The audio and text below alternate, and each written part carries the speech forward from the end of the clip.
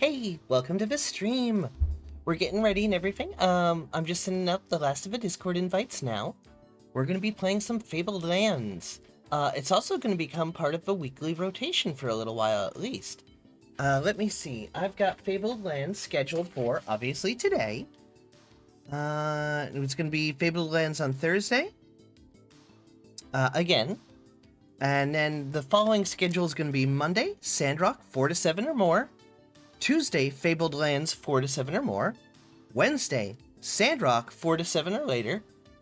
And Thursday, Fabled Lands 4 to 7 or later. And Friday, Vampire the Masquerade. 5 p.m. to whenever.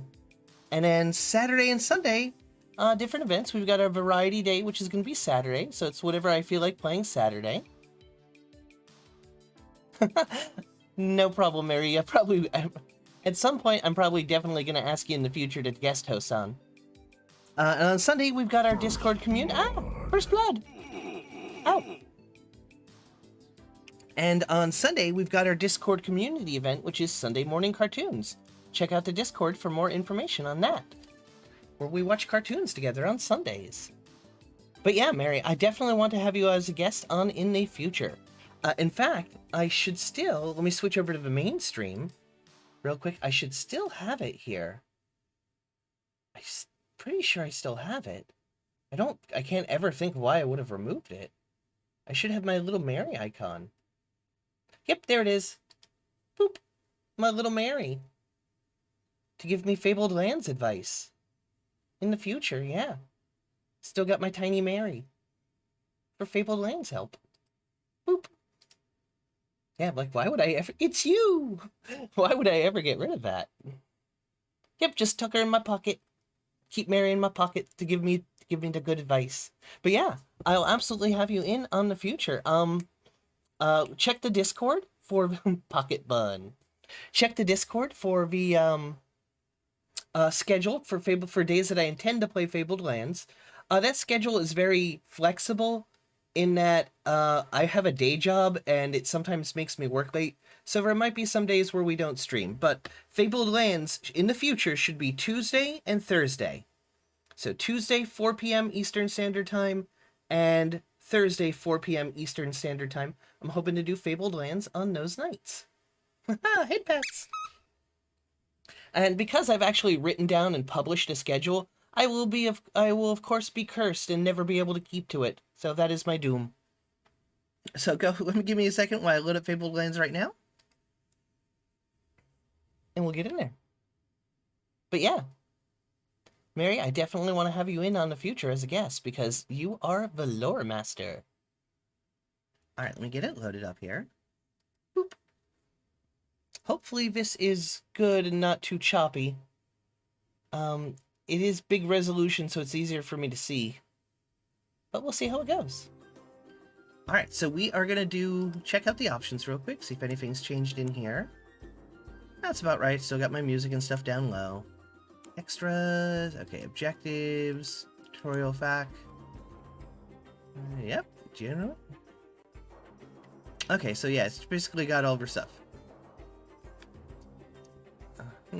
Okay, yeah, from different sources. Yep. Okay. So that should all be about the same. We're going to make a brand new character. And as you can see on the character creator, they have a couple new options. Nothing crazy, nothing wild. Oh my god, yeah, I could put... Oh, okay, hold on, I have to... hold on. There we go. Let me move this over here. Come on, nope, nope. I have grabbed the wrong thing. Come on, no, let me grab the Mary. There we go, tiny Mary. Get over here. And then we pull Mary's layer down. Put her there. Aha! Hey! Thank you for touching the beacon. Welcome to the stream. We're just getting stuff set up and ready. There we go. Now I got a little back Mary. Let me make it invisible there. Alright. So, welcome. Dildo 4000. Nice.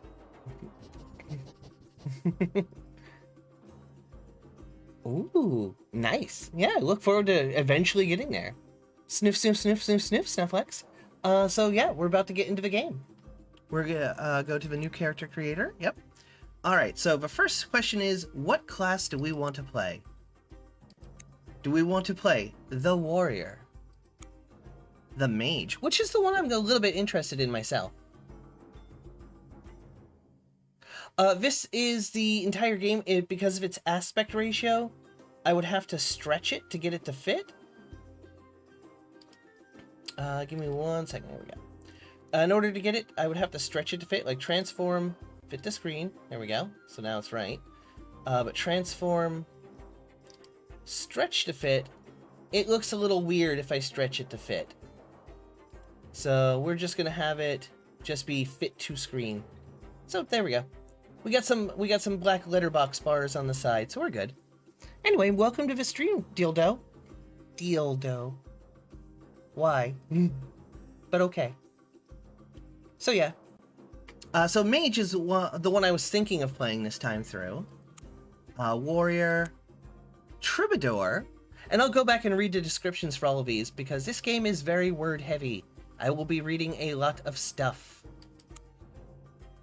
Wayfarer, which is like general adventurer. Rogue, which we played last time. Our main character, our previous character, is a rogue. A priest. And back to mage. They did add a little bit of customization. You can change your hair up a little bit. Change your main weapon. Like different staffs. Change what little decorative item you have on you. Like, change the book. Wayfarer is the scouting specialist.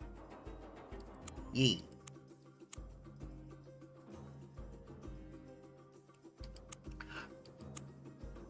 So, you seek fame through adventure and the glory of battle. You left your homeland when an extended outbreak of peace made your skills redundant there.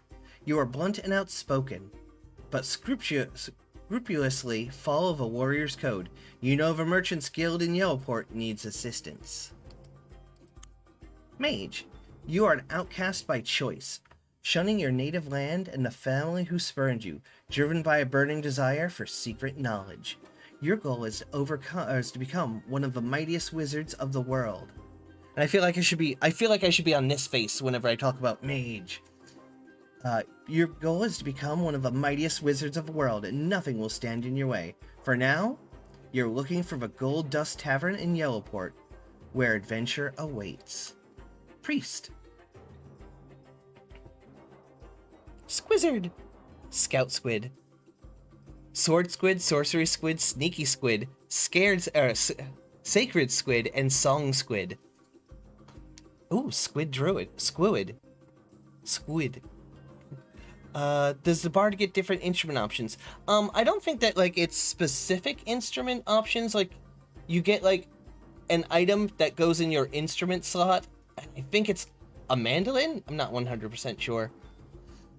Priest, you are a traveler whose desire to learn all he can about the deities of the fabled lands. Your strong belief gives your sermons added zest, and you have enthralled many a crowd with your impassioned speeches. You're looking for a house of priests in Marlock City. And then there we go. Rogue.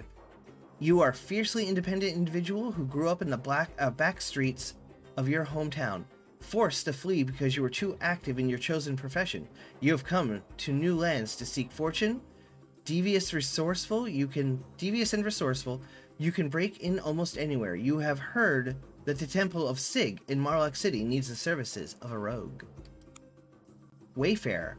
You prefer to make your home in the mountain grottos and woodland groves, rather than in the squalid streets of cities. You have the agility of a gazelle, the cunning of a fox, and the ferocity of an eagle. You have heard of a city of trees deep within the forest of the Isle of Druids. Troubadour. You have the wanderlust, and chafes if you have.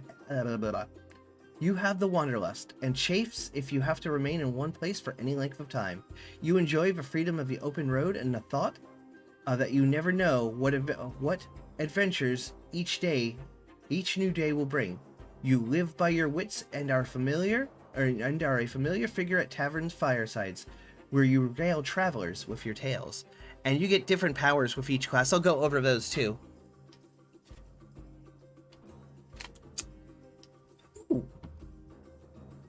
Illusionary Clone. Create an illusion copy of yourself in an occupied adjacent tile. The clone has the same stats as you, but only 1 stamina. Emboldens you and your clone in the area of effect, granting +3 defense for 3 turns. So you get a double on the board. That only has 1 stamina, so they die in 1 hit if they get hit. We got Tactical Assessment. By examining your opponent's weaknesses, you are able to exploit them, gaining +1 damage. The enemy will adapt in 4 turns. Stunning Blow. Rush forward in a straight line to any enemy within 4 range, hitting it for 50% max weapon damage, and pushing it to an adjacent unoccupied tile. The enemy is also stunned for 1 turn. Mage. You just get spells. Lightning Strike calls down a bolt of electricity to strike a single target. Deals 50% max weapon damage, so it's based on whatever weapon you have. And has a 70% chance to daze for 3 turns. Ice Bolt. Calls forth a bolt of ice that explodes and deals 50% max weapon damage to a targeted tile and all adjacent enemies. All enemies caught in the explosion suffer frostbite for 2 turns.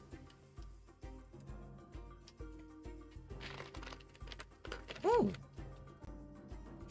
Nice. You can make multiple shadow clones to fight for you. I'm down with that. So that could be fun. Next. Priest. Curse. Bring down divine disfavor upon one enemy. Target suffers -3 offense and -3 defense for 5 turns. Cleansing Flame. Hurls a pillar of holy fire upon one enemy, deals max weapon damage. If target is cursed, deals 120% damage instead. Rogue. Shadow Dash, which we used a lot last time. Rush past your target's defenses in the blink of an eye and backstab them for 80% max weapon damage. And Poison. Poisons one non-adjacent target for the next 3 turns at the beginning of its turn. And target loses current poison duration left from stamina and a 1 duration for it ticks down. Wayfarer, which I guess is more like the Ranger. Animal Companion. Animal Companion Wayfarer summons a ferocious bear to fight by your side. Mark as Prey. Marks a single target as prey, and any animal companions gain plus 50% damage bonus to your attacks against it. So, what shall we play? Oh, and Troubadour. Yep, the Illusionary Clones. So, what shall we play? A warrior, a mage, a priest, not the rogue, because we already did rogue, wayfarer, troubadour, and back to warrior. So I'm kind of interested in doing maybe troubadour and mage. Those are the 2 that I'm really interested in right now. Yeah. Why don't we do, we could do a poll, or we could just flip a coin. So I will do either troubadour or mage. Let's check out them troubadour hairstyles.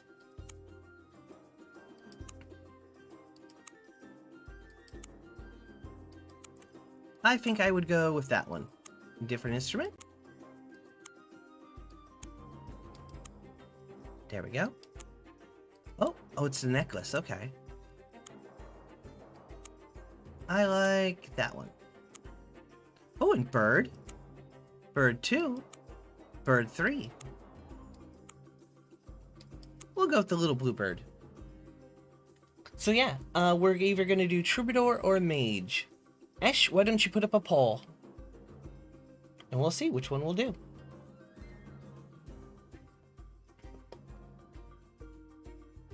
Bird. Burb. I need to put in a bird redeem. I know we've got one for bears, we got one for Banui, but we should definitely do one for Burb. Iggy! Well, somebody did the poll. Was it you, Ash? Oh, it looks like Mage is winning. Alright, looks like we're gonna do mage.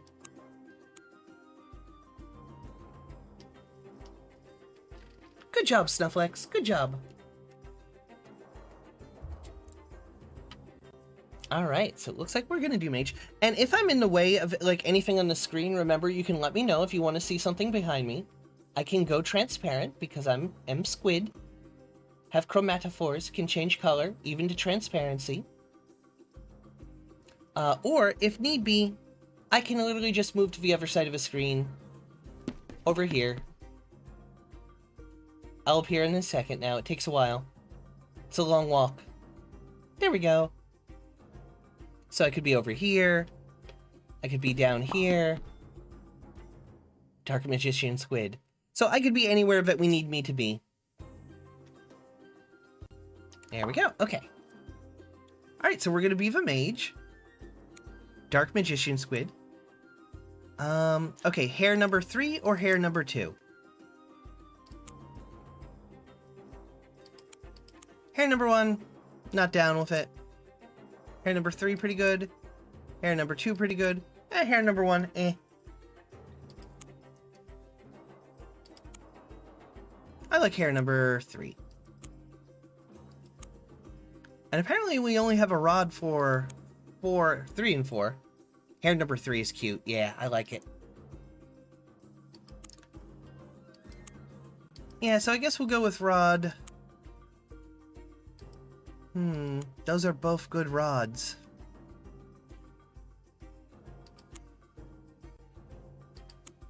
Rod number 4. You like 3 number more? You like 3 more Dire Slough? Rod number 3?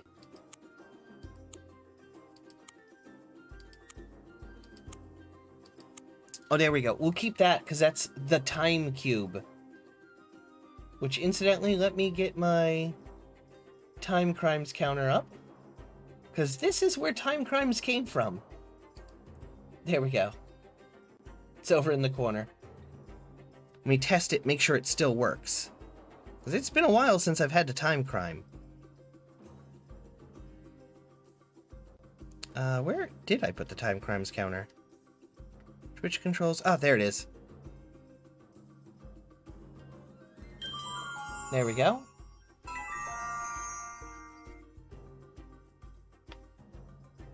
Perfect, it still works. Just don't get stuck in a time loop again. We'll try not to. Alright, and I like the time cube, and now to select our book. Okay, so do we want math book? Because this strikes me as magic math book. Red book. Facebook, because it's got teeth. I think red book. I like red book. Okay, now the next thing is Explorer, Classic, or Iron Man. I ain't ever playing this on Iron Man. That's crazy. Classic is classic. We're going to start with Tentacles. Blood book. Tentacles. You are a seasoned adventurer. You start with +1 in all abilities, +6 stamina, more money in your pouch, and a free resurrection deal. Odds on luck rolls are in your favor, and you will not lose your equipment when resurrected. If you prefer story and exploration over being challenged in combat by the odds of dice rolls, this is a difficulty for you. So we're gonna do Explorer because spoilers. Spoilers, this game is actually really freaking hard sometimes and super duper cruel versus RNG at times. So we're gonna go with the ones where luck rolls are a little bit in our favor because it is actually pretty hard. Okay. I've got everything set. We've got to pick our name. Pank. P-E-N-K. Pank Wizard?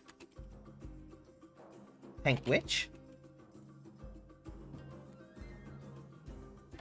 Oh yeah, this game is 100... Mary has it absolutely right. This game is hilariously unforgiving, especially in the later game. So Pank Witch? Oh my god, that makes me hungry. Pank Witch. Pankwitch. Squitch.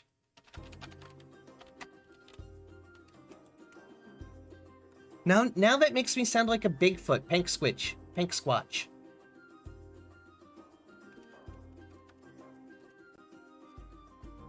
Pank the Pink. Pank the Pink. Maybe just Pank. Yeah, probably just Pink. Alright, let's create our character. Here we go. Into adventures.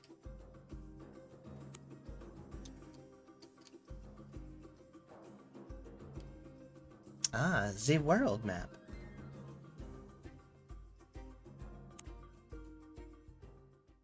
You are alone in an open boat waiting for death. How your life has changed since the day you set out from your homeland across the unbounded ocean. You had signed on board a ship with the hope of visiting a dozen ports and seeing 1,000 wonders. But calamity overtook your voyage in the first week. When pirates swooped down upon the vessel, you and a handful of shipmates managed to get to the... Expect a lot of flumbling. When pirates swooped down upon the vessel, you and a handful of shipmates managed to get to the cutter and down into the water. Get the cutter down into the water, and were making off, but some of the pirates leapt down the rail right into your midst. The fighting was hard. You remember little of it now, but when it was over, the boat was awash with blood, and you were the only one left alive. Of your ship and the pirates' craft, there was no sign. The current had carried you out of sight of anything living. Continue. Best not to think how you've survived since then. At the mercy of the wind and sea currents, you have been swept steadily westward into regions completely unknown to you. Drinking water has been your biggest problem. You've had to rely on rain, and there's been none for days. Your body is weak, your spirits low. Then, just as death seems ready to draw its boat alongside, you see something that kindles a new hope. White clouds, birds turning high above, the gray lumps of land on the horizon. Hey B, welcome to the stream. We're doing some Fabled lands today. Steering towards the shore, you feel the cutter lurch as it enters rough water. The wind whips up and plumes of spindrift. The wind whips up plumes of spindrift, and breakers pound the cliffs. The tiller is yanked out of your hands. The little boat is spun around out of control and goes plunging towards the coast. Reading so much aloud makes me a little yawny. I'm not actually tired, it just makes me yawn. You leap clear at the last second. There's the snap of timber, the roaring crescendo of the waves, and then silence as you go under. Striking out wildly, you try to swim clear. Then suddenly a wave catches you and flings you contemptuously upon the beach. It is time to begin your adventure.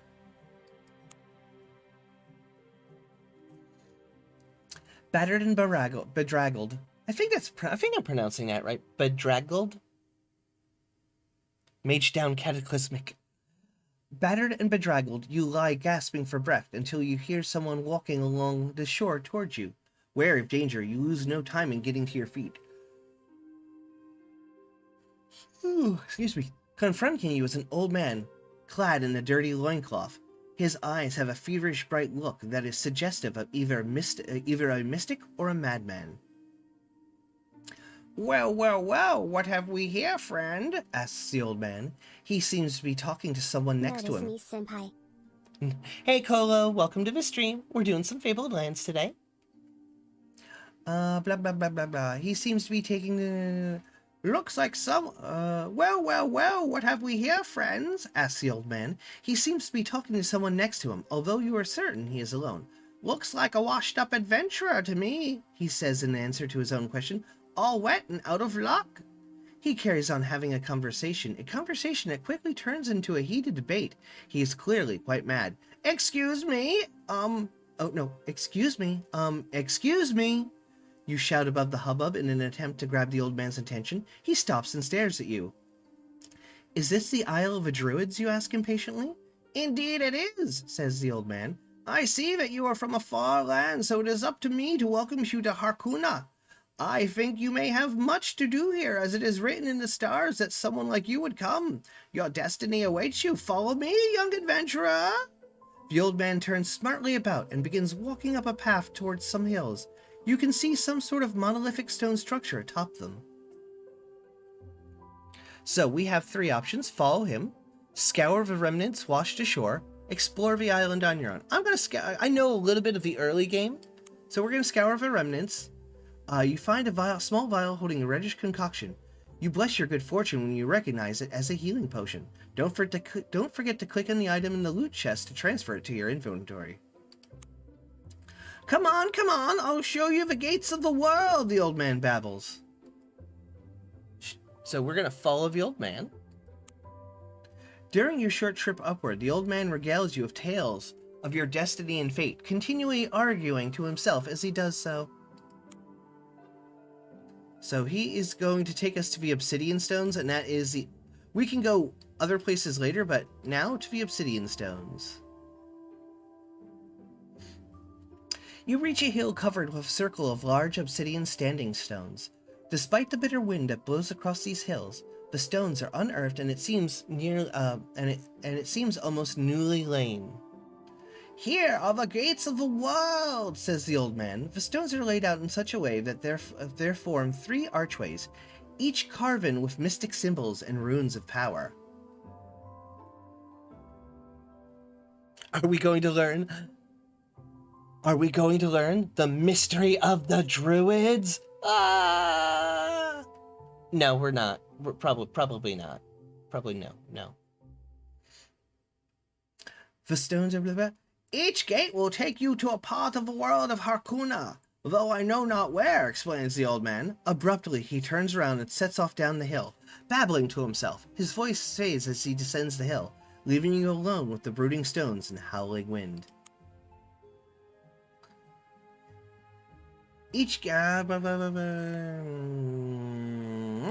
There are 3 stone gates engraved with ancient runes. Each gate is marked with a name. Wait, so like, where is it?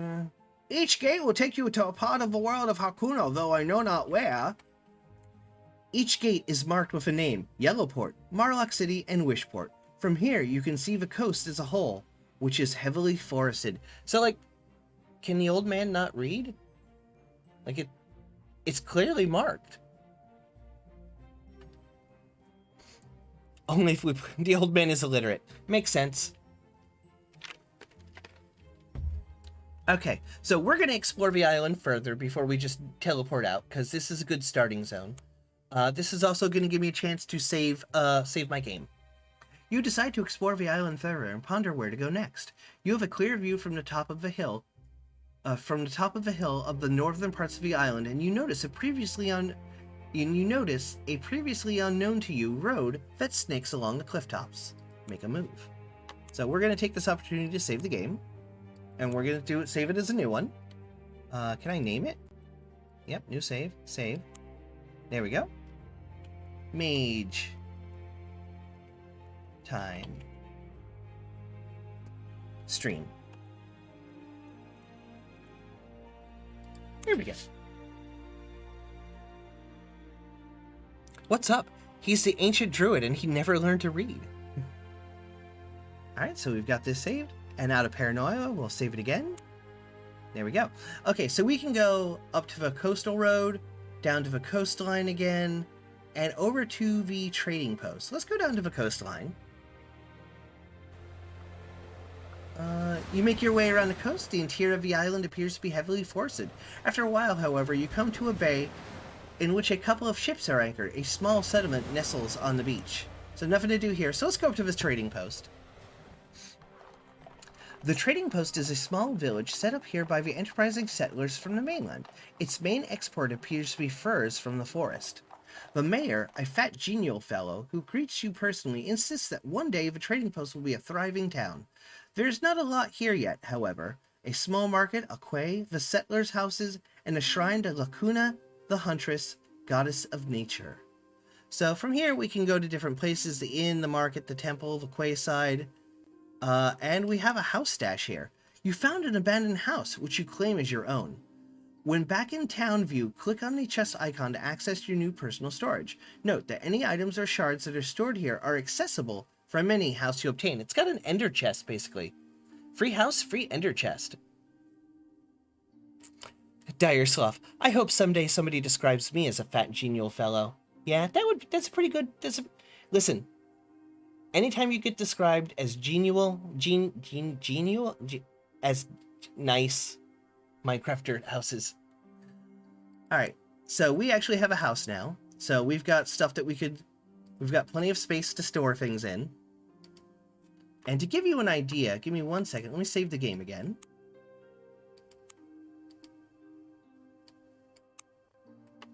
And let me load a game.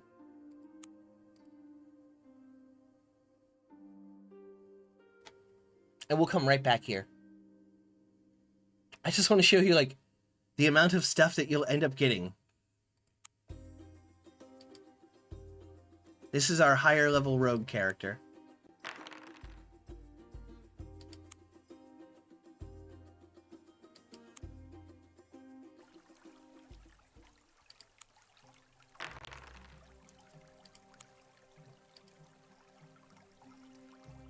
There we go. Just give you an idea of the amount of junk we're eventually gonna store up in our house. There's a lot.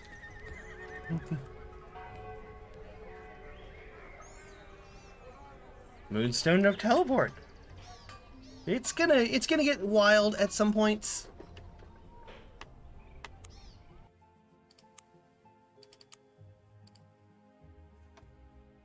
Yeah, the house stash is way more forgiving than it was in the original books.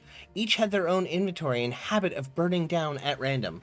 Yeah, and there's only a few houses that you could get that wouldn't burn down, right? Like the sewer house. You basically get a sewer layer.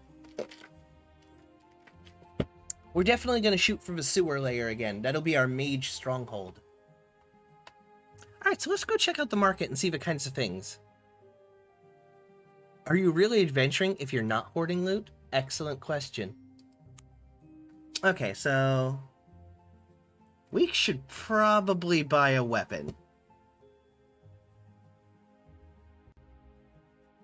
Like, we should definitely get some kind of weapon. Because I don't think we even have one. We have a staff, which is damage 1 to 7, action point 6. So, like, that ain't gonna do. And leather armor. So I don't think there's a lot we could afford here. So leather, short sword, 1 to 6, action points 4. Axe, 1 to 3, action points 3. So we choppy twice. Spear, it's got a better range. So we could poke people further away. Dagger, it's only 1 to 2, but you can go like 2, 4, 6, like bam, bam, bam. I think our spells only care about maximum weapon damage, yeah. So staff is 1 to 7. What do we got? Anything that's a little bit higher?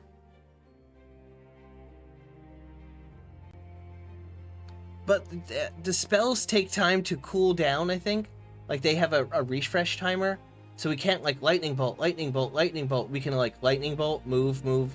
Lightning bolt, move, move. So we're probably gonna want like a bow. 5. Oh no, range 5. Damage 1 to 4. Crossbow, damage 2 to 5. Bolt ammunition. Sling. Oh, what's sling do? 1 to 3. Okay, so we're probably gonna want to buy 1 to 4, range 5, range 4. Let's go with the short bow. 1 damage 1 to 4, damage 2 to 5. Just explode people with dark magics. That's the problem. You know, we're gonna start with the short bow because it's cheaper, and we will eventually upgrade to a crossbow. But we also need to buy some bolts. There we go. And let's not be silly and actually remember to put those on our character sheet. There we go. Oh, let's take a look at our stats, because I didn't even look at those to begin with. Oh, we got Charisma 3, Combat 3, Magic 7, Sanctity 2, Scouting 6, which is pretty good. It's one below our Magic, and Thievery 4. Offense, Defense, Stamina, Action Points, Damage, Critical Hit. Character has no blessings, no Temple of Negil, Trading Post. So we do have one. And we are going to be saving frequently. Do remind me to save periodically. Alright, so let's go back to the trading post. Go to the inn. The Green Man Inn costs you a shard a day. Each day you spend here, you can recover 1 stamina if injured, up to the limit of your normal wounded score. Okay, so nothing to do here. Hey Cookie, welcome to the stream. We're playing some Fabled Lands adventure book today. Mary says, yeah, Sewer Houses was one of a few, was one of maybe 2 that didn't sometimes burn down. Yeah, 1 to 7 is in fact less bad. Let's go deal with the temple. Visit the Shrine of Lacuna. The shrine is set in a wooded grove, birds darting in the trees, and a deer darts away into the forest as you approach. A priestess is tending a low altar where food and drink have been laid out in honor of Lacuna, the goddess of the wilderness. She is the patron of hunters, trappers, and woodsmen, all who seek oneness with nature. Become an initiate, renounce the worship of Lacuna, seek a blessing, talk to the priestess, leave the temple. What blessing do they have here? If you... Cookie attack! Hank, I'm climbing up your shoulder to talk directly in your ear. Where's the tiny Mary? Oh, I gotta put that on a... I have to have a Mary activation button. There we go. Ah! Gosh darn rabbit. Boop. There we go. I'll play with the little Mary in the corner. The Scouting Blessing, 25 shards. Scouting Blessing works by allowing you to try again when you fail a Scouting ability check. It is a good one, good for only 1 reroll. You can only have 1 Scouting Blessing at any one time. Once it is used up, you can return. So we don't quite need that yet. But let's talk to the priestess. Put her on your head. Fine, I'll put the Mary bean on my head. There we go. Give me a second real quick. I'm actually gonna make a Mary button. That way it is easy for me to turn Mary on and off. Oh, wait, turning Mary on. Source. There we go. And that way I will be able to activate and deactivate Mary as needed throughout the game.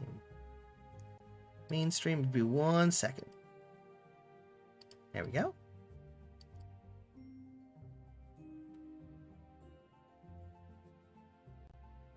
Mary. Sorry, Pank, you're not my type. That's fair, Mary. That's fair. There we go.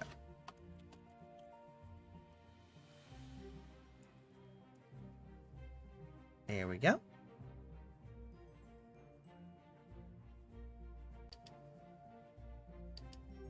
And that should work, for now at least. Set image from file, be 1 second. Now, was I smart and remembered to put Mary in a proper folder? I mean, I hope so.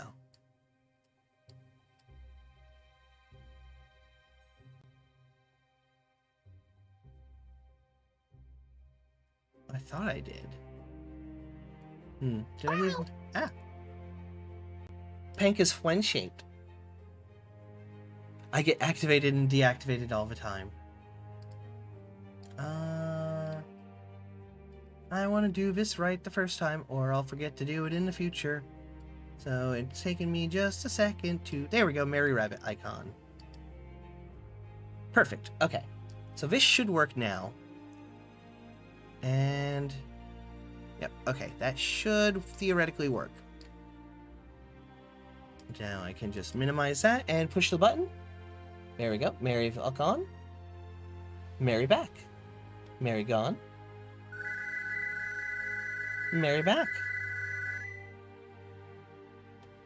There we go.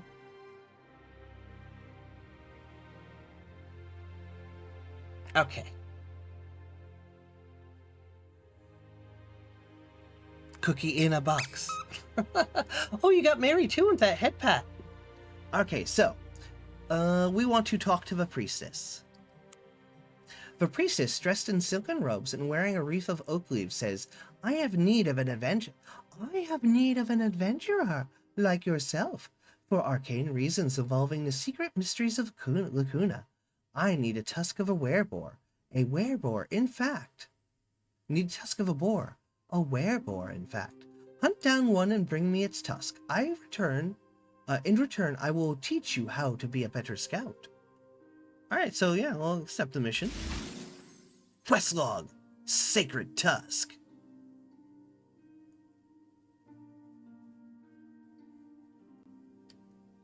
Alright, so we're going to leave the temple. Explore down by the river. Wandering around the tiny settlement is uneventful. There's nothing much for you to see. So we can also book a ship over to Yellowport for 15. But we're going to leave and we're going to go exploring. Tusk!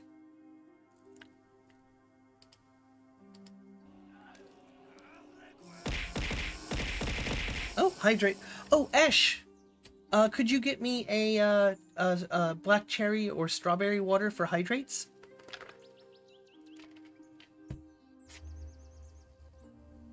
Okay. So we went down into the woods. The trees are closely packed, leaning together as if in conference, whispering quietly amongst themselves. Birds twitter in the distance, and slivers of sunlight glance down through the musty gloom. As you proceed along a forest track, you think you hear a rustling in the bushes. Later, you spot a shadowy figure darting through the trees. Or was it your imagination? An animal snuffling around right behind you makes you spin around, but there's nothing there. Make a scouting roll. Our scouting is 6. Special bonuses, none. Difficulty 10. Our chance of success here is 83.33. So let's go ahead and roll. 12. A successful scouting roll. Snuffling. Hey Mary. Actually, I have a question for you, Mary. Are you there? You got to roll for titty. You got a second, Mary?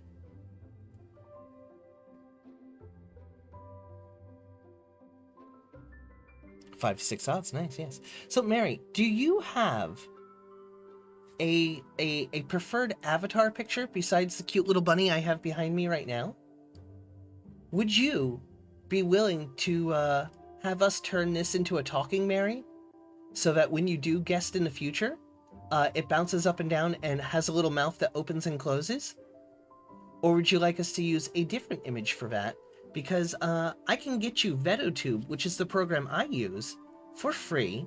And when we play this together in the future, I have a way to where we can share your VedoTube window directly into my into the chat over here, so that whenever you talk, you'll actually bounce up and down and chat, like I do on Fridays with Chaotic Awesome. Pank trying to convert more people into VTubing. Would that be something that you would like? Or would you rather just use the static unmoving icon when you guest, and we'll just put you over here in the corner or behind me? Because I'm pretty sure Esh can Photoshop this real easy to just have a little mouth open down and a little eye blinky, or just moving mouth. We can do it with either or. Or if you have a different picture that you'd like to try. Sentient Cookie, one of us, one of us. I mean, I'm the one, the one I'm using Discord and Twitter is my MILFsona, but I'm fine being a tiny cute bunny. Okay, I will have Esh work on that. There we go, put Mary right down here. Mary can, there we go. I'll put Mary right here so she can hold on to the time crimes counter. There we go. She can hold on to the time crimes for us. But yeah, I'll see about getting Esh to do like a real super easy Photoshop on this. And then later in the week, I'll show you how to use VedoTube. And then we can stream you in and have you as a little talking bunny, if that's cool.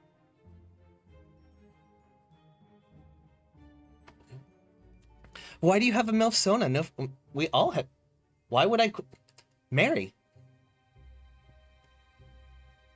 Where is it? There it is. Why would I question that? I mean, like, why would I question that? That seems perfectly logical and reasonable to me. Oh, did you? Oh, Mary, I'm sorry. I don't... I'm sorry, Mary.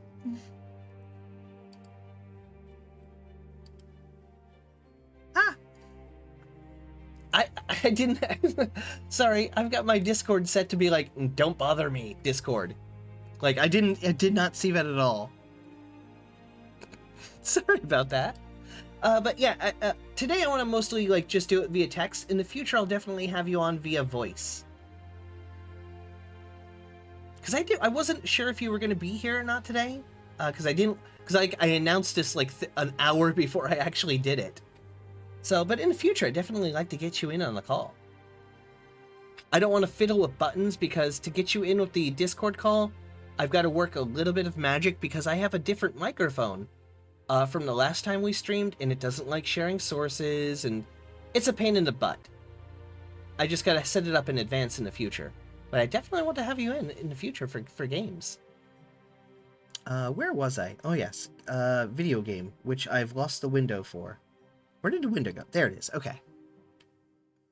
You struggle deeper into the forest until you come to a thick wall of impenetrable thorn bushes. Circling it, you find there is a break in the hedge, but it is filled by a large tree. To your surprise, a face forms in the trunk and speaks in a woody voice. What is a woody voice? None can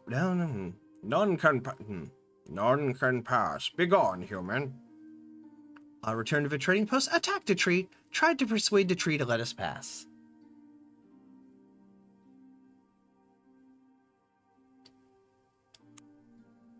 You explain what a tree lover you are, and that your heart has always been home in the forest. You portray yourself as the greenest adventurer ever. Make a charisma roll. Charisma 3, difficulty 10, 41.67. Come on, RNG. No. Failed charisma. Leave the forest. At the coast. Back into the forest.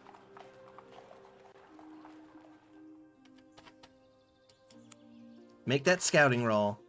Oh, we actually failed the scouting roll. We lost 2 stamina because we've been lost for a day in the woods. Okay, we're trying to get back to the forest again. Try that scouting roll again. There we go. Talk to the tree again. Come on, tree luck. No. Oh, the actual reason is I'm growing my hair into a dead anime mom ponytail. It took me a second to realize what that was, and then it clicked in my brain what a dead anime mom ponytail looks like. Okay, I gotcha. Snufflick says Treebeard voice, I guess. Yeah, probably. I don't think I can do a good Treebeard, though. Mage tree struggles. We are in those mage tree struggles.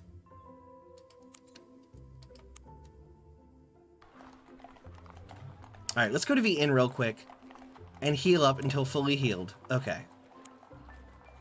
Alright. Screw this.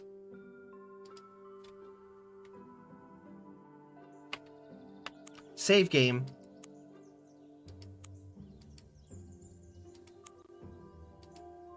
Where's that tree? Make a scouting roll.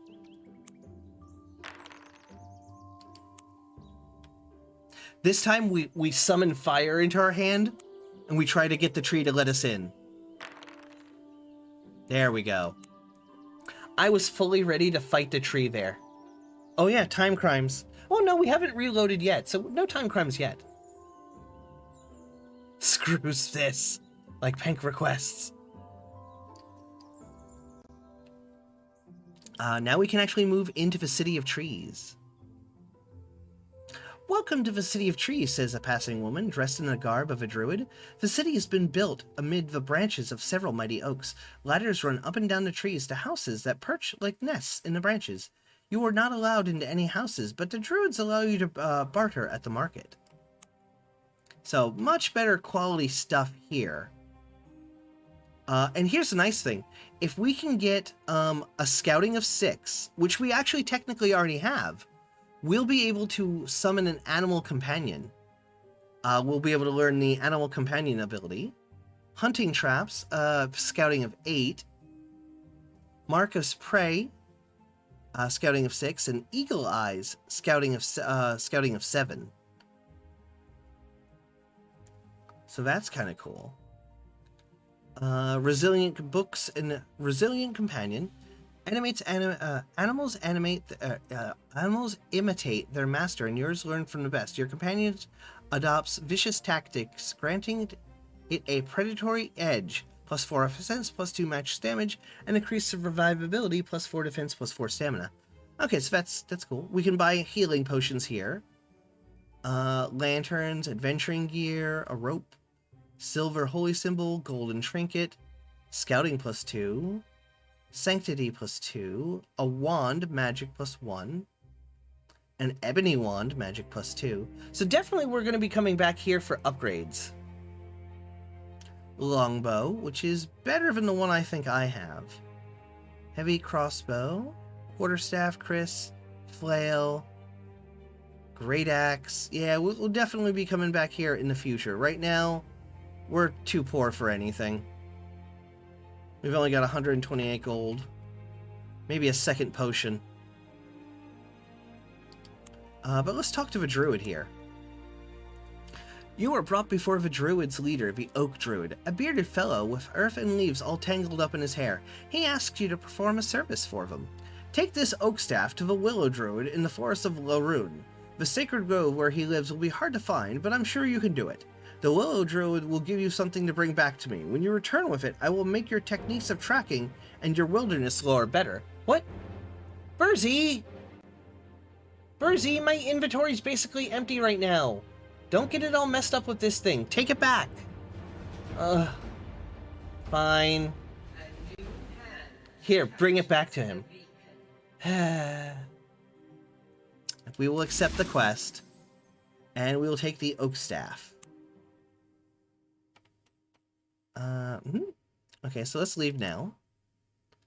And let's head up to the obsidian stones. And... Ow! Why? Why?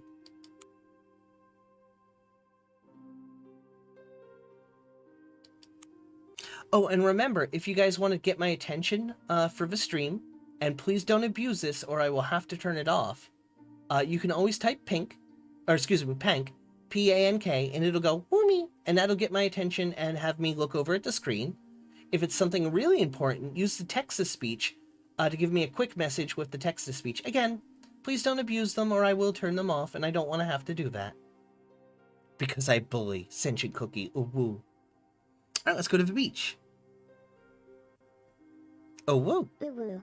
Ooh woo. Ooh woo. You are on the coastal road that snakes along the windswept clifftops north of the Isle of Druids.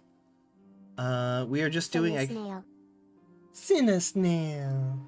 Okay, now I have to get a Cinnasnail sound plug, so I can just put it in there. Cinnasnail. There we go. Attacked by highwaymen. Fantastic! 2 brigands leap from hiding and menace you with their swords. One is behind you, one in front. Give it up, they advise. Money's not worth getting killed over. Fight them. They have an accomplice in hiding who shoots you with an arrow, -1 stamina. The 3rd brigand then leaps up to join his comrades. Continue the fight. Fight! You prepare to teach those brigands some manners. Cookie!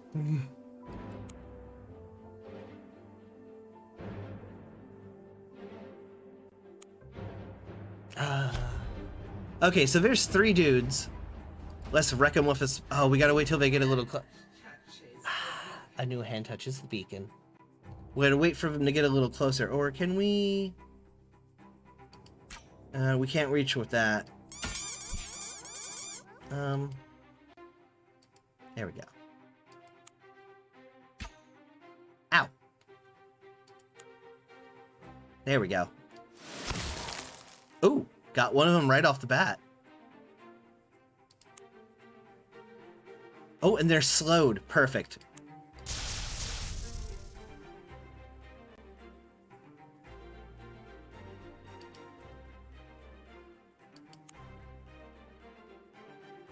Okay, we are out of spells. Action point cost. How long does it take? Days for 3 turns. Okay, so spells. We are definitely going to need better weapons in the future. Mages are just huge nerds. Nerds. I used to be a mage like you when I took an arrow to the then I took an arrow to the tentacle. Okay, so we are absolutely going to have to hit somebody with... There we go.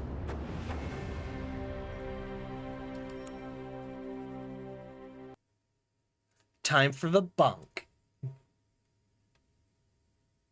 Time for the bunk. Okay, so that actually got us some decent treasure. And 37 monies. Let's head back to the trading post. We'll heal up. Go to the inn. There we go. And then we're going to head to the market and sell some stuff as soon as we equip things. Okay, so this is better already. So that's going to raise our defense from 4 to 5. We'll sell these.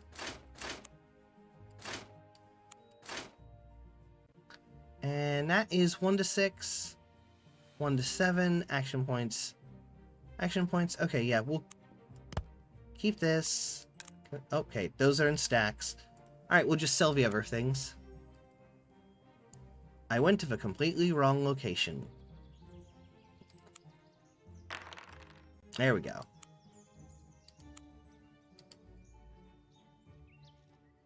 There we go. We can sell it at this market, it's fine.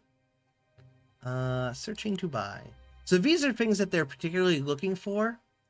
That they will pay you more money for. There we go. Can I just sell this? Yep.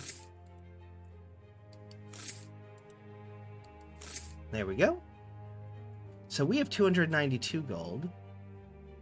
Better staff. Lance. A better quarterstaff. 1 to 9. I think we're going to get that quarterstaff right off the bat here. Like, it's expensive, but you know what? Better that than not. There we go. And we'll sell our old staff. If it is even worth anything. Okay, they won't even buy it here. Oh, wait, no. There we go. Sell. There we go.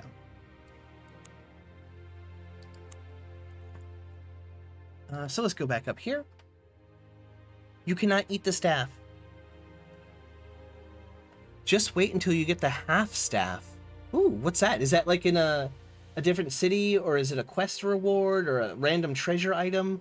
What is that, Mary? Alright, we're gonna do some scouting again. We are attacked by a werebore. A werebore in orange, or in orange. A werebore in ornate armor comes thundering out of the undergrowth near the road with a raised spear. There is no chance to retreat or surrender in this battle. What about... It's like a quarterstaff, but twice as much... Wah, wah, wah, wah. It's like a quarterstaff, but twice as much.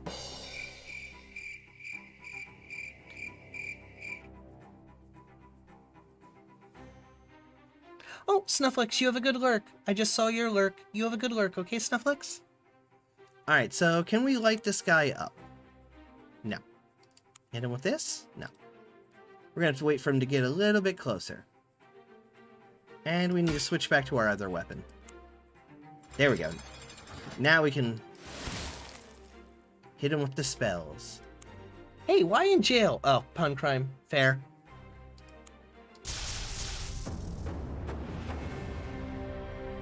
Nice. Got him. Mary, this is my crime alone. Mary in jail too. Okay, so we got a spear and a wereboar tusk. So let's head down to the...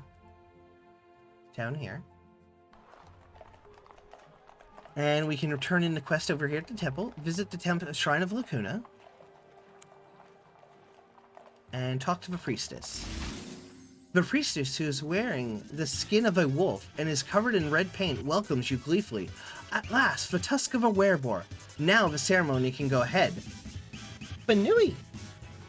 Mine Banui. The priestess rewards you with knowledge. You gain 1+1 scouting permanently. So that's pretty good. Banui. That changes our scouting. We are just as proficient as scouting as we are with straight up magic. So that's kind of cool. Also, why is this red? Oh no. Oh no, I'm an idiot. I bought bolts instead of... to the marketplace.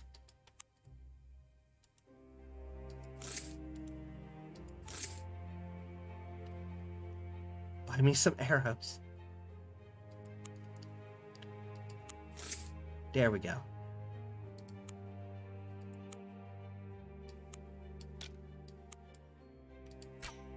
Now we can actually use it.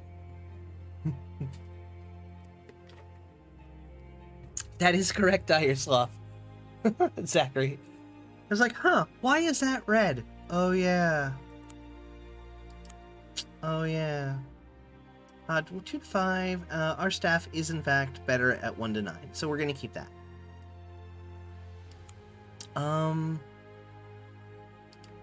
Yeah, nothing to do. We've already been to the market. We don't really need to stash anything at our house yet. Oh yeah, let's go to the Temple of Nagil. Nagil, the Lord of the Lands of the Dead, and his temple in the trading post is covered in friezes,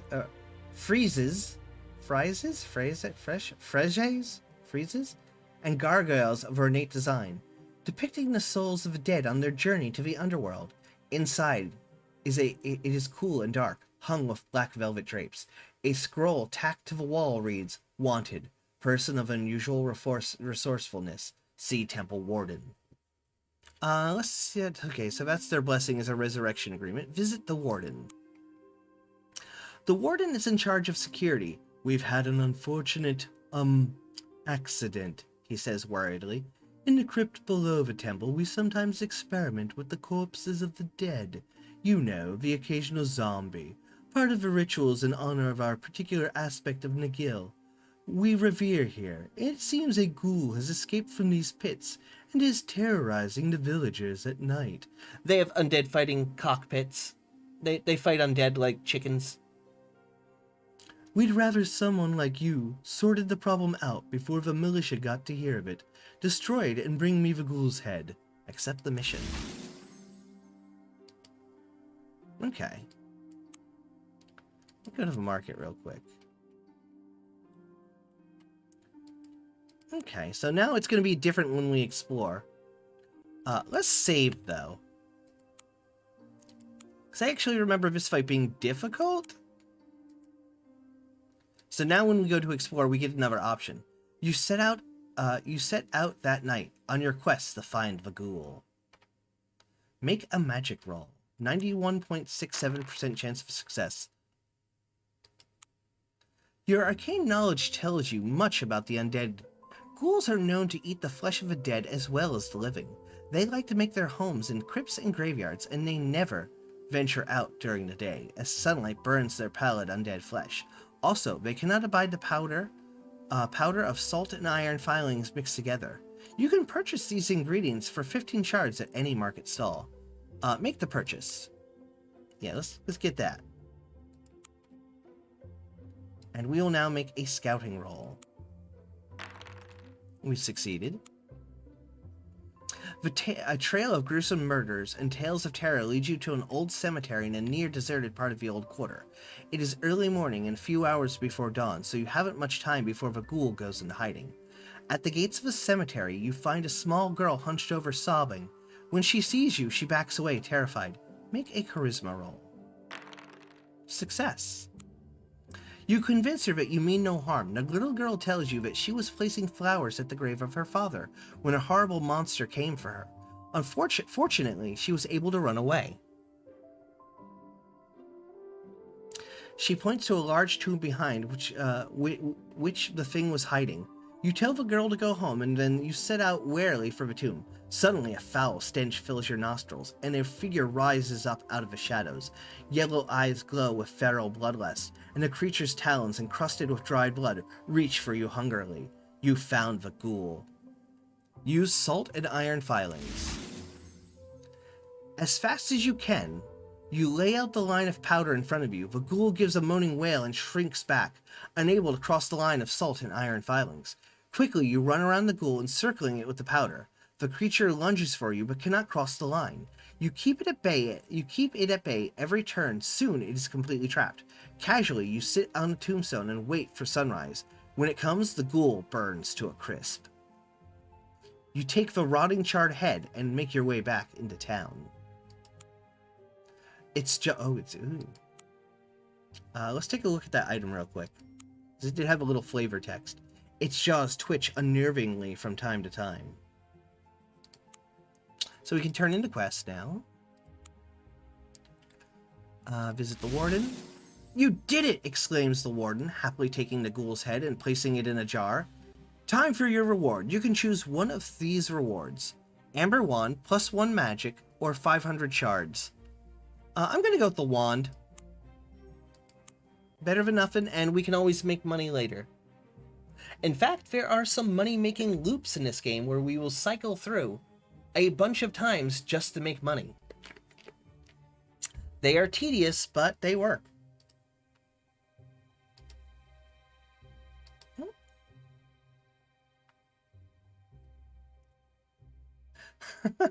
Ash. Hang on 1 second. We're going to take a brief little quick break. As I download the Cinesnail sound and add it to my soundboard real fast.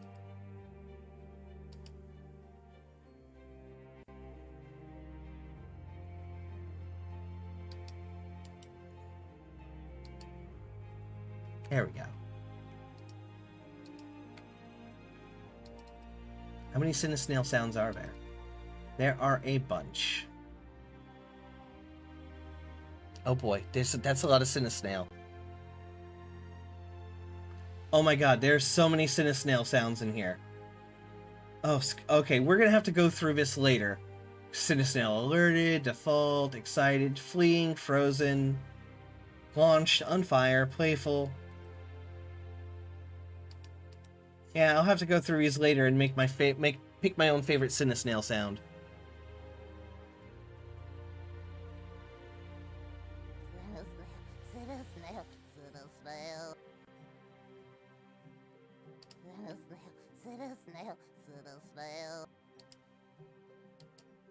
Okay, we'll actually have to go through that later and get our favorite Cinesnail sound out.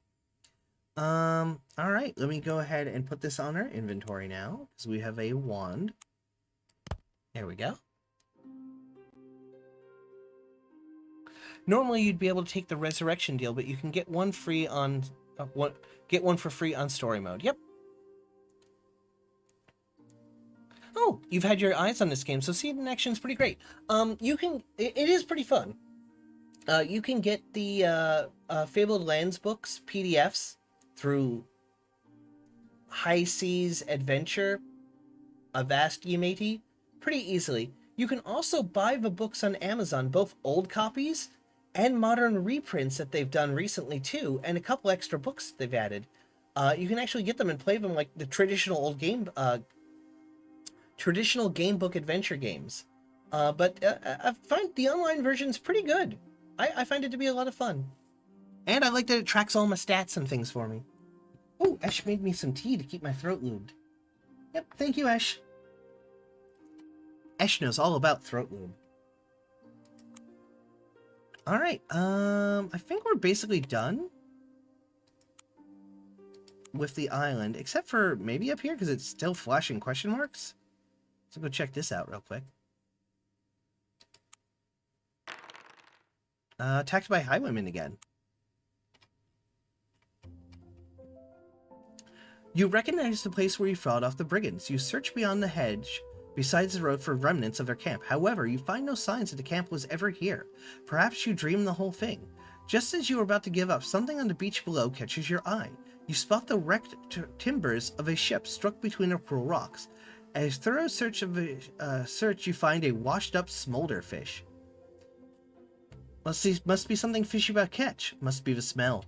Apparently they smell like sulfur because they live in like sulfury water. Well, it's at least better than leaving empty-handed, so we have a fish.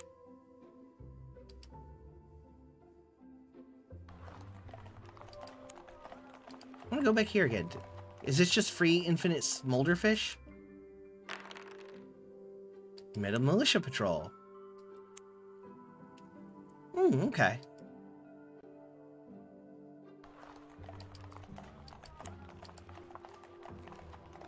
Yeah, question marks seem to be just random encounters. Uh-oh, werebore again. Uh-oh. My hubris!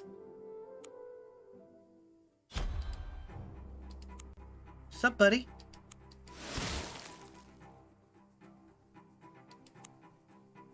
Oh, you walking a little slow there, guy?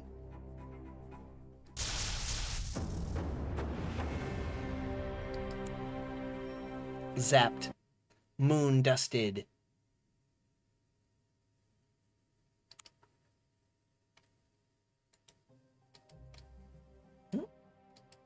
Alright, hang on 1 second.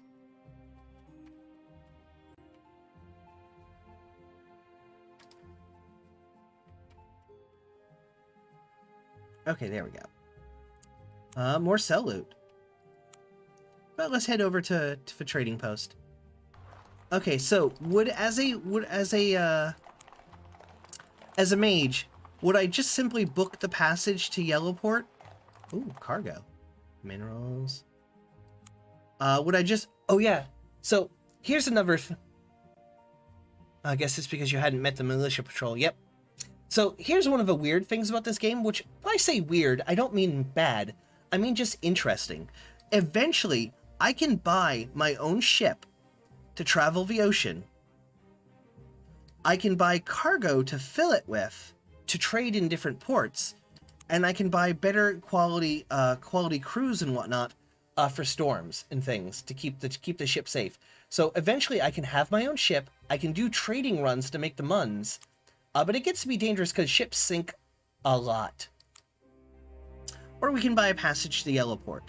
I think, though, as a mage, we would definitely go to the Standing Stones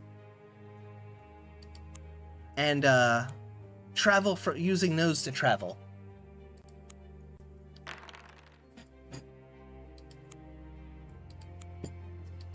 We would definitely take the portal. Yeah, shame we can't do anything with the spare tusk. I think we can sell it, but that's about it. Maybe just keep it in our house as a trophy. We are going to go to Yellowport. You step through the archway. Immediately, the symbols on the stone begin to glow with red-hot energy. Your hair stands on end and your body tingles. A crackling nimbus of blue-white force engulfs you as you hear Chevron 6 engaged.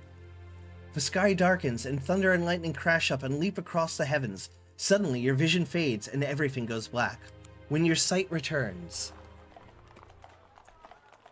you find yourself at the gates of a large city set on the ochre-colored river.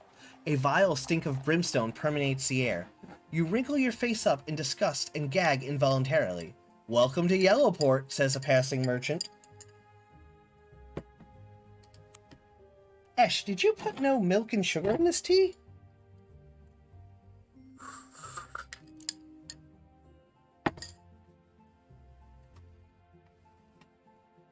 Welcome to Yellowport, says a passing merchant. Yellowport is the second largest city in Socara. Yeah, they added the coastal stuff too, so you can actually go sailing. No idea if they've got all over the Blood Dark Seas implemented yet. I don't know either. I think the biggest thing was the third section, Uteka or Utanka. I forget how to pronounce it. Hey, Rocky Dennis, welcome to the blah, blah, tongue-tied today. Well, welcome to the stream. I put in honey. Want more? I'd like a little bit of milk, Ash. Just a big splash of milk. It's healthier that way. And anyway, welcome to the stream, Rocky Dennis. Welcome, welcome. We're doing some Fabled Lands today, which involves me doing a lot of reading, so Ash is making sure I stay hydrated with a good mint tea to keep my throat safe. Anyway, Yellowport is the second largest city in Saqqara. It's mainly a trading town and is known for exotic goods from distant Akan Kunu, way to the south. The Stinking River brings rich deposits of sulfur from the Lake of the Sea Dragon down to the town. There is where it is extracted and stored in large waterfront warehouses run by the merchant. Hey, Magus the Sleepy! Wow! Thank you for the sub, Magus. Thank you. I appreciate it very much. Oh, Rocky gifted a tear to Magus to sleep. I always miss it because I see the pop-up before I see the text message. Rocky, thank you very much for the sub from Magus. I really appreciate that. Magus, if you're here, and even if you're not, enjoy your ad-free viewing, and enjoy the channel emotes. I really appreciate the support, Rocky Dennis. Thank you very much. Should I call you Rocky Dennis, or do you prefer Rocky? Just Rocky? Because I'm not sure. So just tell me what you'd like more, and I'll make sure that I do it. Where was I? Brings rich deposits of sulfur from the Lake of the Sea Dragon down to the town, where it is extracted and stored in large waterfront warehouses run by the Merchants Guild. From here, the mineral is exported all over Harkuna. Unfortunately, all the sulfur has its drawbacks. The stink is abominable, and much of the city has a yellowish hue. This river is so full of sulfur that it is virtually useless as a source of food or drinking water. However, the demands for sulfur, especially from sorcerers' guilds, is great. Politically, either is good. Thank you for asking. Yeah, no problem. I think I'm going to stick with Rocky just because it's shorter, and honestly, Rocky's a little cute. I like it. Politically, much has changed in the past few years.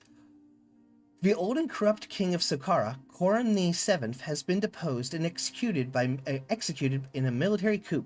General Grieve Marlock and the army now control Saqqara.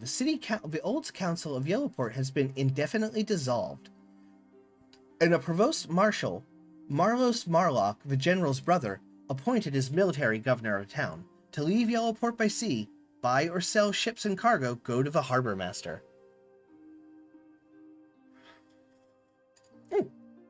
Oh, this tea is very good, Ash, but it is very hot, so I'll have to let it cool down.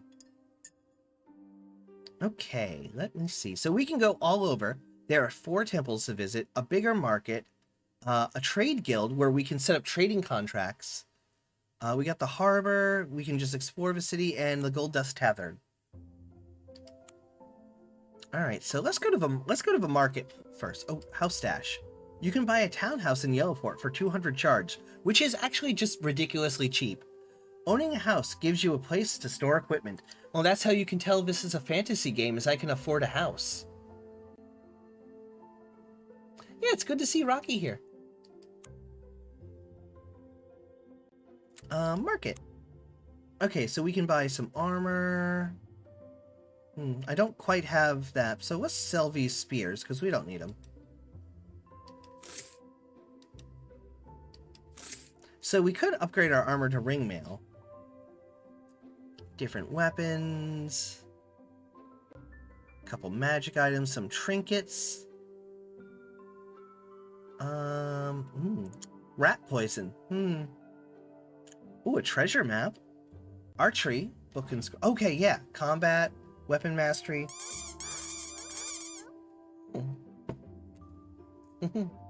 Extra love on the stream. I get to eat that love. That's why it flies directly into my mouth. Love is delicious. Weapon. So yeah, these would be for cross-class stuff. Requires valid weapon type equipped. So I could learn these, which like, this gives me a bonus to my permanent defense. So there's little buffs and stuff you can buy in town. We are definitely going to need to buy the alchemical rat poison. When applied to your weapon, it will grant +3 offense and +2 damage against rat or rat-like creatures for 1 fight only. So we'll definitely need that later. We'll definitely need a lantern later. Basically, we're going to need everything in here at least once. Heavy crossbow, 3 to 6. 1, 2 to 5. Okay, so we can also sort it by, like, make it a little bit easier here. So I have to do so much scrolling. So that is the only thing here that we would even really care about. Right now, at least. Let's see. Let's go to the temples. They still seem to be pretty good. Okay, you're standing in the middle of the Plaza of the Gods, where all the temples stand in Yellowport. Visit the Temple of Maka. The Temple of Maka, the terrible goddess of disease and famine, is a large underground chamber accessible via an ornate entrance in the middle of the Plaza of the Gods, where all the temples stand in Yellowport. Down below, the walls are bare earth, the ceiling is covered in roots of growing plants, for Maka is also the goddess of the harvest, who must be kept happy, else disease and famine will strike. The people, their crops and their livestock, begin to bringing ruin to all. So, let's see what the blessing is. 20 shards. Immunity to disease or poison. Blessing only works allowing you to ignore one occasion. Okay, so it's just, yeah. Once it's used, it cannot be returned. So this is actually going to be a useful one down the road.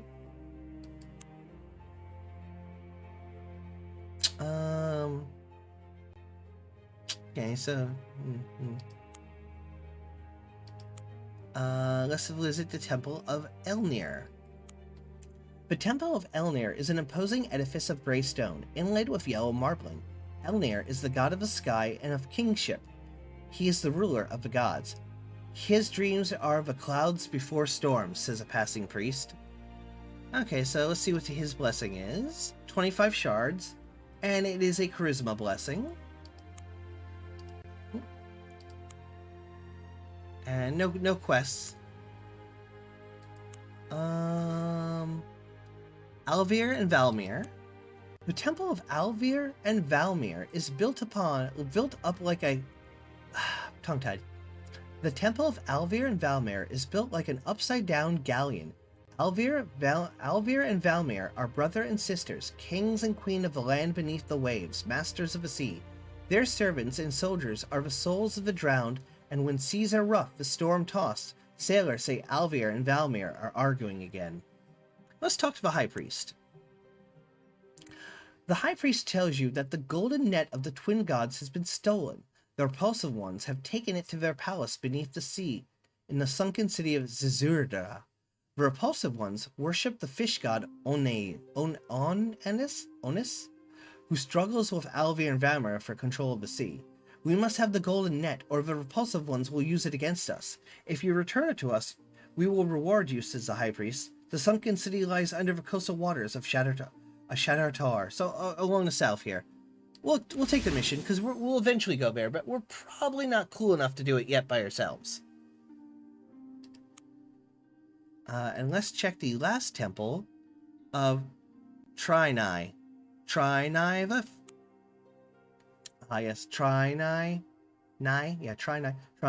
the fighting guy. The god of war is built in the shape of a spear with a long pillared nave and an altar at the far end. 2 massive stone warriors guard its gates. Trinai is depicted here as the insensate spirit of war, blood-drenched warrior with the head of a maddened jaguar. What is his... okay, so it's a combat blessing. So we can re-roll 1 combat test. We can make resurrection agreements. Okay, so we only had 1 quest there. And that'll be over here. But we're not quite ready to bear. We haven't even gone around yet. So let's see, what else? Let's go to the Trader Guild. We could make an investment.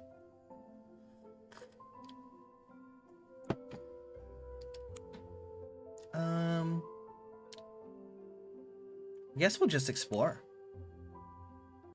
You walk around the smelly streets of the sulphurous city. The market is large and busy. At the corner of Brimstone Plaza, gigantic braziers burn sweet-smelling incense in an attempt to overpower the rotten egg smell that permeates the whole city. There are many stalls and goods for you to choose from. Your adventuring instincts push you to explore some of the back streets. Let's explore the city by day to start.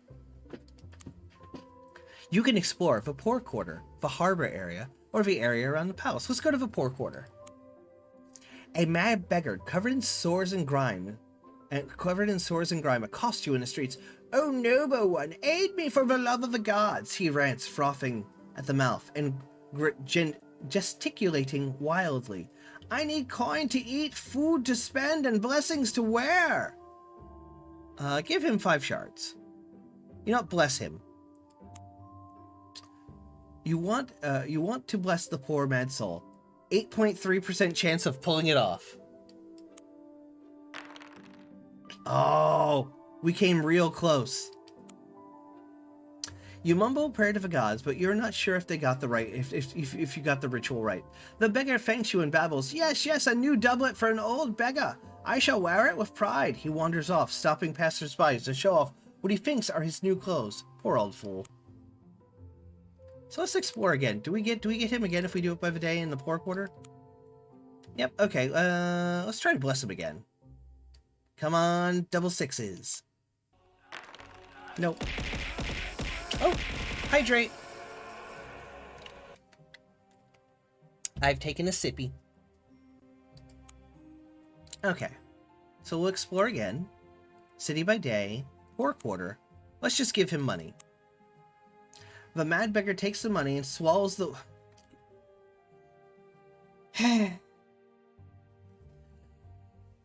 The mad beggar takes the money and swallows it in one gulp. "A gourmet meal," he babbles. If you want to bless him. Okay. So let's go back to he eats the money. Okay, let's go back to exploring by day. But let's go to the harbor area. While taking a stroll through the busy harbor area, you overhear a conversation between new merchants and learn the most profitable trading routes between Socara and Golnir. You are positive that this new information will come in handy if you make a small investment at the Merchants Guild. So let's go over to the Merchants Guild. Make an investment. Oh, we need to invest a full 100 shards. I don't want to waste that kind of money yet. Maybe the Guildmaster has a job? Guildmaster Vernon of Yellowport is surprisingly eager to see you. He is a hugely fat and bejeweled merchant, and he tells you that a group of ratmen have made a base in the sewers beneath the city. They come out at night to raid the warehouses and homes of the merchants of Yellowport. "We need an adventurer like yourself to destroy their king," explains the Guildmaster. "Without him, the ratmen would be able to organize a feast in the... Without him, the ratmen wouldn't be able to organize a feast in a larder. We will pay you 450 shards if you succeed." Well, heck yeah, let's take up the quest. Vernon tells you that the sewer can be entered via an old disused well in the poor quarter. Whenever you are ready to enter the sewers, they will be accessible when you explore the city. Okay, so we can do that over here now. But we are definitely going to swing by the market. And we have to buy a lantern for this, because otherwise it's too dark. I happen to know that in advance because I have, of course, played this before. At least this early phase of it. I'm going to have to buy that, please. Give me that. There we go, we got lantern. Let's go over here and save the game.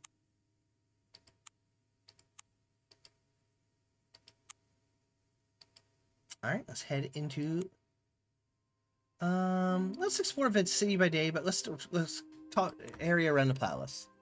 A patrol of militiamen, mercenaries, in the pay of a director, General Grieve Marlock, stop you in the streets. They decide you will be arrested unless you pay 15 shards as taxes. Refuse to pay, you don't have 15 shards. Refusing to pay your taxes, huh? Well, their leader, that's a crime for sure. They close in around you. You'll have to think fast. Charisma roll. We have failed our charisma roll. You try to prove your loyalty to the new regime, but they don't believe a word of it. They beat you into unconsciousness and leave you lying in the gutter. They rob you of all your money you had, but leave your possessions untouched. You come around with only 3 stamina points. Was this one of the ways that the game can easily soft lock you? In that you'll never get your stamina back? So we're going to reload that game. And that leads to our official first time crime.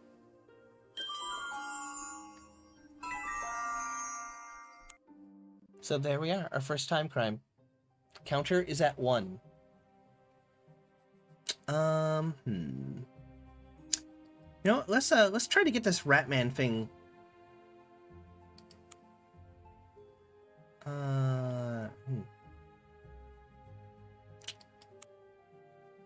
Oh, uh-oh.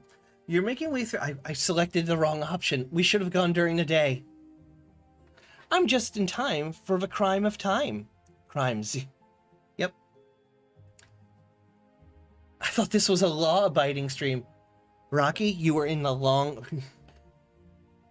You were super duper in the wrong place if you at any point thought that this was going to be a law-abiding stream. I mean, come on. Come on. Alright, so while walking your way through the back streets of the poor quarter, you are set upon by a knife-wielding thugs who are intent on relieving you of your purse. Talk your way out of this? Fight them. A fine opportunity to teach those thugs not to mess with you. No, time crimes. No. Let's give it a fight.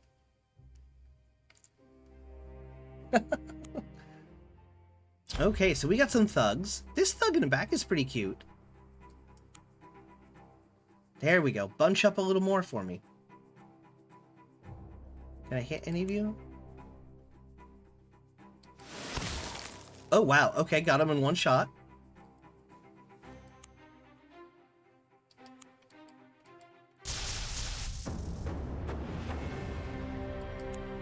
Okay, got him. Now, the downside is we can only do that trick once every 3 turns. We gain 15 monies. You defeat the thugs without too much hustle. You inspect their bodies and find 15 shards.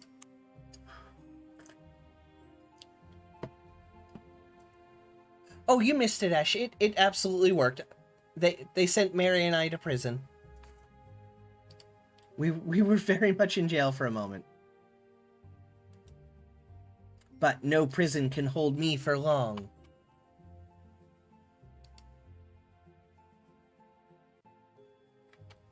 Alright, back to the game. There it is. Okay.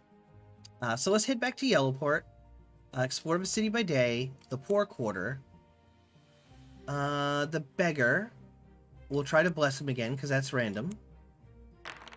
Nope, didn't. Failed. Game? You told me I could go there via the poor quarter, right? Oh, go down to the city sewers. I missed it as an option. Lerp. You climb down the oldest used well in the poor quarter of Yellowport. It is dank, dark, and smelly down below. If you do not have a light source, such as a lantern, you will have to return to the city. Acquires a lantern. Okay, the dark tunnels running the rivulets of foul waters take you deeper into the unknown. You mark the twisting passages with chalk so that you can find your way back. Shortly, you come into a large, rough-hewn cavern, reefed into shadows that dance and flicker in the light you have brought. A sound makes you start in surprise. Make a thievery roll. Oh, we actually pulled it off. We only had a 41% chance of success. The sound of a click. The sound was the click of a secret door sliding open in the wall of the caverns. With a swift motion, you step up besides it, back to the wall. A figure emerges, but you are able to ambush the ambushers. Deft blow to the back of the head sends the dark figure crashing to the ground. Another steps forth, however, shouting in a guttural voice. You realize that the figures are ratmen, man-like creatures that stand on 2 legs, but which have the tail and hairy features of a gigantic rat. You must fight them. Rat fight, rat fight, rat fight. Ooh, decent Skaven boys. Can I hit you right away? Yeah, I'm actually gonna wait for you to get closer. There we go. Now you're bunched up.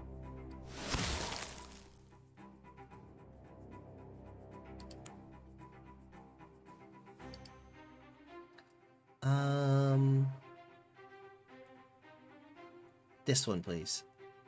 A hideous creature, man-like, standing on 2 legs, but with a tail and hairy features of a gigantic rat. Their yellowing teeth snap at you as they lunge for you. Okay, same thing. Let's hit this one.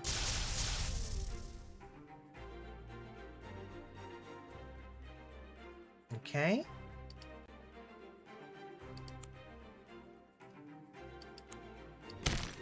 There we go.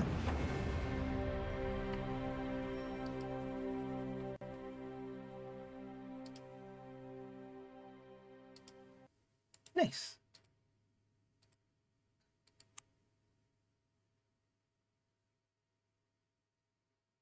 Okay, game. Come on. You gain 15 shards. The ratmen lie defeated at your feet. You find 15 shards on the bodies and a note which says, Partry Kitcha Part. Hold on, I gotta get my good ratman voice on here.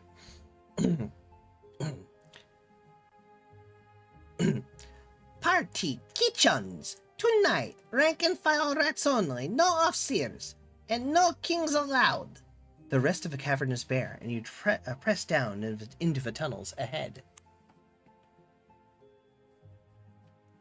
After a while, you come to a cleaner area of the sewers, a part of the old city now buried under Yellowport.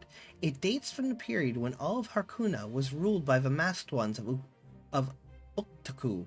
I'm going to call it Utaku. That's going to be my pronunciation for it now. I don't know if I'm saying it right, but Utaku. Before the people overthrew them. You come to two rotten wooden doors. Names have been scratched on them by some half-illiterate ratmen. One says Thronrum. The other says Kitchums. You can hear gravelly voiced rats from behind both doors. Let's enter the Kitchums. You open a door in a large dining hall and kitchen. About 30 ratmen are standing around, eating and drinking. Everything goes quiet as they turn to stare at you with their black, beady eyes. I do have an invitation, you stutter, holding up the note. We'd love to have you for dinner, one of them snarls. Yelling noisily, they charge you. You have little choice but to turn and flee for your life. You race down the sewer tunnels and the ratmen in hot pursuit. Otaku. Otaku? Otaku, land of the weebs. Okay, I like it. I'll stick with it. Try some magic. Our magic skill's pretty good. Let's try some magic. Hey, B, welcome back. The masked weeaboos of Otaku. Neat. Hey, Mega, welcome to the stream. Okay, make a magic roll. You dodge down a side tunnel and mutter an enchantment intended to give you the appearance of a ratman. Your pursuers come bundling around the corner. One of them stops to shout at you. Where'd you go, human? Where'd the human go? Nonchalantly, you point down the tunnel, and the ratmen go hurrying off down it, whooping and yelling. You turn and walk the other way, a smile on your face. You wait for things to die down and make your way back to the door marked Thronrum. Ignoring the kitchens you go through. So we already succeeded, so... Okay. You wait for things. Gingerly, you open the door. It leads to a curtained alcove through which you observe the room beyond. It is a long, low hall, clearly of ancient Otaku temple design. A clearly ancient Otaku temple. From time to time, when the masked lords of Otaku ruled all of Harkuna, you are now part of the Yellowport sewers. A cheap wooden chair has been placed on the altar to act as a throne. On it sits a large and extremely ugly ratman. He has a tacky amulet around his neck and a rusty iron hoop for a crown. About 4 ratmen are kneeling before him, engaged in conversation. But Scab, one of the ratmen is saying. That's great King Scab to you, dung breath, bellows the rat throne. Charge and attack, sneak in to assassinate the king, use sorcery to get close to Scab. Bluff your way in. So we're going to use magic because we mage. We've got an 83% chance of success. 16. Successful magic roll. Using your sorcerer's power, you breathe a cloud of greenish vapor over the ratmen. Coughing and gasping, they sink into an enchanted slumber. It is an easy matter to dispatch them while they sleep. Sweet! Using King Scab's rusty iron crown, shattered when he fell, you take the copper amulet from around his neck. You also find a chest in the corner of the room, but it is clearly booby-trapped. Try to open it with magic. Okay, so we succeeded with a magic roll. I guess it rolled it for us. Oh, because we had 100% chance of succeeding, so it didn't even roll. The chest springs open with a click. Inside you find 60 shards, a mandolin, and a potion of healing.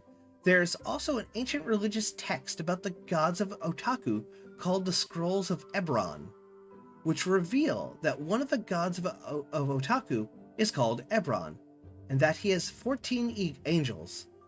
60 shards, so let's take that.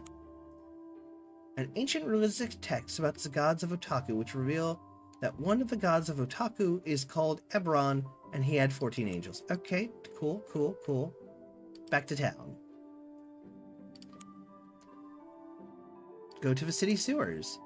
Alright, you climb down the old disused well, but in the poor quarter of Yelport. You have already cleaned out the ratmen of the tunnels below the city, but the old well will make a good cache for equipment and money that you don't want to carry with you. It has the advantage over a townhouse in that there's no risk of burglary or fire. So now we have a safe place to keep our stuff. You can now access your stash storage from a chest icon on a town map. So that's pretty good. So let's go over here and get our quest. Visit the Guildmaster. The Guildmaster Vernon is pleased to see you. You hand him the copper amulet, and he exclaims joyfully, "The amulet of the Rat King of King Scab! Well done indeed!" You are given 450 shards as a reward. Alright, so this is a good point to save again.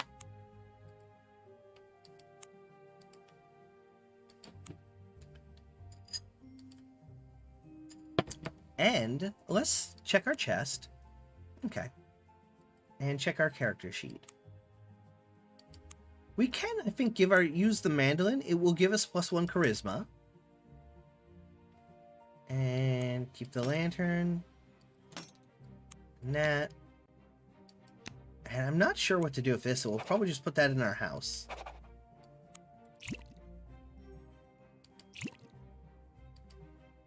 And we got 1, 2, 3, 4, 5 spaces left. But we do have some more money, so let's check out the market. Buy some better armor. Get a heavy crossbow that's range 4, so 3 to 6. Lockpicks, a compass, climbing gear.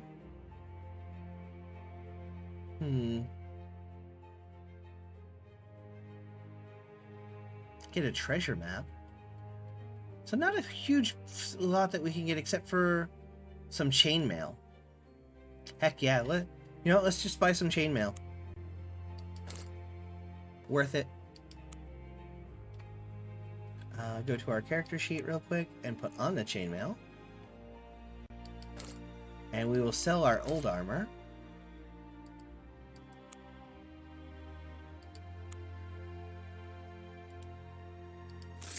There we go. So we've got a better defense now.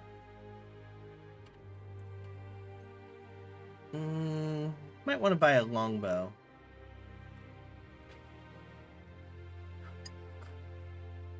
It does have a better range.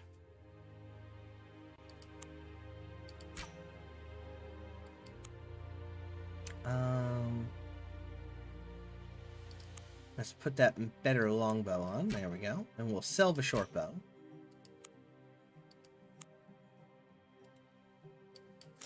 There we go. So we don't have a huge amount of money, but we're not completely broke either. Put the wearboard tusk in here because we won't need it. Staff. Keep that book of scrolls. We've already visited all the temples. Yeah, none of them had anything.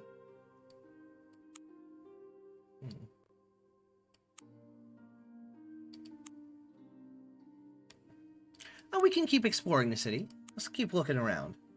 The harbor area. While taking a stroll through the busy harbor area, you overhear a conversation. Okay, that's boring. Okay, let's explore the city by night. You set out to explore the city of Yellowport at night. Unwholesome though it is reeking with its reeking air and dusty ochre streets. Let's head for the rough part of town. While making your way through the back streets of Porkers, you set upon my knife-wielding thugs who are intent on relieving you. Fight them. Fight. Okay, so that's just another fight again.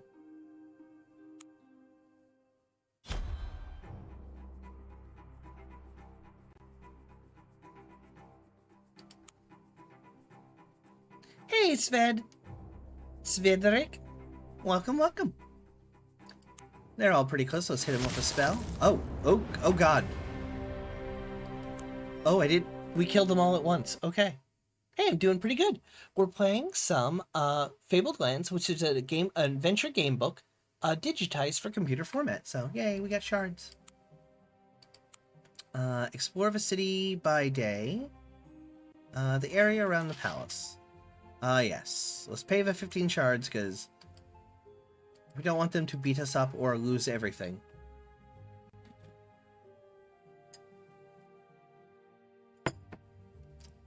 Give me 1 second. Give me just a second. I will be right back. I got you.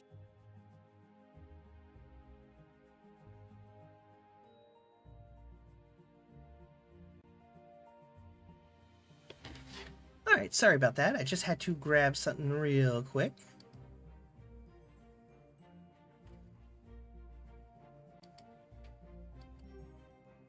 One moment. There we go. Okay, both of those are set now. There we go. Alright, let's explore the city. Let's explore the city by night. Head for the, let's go to the wealthy area. A pale woman in black leathers brushes past you in the street, casting you an enigmatic look. Make a thievery roll. Success. You grab the woman's wrist a split second before she can cut the strings of your money pouch. You drag her around to face you, but she meets your outraged scowl with a swashbuckling grin. You've got good reflexes. Most of the street scum around here are too drink-sodden or dim-witted to notice the loss of a few shards. Want to earn some real money? Okay, accept her offer. The woman tells you her name is Luria. She leads you stealthily through winding cobblestone streets to a townhouse standing at the back of a small tree-lined square. The yellowish fog is descending with the coming of night. Luria waits until it is thick enough to shroud your activities for any stray passerbys. Then Jimmy's a downstairs. Jimmy's? I thought Jimmy's? I thought that's Jimmy's. Jimm. Whatever. Jimmy's a downstairs window. Within seconds, the two of you are inside. You've got the easy job, she says. Stay down here and keep watch. The stuff we're after is upstairs. She bounds up silently to the next floor. Stay on watch. Search the ground floor. Let's search the ground floor. You make a swift inspection of the casements, walls, and furnishing, searching for secret panels where treasure might be concealed. Make a thievery roll. Success. Your deft fingers find a false spine of carved wood among the titles of a bookcase. Pressing it, you hear a click, and the bookcase swings out from the wall. Beyond lies a hidden room where you find a verdigris key. Leave at once. Go upstairs to find her. There is no sign of Luria, but you do find an open trunk and a window with a knotted rope dangling from it. So she found the treasure and then made her escape, leaving you behind to face the music. You allow yourself a tight-lipped smile as you hear her voice echoing leadenly from far off in the fog. There's a thief at Master Talanexor's house! Quick! You'll settle the score of Lauria? At a future date. For now, you just have time to escape before the patrol arrives. Okay, so we got a mysterious key. Let's explore the city by night again. But this time, let's go by the merchant storehouses. You hear a muffled cry of distress from a darkened alley. Investigate. You find a huddled, moaning figure on the ground. As you approach, a net is thrown over you from behind. You glimpse a face painted with white... Oh!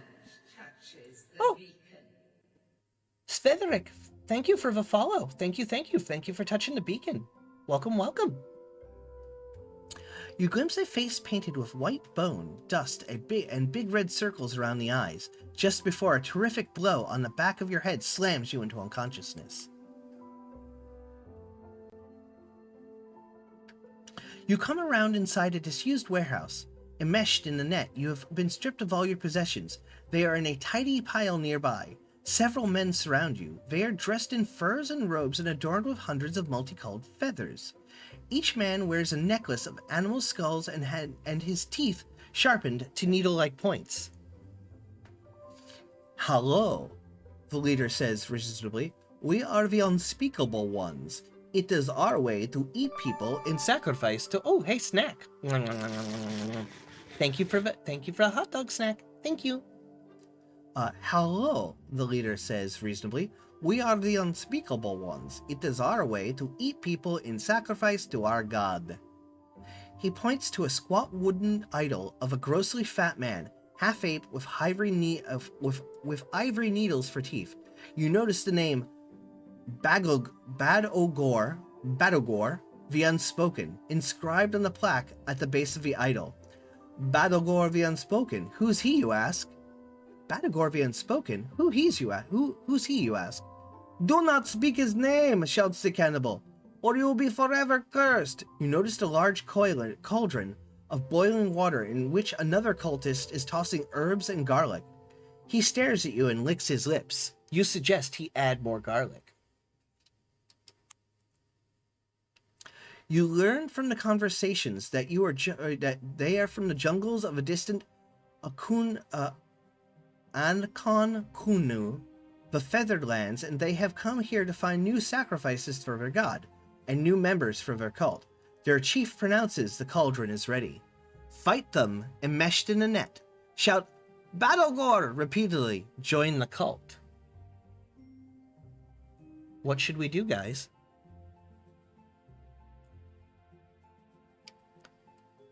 What should we do? Should we fight them? I have touched the beacon and have foreseen things you can't imagine. Attack ships on fire off the shoulder of Orion. I watched sea beams glitter in the dark near the townhouse gate. All those moments will be lost in time. Like tears in rain. Time I like to die. that. Okay, that's a good reference. I like it. 1010. Good Blade Runner reference. Do like. Should we join the cult and eat people? Huh? Should we try to fight them from inside the net? Or do we yell the name Bagodor as loud as we can? First impressions are important. It's a pretty good one. I'm going to shout the name of the cult because I kind of know how this goes a little bit. You yell the name of their god again and again. The cultists clap their hands over their ears, hopping about in horror. Arg! Arg! Howls the leader. Stop your blaspheming, you heathen devil! In the confusion, you make it to your equipment. Now you can fight your way out.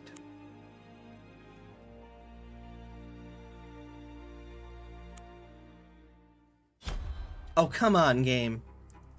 It's 2022. Come on. Alright, let's let him get closer. Box. Ooh. Can I get them both? There we go. Now be a little slower.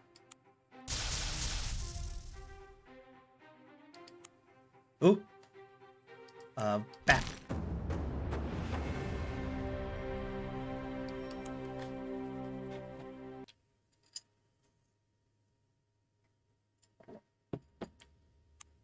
That was good. You find a bag of pearls on one of the cultists' body. So this is one of the quests that we'll be able to do over and over and over again. They die like worms and drop a tombstone. Yes. Let's go over to the market and sell this pearl. I know that sells for like 100 gold. There we go.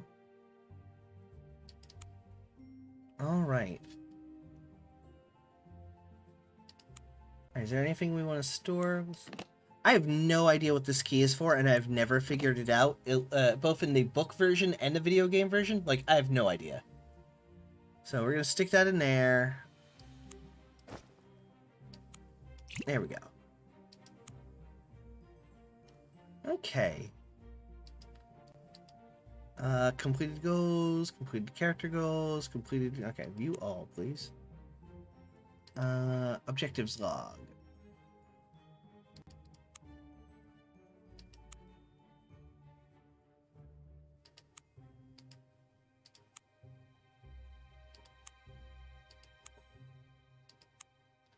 Oh, here's what I want down here. Okay. Quest log. So we did the Sacred Tusk, medium in service of the druids. Okay, so let's go hunt the Sunken City.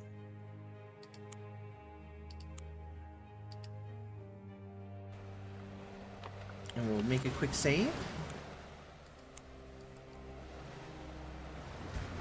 Oh, Mary, you know what the Vertiger's key is for? Okay, let me pop over here real quick.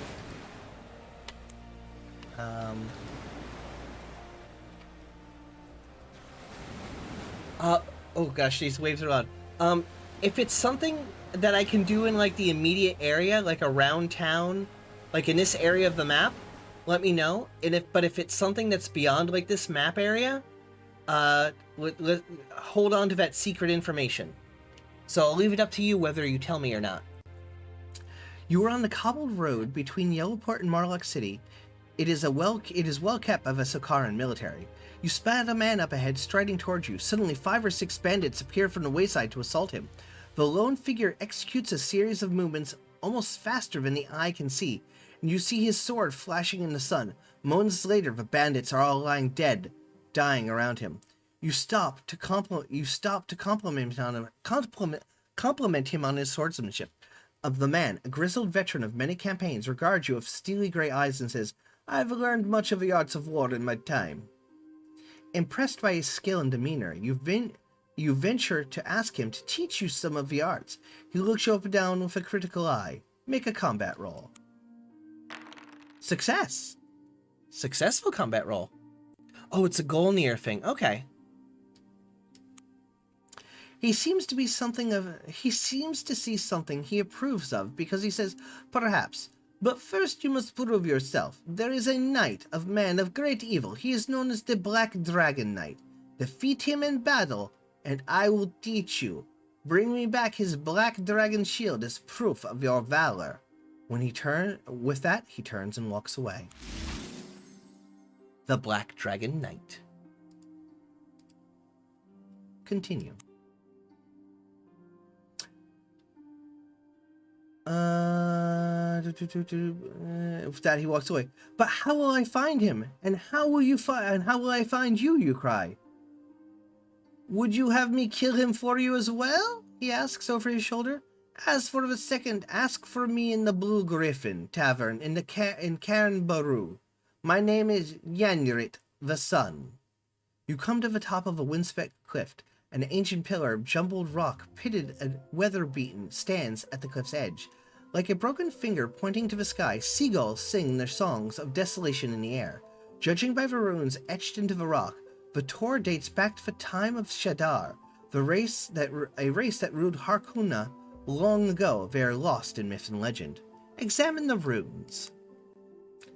You take a closer look at the runes.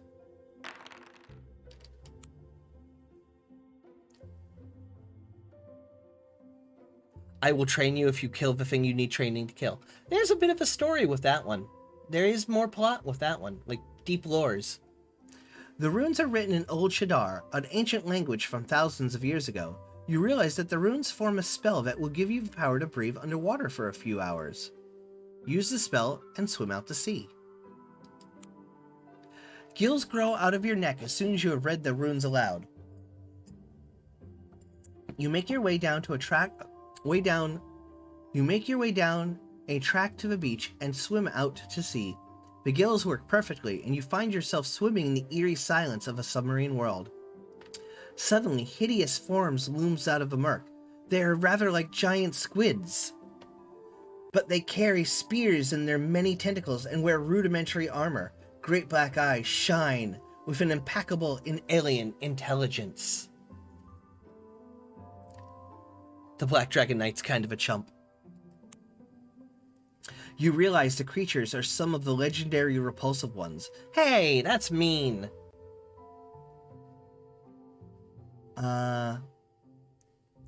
That's mean.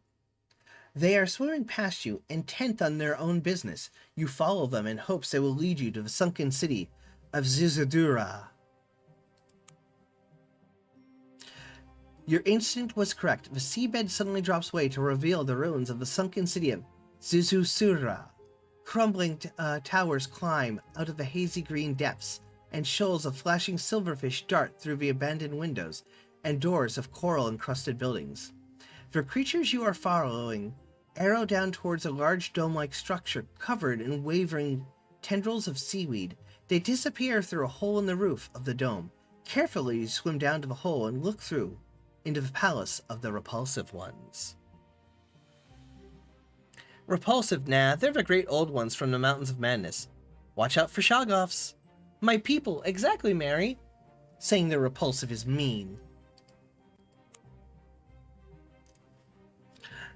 Inside the dome is lit with an eerish yellow glow that comes from the sea moss that carpets the ceiling. At the far end, a grotto in the wall contains an idol made from seashells and coral, presumably of Onesi. Ons, the god of the repulsive ones. At its feet lie the golden net of Alvir and Valmir, the object of your quest. Between you and it swim several of the giant squid creatures, carrying out various undersea chores, like taking out the undersea trash, and walking the undersea eel, and cooking the undersea dinner. Swim back to Shattered Tor, fight your way to the golden net, trust your magical prowess, rack your memory for a solution. There must be something you have learned that can help you. We actually have a pretty good magic skill, or scouting skill. It's as good as our magic skill. So let's see what we can come up with, eh? Alright.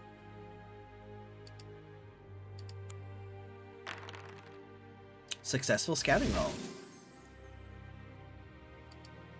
You remember what fishermen say, the root of certain seaweed, when crushed, gives us a cloud. You remember what fishermen say. The root of certain seaweed, when crushed, gives off a cloud of toxic fluid. This sap is harmless to humans, but is known to paralyze marine creatures for a short while. Fortunately, the seaweed grows in abundance here. You swim down with a handful of the roots, squeezing its sap into the waters.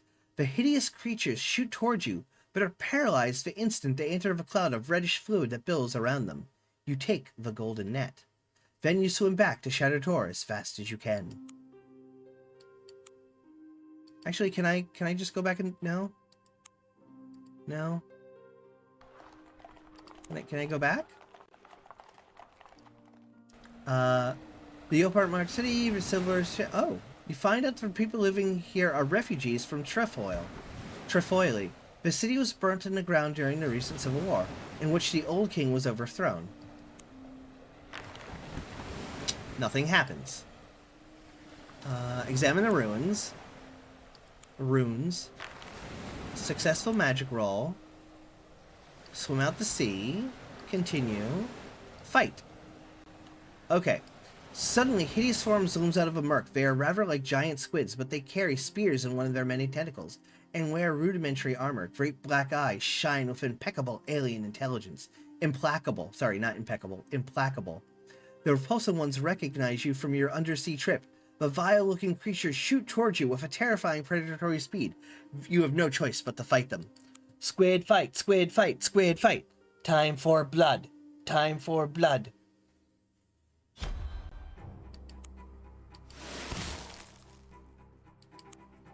Oh, this is actually going to be a tough fight.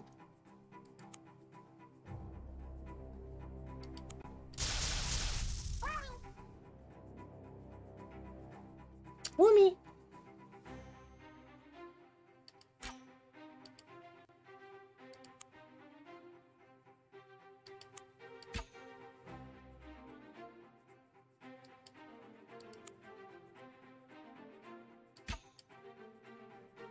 Oh boy.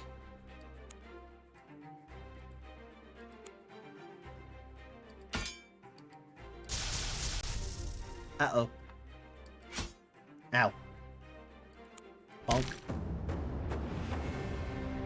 Squid on squid violence. Squid on squid violence.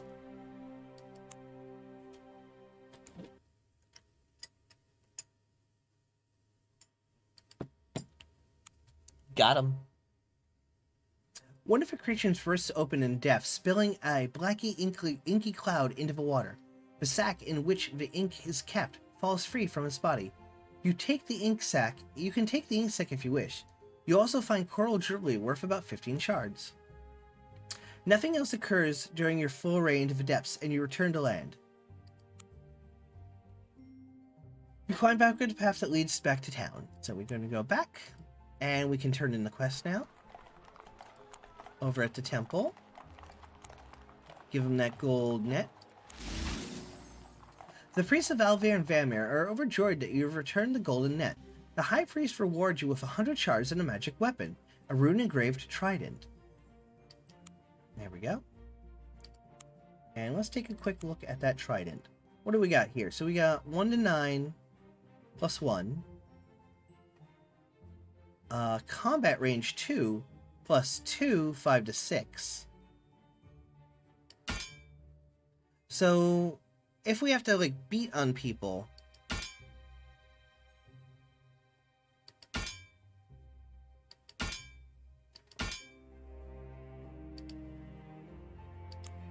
there we go.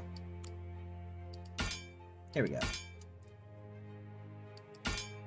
2 to 5 damage. 5 to 6. 1 to 9. We're gonna keep that. Put this in our stash. Those are just giant squids. Yeah, I told you. Let's actually go see how much it sells for in the market. Sells for 400. You know what? If nothing else, we'll keep that as emergency gold in our stash. And honestly, I don't know what I'd do with this ink sac.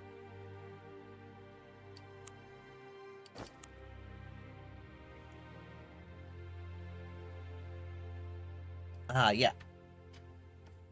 On a mage, it's less clear.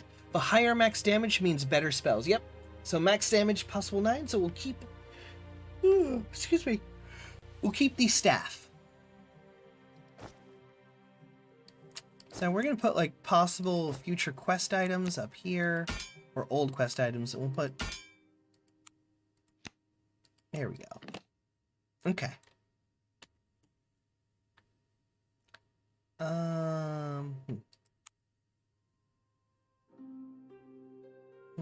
You wait several hours to be seen by the Provost Marshal aides, a certain Captain Royzer. Convince him of your loyalty to Sakara. Charisma roll. Okay, we actually pulled it off. Captain Royzer is impressed with your claims of loyalty to Sakara and decides you could be useful to the Provost Marshal. The Provost Marshal is a rich, powerful man, cunning and capable. I have need of someone like you. A group of rebels loyal to the old king are hiding out at Cold Beak Mountains. Their leader, Negrin Corin, is dangerous to us, and he is heir to the old throne and rallying point for the rebels. Penetrate their stronghold and slay Nergin Corin, and you will be richly rewarded. I can promise you 500 shards and a title if you succeed. Take the mission. We can totally do that, probably.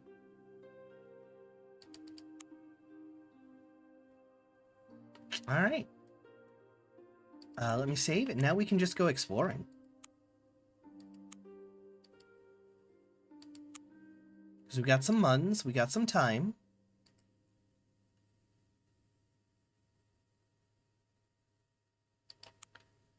Yep, Sunken City. We already got the Rat Problem. We got to get the Black Dragonite, Kingslayer.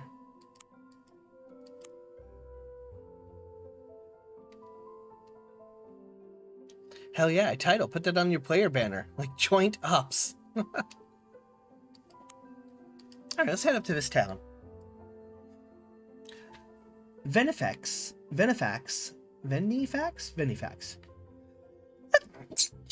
Excuse me. Venifax is a strange-looking village. It looks like a single gigantic building. All the houses are joined together to form a jumbled mass. Okay, so kind of like the picture here. Form a jumbled mess, and none of the houses have doors. The only way in is through holes in the rooftop. Ladders lead up to the roof, which in effect forms a network of streets that inhabitants travel across to get to certain buildings. We had it built that way for defense, says a passing farmer. You see, the scorpion men from the south cannot climb, and they don't get inside the town. Okay, so it's protect from scorpion men. Bless. Wandering around, you clamber over down to a ladder into a long, low hall, the Venefax Market. The sign reads, closed on Thursdays. Fortunately, it's not Thursday. And a stocky, barrel-chested man with piggy eyes introduces himself as Forzi, master of the market. There is not much to buy or sell in this provincial market. Items with no purchase price are not available locally. So let's check out the market. So let's just do weapons. Okay, nothing too fancy. Armor? Nope. Stuff? Nothing. And Scorpion Antidote Alchemy. Probably something we should get eventually.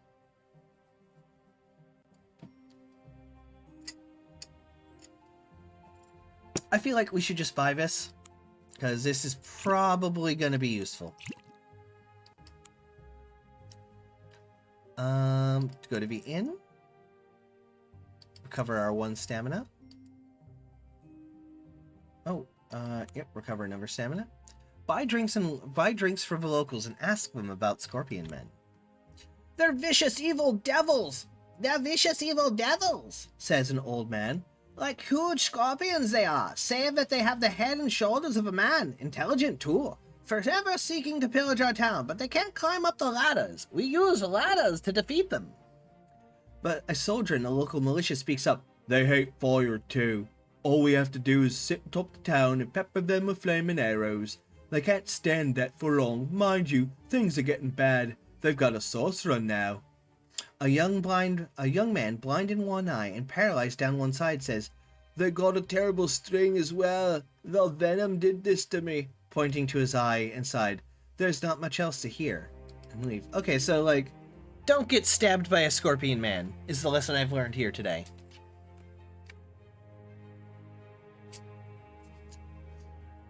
Let's explore the town a little.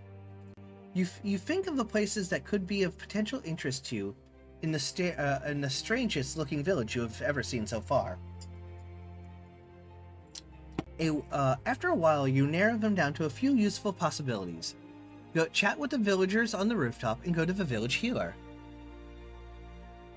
It's the small ones you have to look out for. They're far more venomous.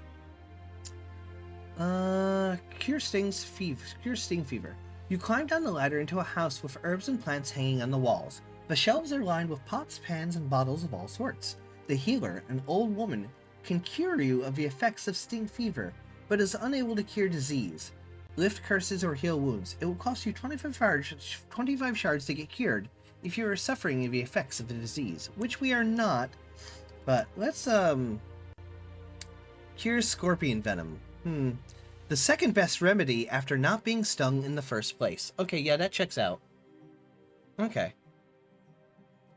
so what I'm reading from this context here is don't get stung by scorpion men. A small boy runs up to you saying, help us, the man-eating bloodthirsty gobgobbler has got more sister. Let me try that again. Help, the man-eating bloodthirsty gobgobbler's got more sister. His mother, a flaxen-haired beauty, comes up behind him. Surely you mean bloodthirsty, not Thursday, you ask. Oh no, replies the young mother. The man-eating blood Thursday gobgobbler is so named because it hunts only on Thursdays. The boy is named Mikhail, and his mother is Lynn. Her husband is away in the army, and her young daughter, Haley, was taken by the beast last Thursday. Apparently several people have disappeared, never to be seen again. Please help us, pleased the villagers. I mean, like, okay, like, sure, okay, we can help. You wait until Thursday. Lynn tells you that the disappearances happened a little way out of town near an old farmhouse. You leave town, you notice Forzy, the master of market, heading in the opposite direction. Follow Forzy. Do a scouting roll. After a while, Forzy circles around, heading across country.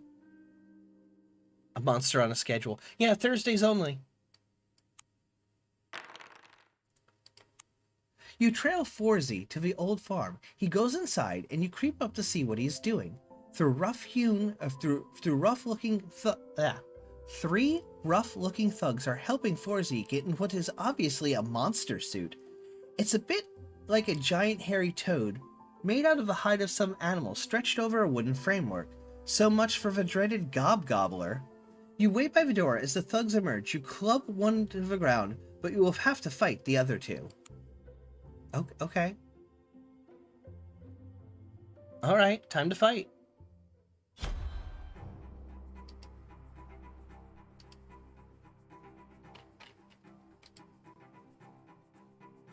Here we go.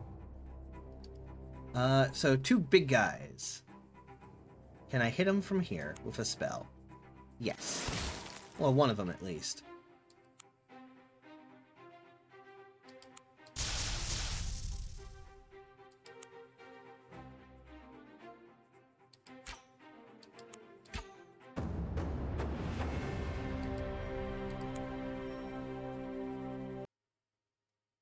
Dead.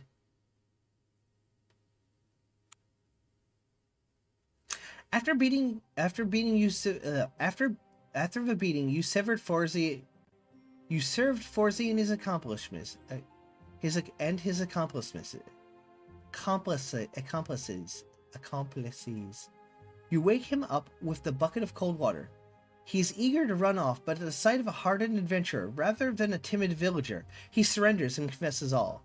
He terrified people with the monster disguise to keep them away from the farm. He and his men were kidnapping villagers, chaining them in the cellar below, and selling them to a slaver from Karn Baru. We've heard that before, so we have to actually go to Karn Baru for work in the slave mines. You find Haley and several other villagers down below in the cellar. Don't hurt me, begs Forzy. I'm only trying to make a few shards. What, by selling your own people into slavery? Says one of the villagers, giving him a good kick. You lead them back to Venifax.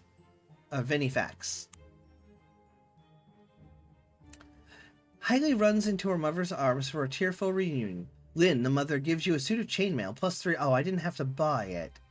And an ordinary weapon. Oh, hydrate!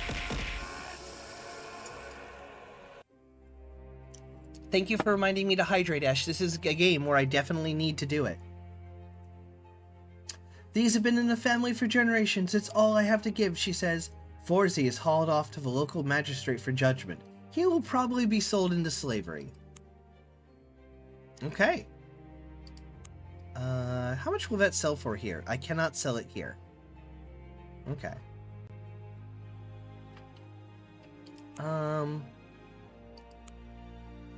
Nope.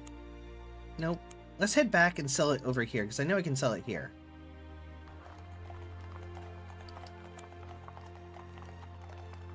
Don't need an ordinary sword. And don't need that, because I already got it. There we go. Alright, let's go fight some scorpion men.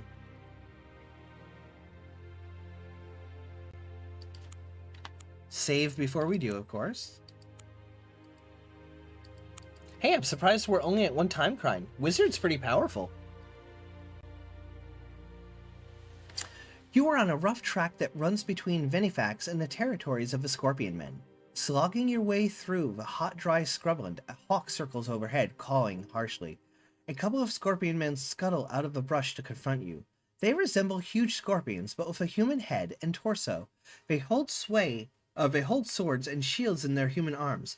The creature's eyes blaze with an unearthly yellow light, and they scrabble towards you, with frightening speed, whipping their stings up and around you. You must fight them. Okay, time to fight some scorpion men. Okay, those are real big. Can I hit them from here? We're actually gonna let them get a little closer. There we go. Now I can get them both. Because the last thing I want is for them to actually get close enough to hit me.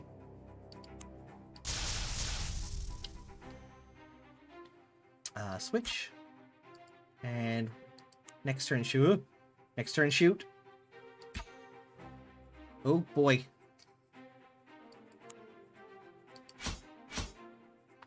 Ooh, ow. There we go, got one. Switch our weapon type. Ow. Oh, they got reach too. Zap.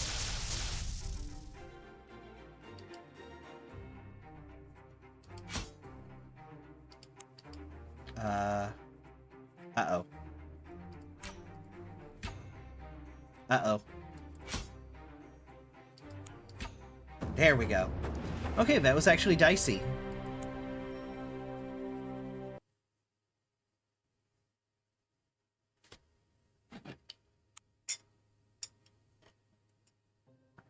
The creatures fall dead. You can squeeze a little of its venom from its sting. In general, diseases can be cured with the Temple of Maka, while curses can be removed from the Temple of Bakham. However, you can discover more efficient ways to do it. You have been poisoned by the Scorpion Men's venom. You have 1 point subtracted from your combat, thievery, and scouting abilities, as you are severely weakened. Although no ability can drop to 0, you are poisoned, but you can restore your abilities to normal if you get cured. You wander on until you come to a ridge. Down below, in a shallow valley, is a great mound of earth. Many burrows have been dug through it, and Scorpion Men are crawling in and out. This is the mound of the Scorpion Men, their home. You realize that it would simply be too dangerous to venture down there. You head back towards Venefax. Okay, so we, let's go to that healer. Cure me. Oh. Okay, so, Okay. Yeah, I can sure take a hit for being a mage. Does the thing cure it? Cures, let's use that. There we go. Okay, no curses, no disease. So we are cured, so that's good. Let's go to the tavern here. Heal up. I did not mean to do that. Crap. Yep. Fully healed. Alright, let's head back down here. Oh boy. Do I have to do this every time? Oh my god, I have to do this every time. Okay.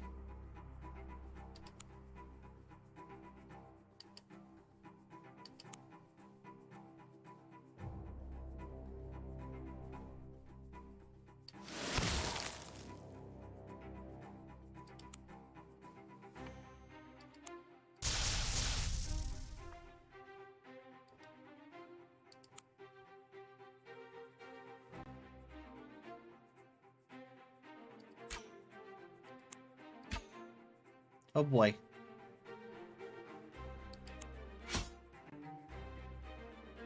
Uh-oh.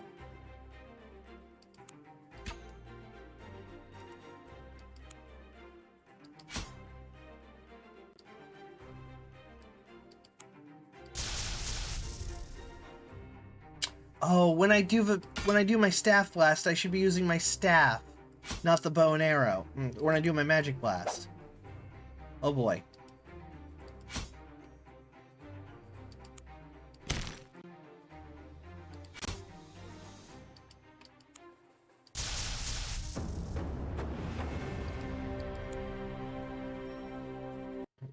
Okay, so we've got to figure out some way to get into that scorpion mound. Yay, more scorpion venom. Okay, we're gonna have to go back and get healed again. To the marketplace, please. I'd like to buy the scorpion juice. Thank you. I'll take 2. 2 scorpion juices, please.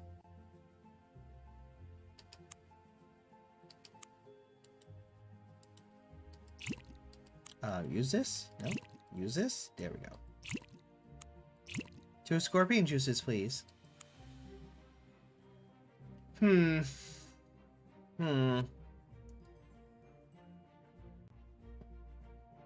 No, I didn't. No. No. I didn't mean to do this. No.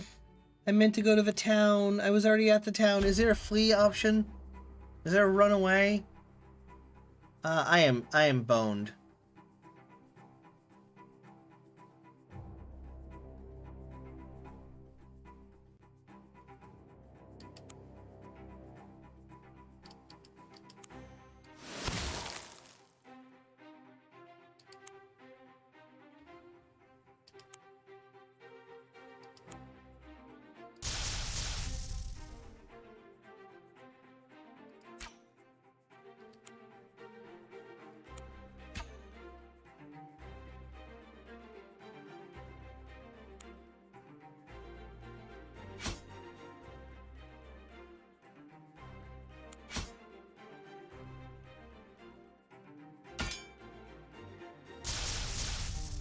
Oh boy.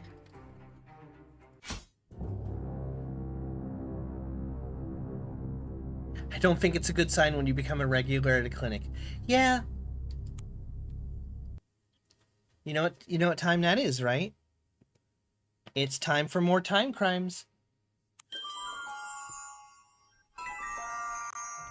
Game over.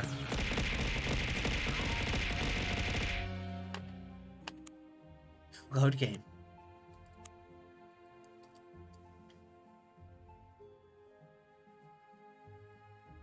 Okay.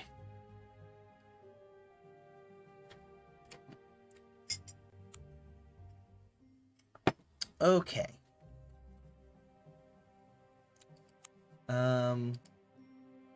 Explore. Nope. Hmm.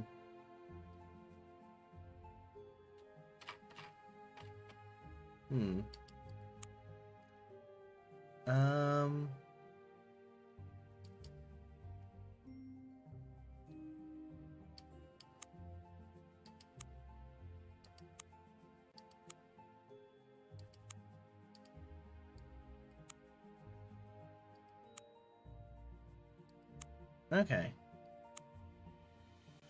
So we're not going to go down to the Scorpion Plate because we've been down there.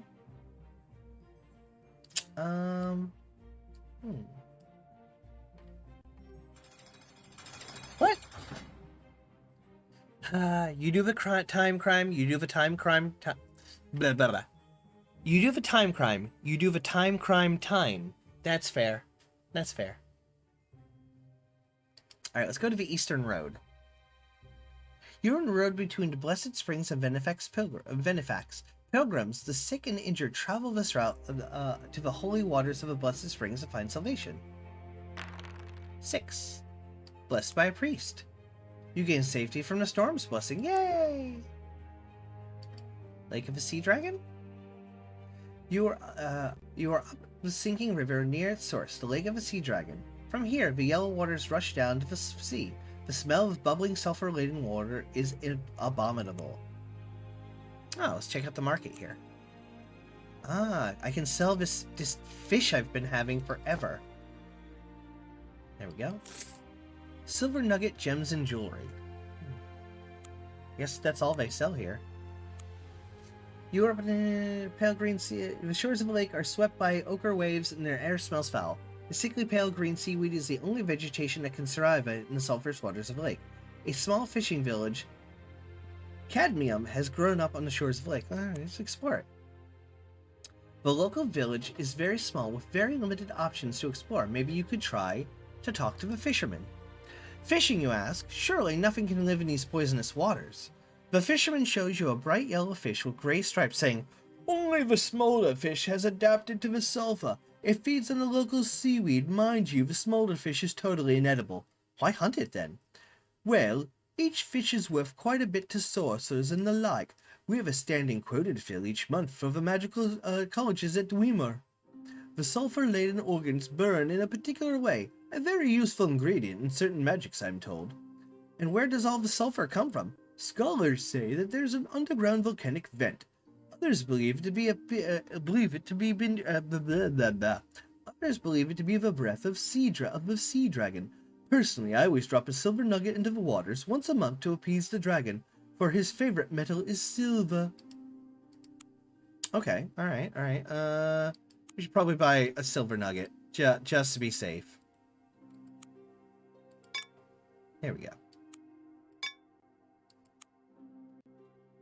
Hey guys, sir, welcome to the stream. We're doing some Fabled lands today.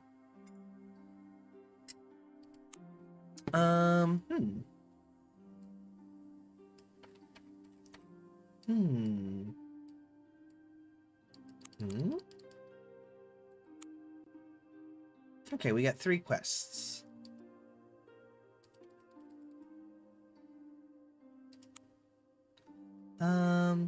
Let's keep going up the mountains. You are crossing an open expanse of faint, flinty ground. A few herds of sheep roam the low hills.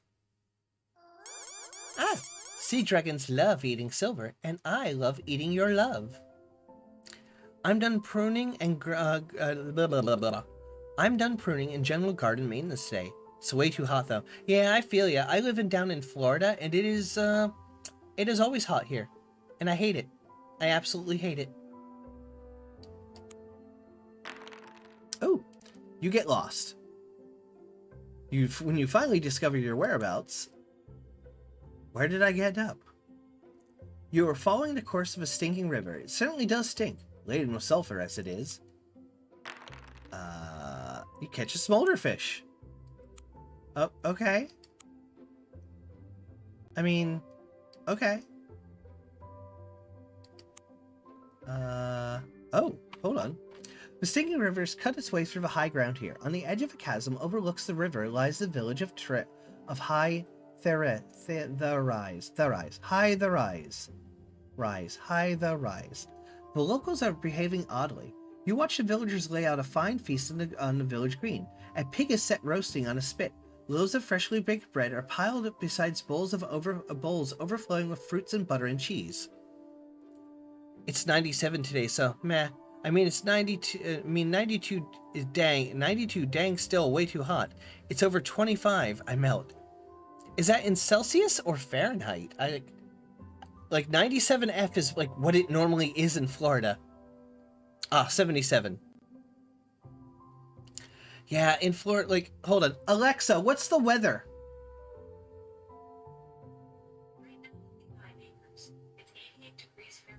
It's 88 outside right now. 88.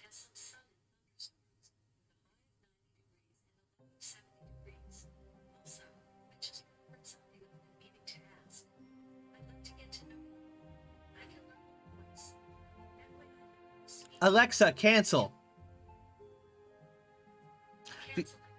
The locals are behaving very oddly, blah, blah, blah, blah. Lastly, the richest merchants of the village bring coffers full of silver, which they set beside a table. To your amazement, instead of sitting down to dine, the villagers then scurry home and start closing shutters on their windows.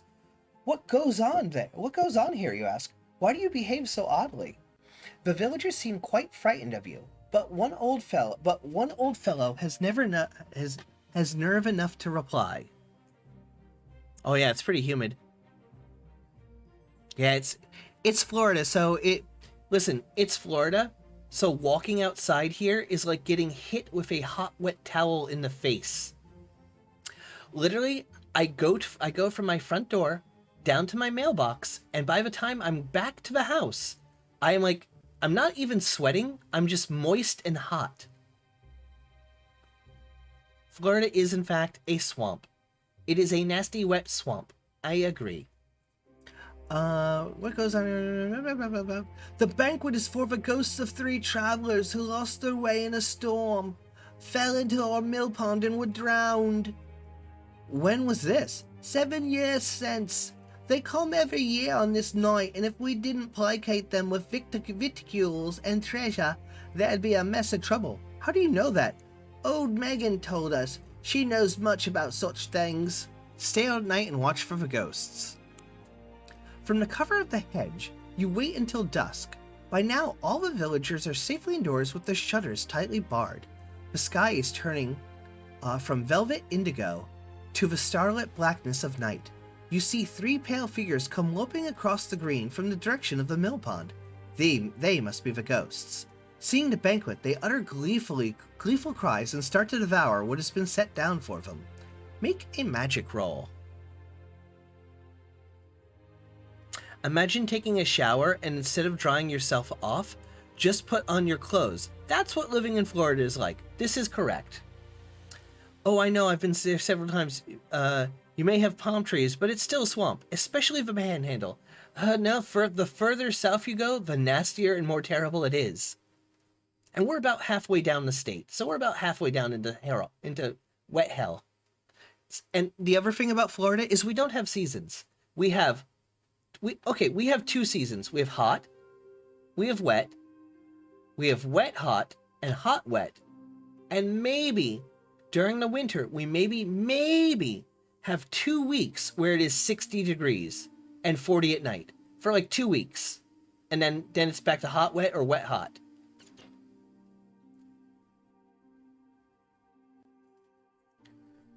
Yeah. Yep, and hurricanes. Well, the nice thing about hurricanes is you can see them far in advance and generally get out of their way or be ready for them. Better than earthquakes, in my opinion. Hurricanes, you can at least see them coming. Yeah, Gulf is a bathtub already. It sure is. All right, let's make our magic roll. Ooh, wow. Wow, we actually failed that. The moon begins to rise, I've never actually failed this. The moon begins to rise, making the ghosts seem to glow. They sit haunched over their feast like vultures, occasionally stirring their hands in the pile of silver coins, tittering eerily. Confront them. As you stride forward, they look up with expressions of luminous rage. "Get back, mortal," warns one, "or I'll touch you with my grave cold hands, and then it'll be your dying day." Call on your god. Attack them. Ghost fight, ghost fight. Uh-oh. Oh, hang on. I've hit a bad button that is about to open so many different buttons. Oh my god, I am so sorry. I've hit like so many. I've hit a wrong button and I've destroyed my stream. Hang on. Oops. That did not mean to turn on all those buttons.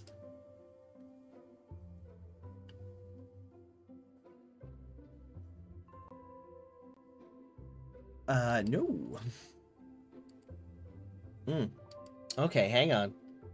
I've hit a button that opened so many windows. Hang on for a second. Okay, let me, Okay, good. We should be good. Okay, everything should be fine. Yeah, it seemed fine on your end, but I opened up like 5 different programs that I used to stream by hitting the button that I used to launch those, and they do not like running 2 instances of each other. So I was able to close most of them into... Oh, see, there's one. There we go. That one just took a minute to load up. That's why I missed it. So we're good, we're good. I think I've aborted everything. They seem quite alarmed to see you charge forward, undaunted. At your first blow solidly lands, you hear a satisfying grunt of pain. You know for a fact that these are no ghosts, and you are facing but people of flesh and blood. Time to fight.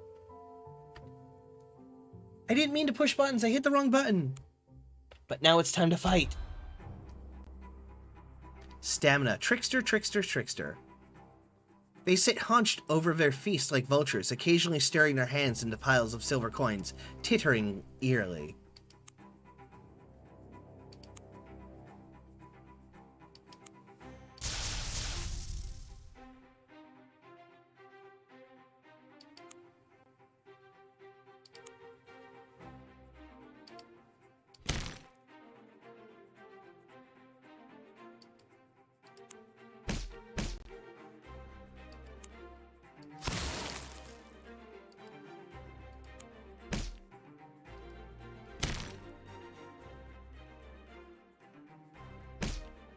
Ooh, ow.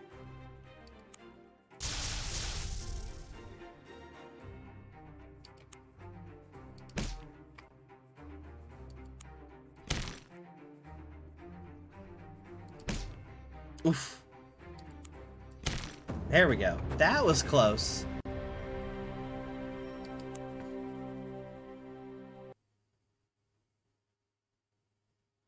That wasn't my desktop. That was TITS. That was the TITS, Twitch Integrated Throwing System. It is just very, very pink, see?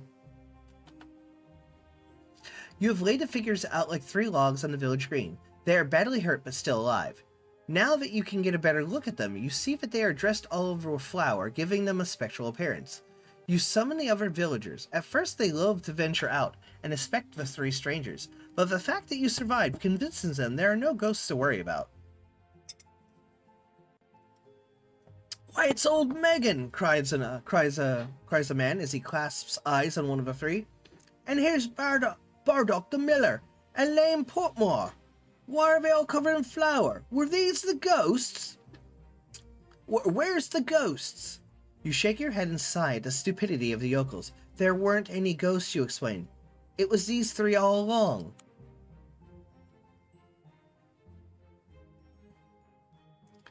Out of the gratitude, the villagers present you with 80 shards. You gain 80 shards. You do not wait around to see the fate of You do not wait around to see what fate befalls old Megan and her accomplices. In theory, they should be taken to the assize in the nearest town, but feelings run so deep in this case that you suspect there will be some sort of rough justice meted out. You resume your journey. So let's head back to the inn, because we definitely need to heal.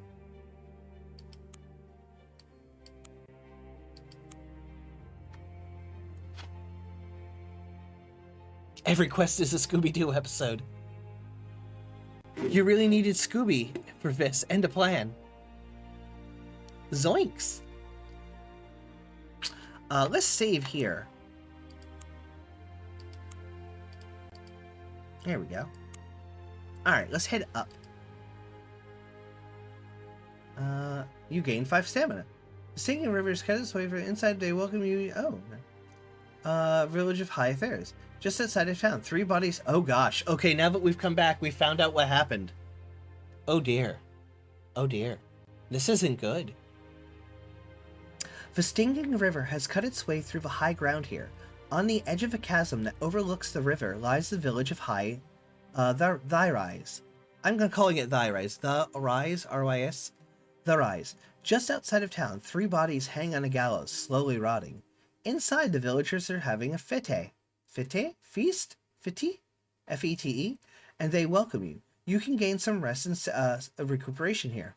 Restore up to 5 lost stamina points. You gain 5 stamina. You are ready to leave. No justice like hill justice, apparently. Alright, let's keep going up. Lake of the Sea Dragon. Stinking river, smell bubbling, is abominable. We've already been here. Where can I go from here? Up here. There we go. You cross an open expanse of flinty ground. A few herds of sheep roam the low hills. Nothing happens. So let's keep going up to the Blessed Springs. The village of Blessed Springs, nestling at the foot of a tall hill, has grown up around the holy waters, a special spring said to have healing powers. It has been fenced off by the villagers, and a priesthood appointed to supervise the supplicants who come to bathe, or drink of the spring's waters. There is no market, but an alchemist has set up shop here. So let's check out the alchemy shop. Okay, we've got a potion of strength. Before making an ability roll, before entering combat, adds 1 combat. Okay, so combat, magic, stealth, healing, nature, scouting, sanctity, and alchemy. What are you looking for? Okay, so you buy all of these big ones. Okay. It's nothing really that I want to buy just yet. I could go to the inn and I absolutely need to heal. There we go.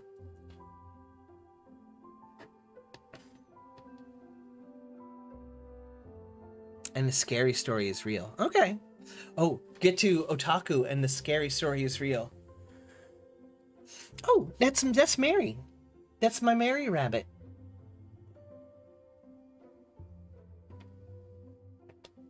So I can make Mary appear and disappear. There we go. Mary is basically, I know, she's super cute. I'd be on the call, but Panks decided not to let me ramble about Fabled Lands lore. I've played this game before with Mary on a call with me, and it was actually very, very excellent. Mary is very, very knowledgeable about game books in general, and Fabled Lands specifically. Next, companion, animal enchanted sword or thing traveling with you. Must be named Scooby. Mary is really good at gamebook lore in general, and specifically very good with Fabled Lands. So like I do Fridays, Vampire the Masquerade with Chaotic Awesome as my guide for Vampire Masquerade Bloodlines, I will in the future have Mary with me for Fabled Lands lore. And this is going to be her little avatar. We're going to work on making her a little VTuber avatar using the same program that I do, so that when she talks, its mouth will move and it'll bounce. So it'll be real cute. And so in the future, we're going to have Mary here with us. And even if we don't get the avatar thing working, we'll still have her picture up and just have her in on a Skype call. But yeah, Mary's avatar is super cute. She's got a whole bunch of other cute Mary avatars as well, but I like this one because it's extra cute. All right, so what were we doing? Buy 3 drinks for everybody at the bar. A few locals are discussing recent events. It seems that some hideous beast has made its lair in a cave on the hill that overlooks the village.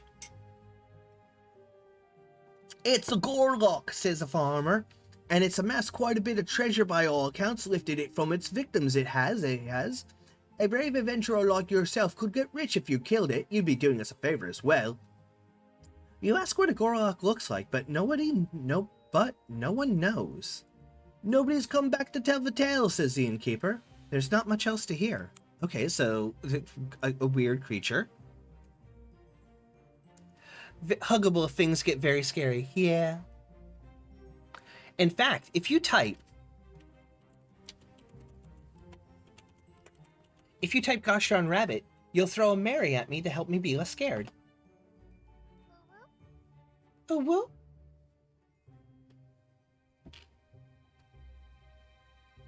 Let's explore the area. You've heard stories of the holy springs and its healing powers. The village has basically grown around it, and you have limited places to openly go due to the guards hired by the priests of Mulhern to patrol the area. Still, you think you can pay a visit to the Holy Waters. Talk with the owner of the alchemist shop. Explore the hill. Let's talk to the owner of the alchemy shop. The alchemist shop is lined with potions, jars of exotic substances, herbs, and so on. Alembics and beakers bubble and boil, full of strangely colored liquids. The alchemist, a tall, gangly fellow with a beak of a nose, sells potions. The alchemist can make you some special potions as well, but he needs ingredients. Merry Rabbit, Merry Rabbit, Merry Rabbit, Merry Rabbit! He needs an ink sac and 250 shards. If you pay the money and have an ink sac, he will make you a potion of restoration. It can be used only once to heal all lost stamina points, cure poison, and diseases. Oh, heck yeah, we might go back and get our ink sac and, yeah. Diseases. He also needs scorpion venom and 50 shards. If you pay the money, he will have some scorpion,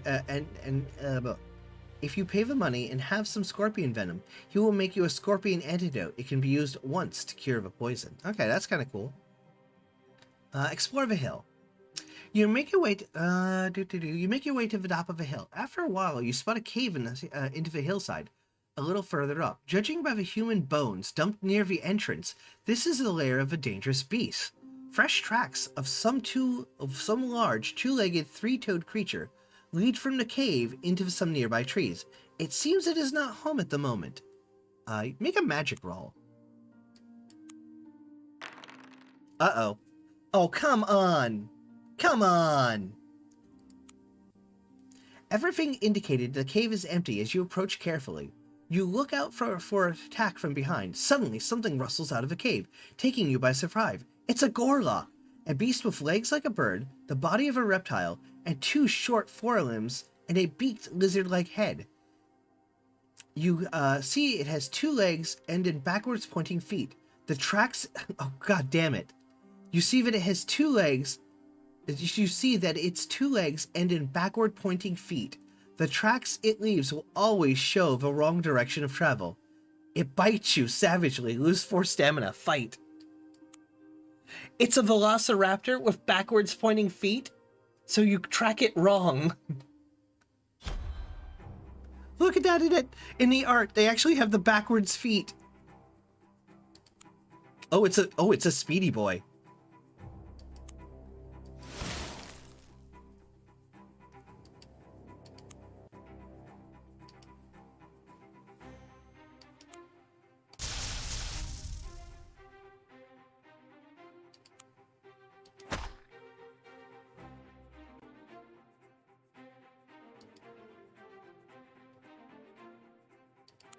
Nope, can't hit it from here. Okay. We're gonna have to walk up and hit it.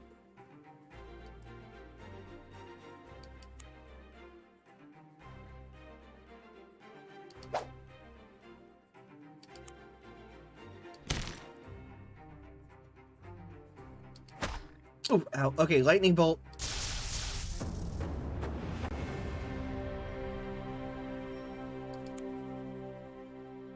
That was real close. Too close. With the Gorlock out of the way, you are free to investigate its lair. Inside the cave, you find 500 shards, a mace, and a silver nugget. Okay, sweet.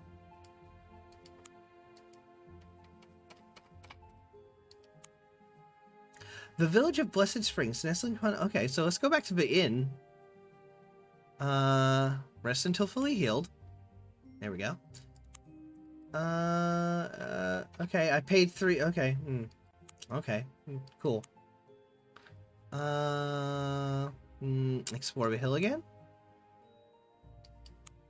Okay. Holy waters. The wooden stockade encloses the springs. At the gate, 2 militiamen stand on guard and a priest dressed in blue robes. 35 shards to enjoy the divine spa. Cannot or will not pay. I ain't paying 35 money. Yep, this one is real. Velociraptor. Cookie. Esh, are you there? Esh, respond. Respond, Esh. Calling Esh. I need a new exclamation point command for Nightbot. I need a cookie no. Exclamation cookie no. I want it to be like the Esh Bap. You know what? Make it Cookie Bap. Cookie Bap. Exclamation point Cookie Bap. Same message. Cookie, yes. No, Cookie Bap. Exclamation Cookie BAP. And same message as Esh Bap. So he needs special potions. Let's get out of here. Alright, I'll save. Save game. Save campaign. Good call on a save. Thank you for that, by the way. Alright. I think we need to go up into the mountains.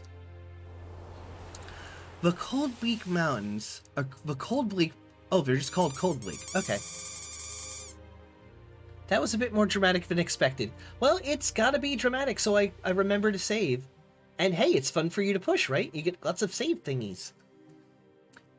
The Cold Bleak Mountains look inhospitable and forbidding as their name implies, their frozen flanks climbing high into the icy clouds. Climb into the mountains.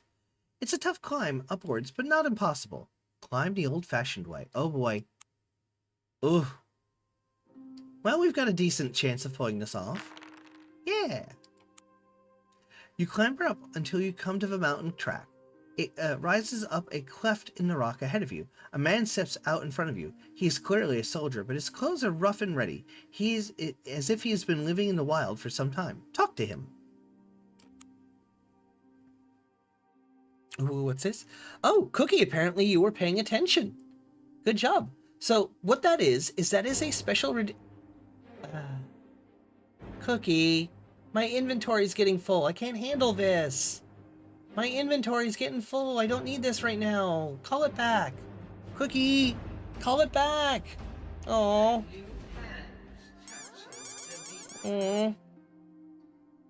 That's gonna be in my inventory forever now. Who is the rightful ruler of Saqqara? General Grieve Marlock or the son of the old king, Nergan Corin? Nergan Corin? That is fortunate for you, says the soldier. Several archers stand up from their hiding places behind the rocks overhead. Another soldier, a captain, comes up to you and introduces himself as Captain Vorkung. He is clearly one of the old aristocracy, the nobles loyal to the king in the old regime before General Marlock and the army seized power and executed the old king. Vorkung tells you to leave the mountains. Ow! Ow! I'm doing it! I'm doing a side quest! I'm doing it! You have found a rebel base, men still loyal to Negrin Corin and their heir, Negrin Corin, the heir to the throne. Nergan, went into hiding when General Marlock killed his father and took control of Kansara. Convince Captain Vorkung that you're on his side. Charisma roll time. Success! I thought it was a rebel base on Yavin 4. Captain Vorkung is impressed with your claims of loyalty to the rightful king. He decides you might be useful to their cause. You are led blindfolded through a secret pass in the mountain stockade. King Nergan gives you an audience in the makeshift throne room. He is a young and handsome man who seems committed to his country. He leads you aside into a private chamber. I have need of one such as you, he says. Yellowport groans under the yoke of General Marlock, the brother of General Grieve Marlock. If you can get into the palace at Yellowport and assassinate Marlowe's, I will be eternally grateful. Join the rebels.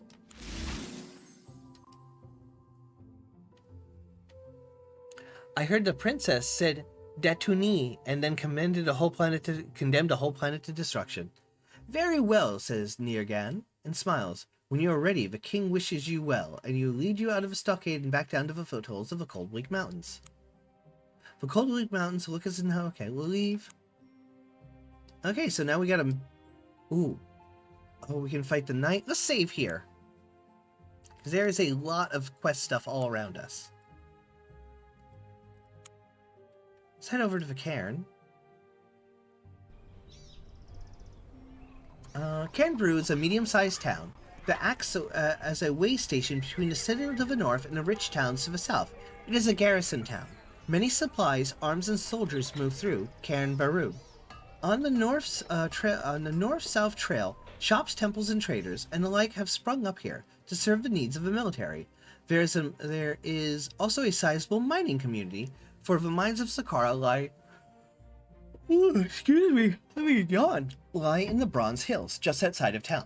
In the slave market, where poor unfortunates are sold into slavery or bought for work in the mines. Karan Baru market consists of several covered arcades. Much of its stock is for miners and soldiers. It is run with business-like efficiency by the Saqqaran military. Let's check out the market, see if there's any goodies. +4, +3. We could afford it. We've got like 1,000 now. Ooh, plate armor, +5. Yes, please. Brawler. That makes us a better brawler. When there are at least 2 enemies within 2 range, your damage is increased by 2. Climbing gear, mandolin. We could afford that really heavy armor. No real better weapons, though. And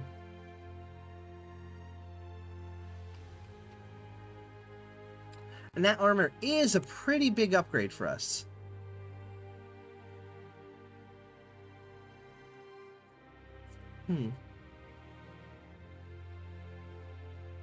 I can sell some silver nuggets.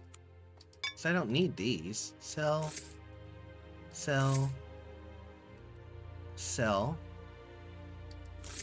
Okay, I'm gonna buy the plate armor. We're gonna be a plate armored wizard. A wizard in plate. +5, +3. So that's a pretty big jump in our defense. Because if stuff actually gets to us and hits us, it hurts real bad.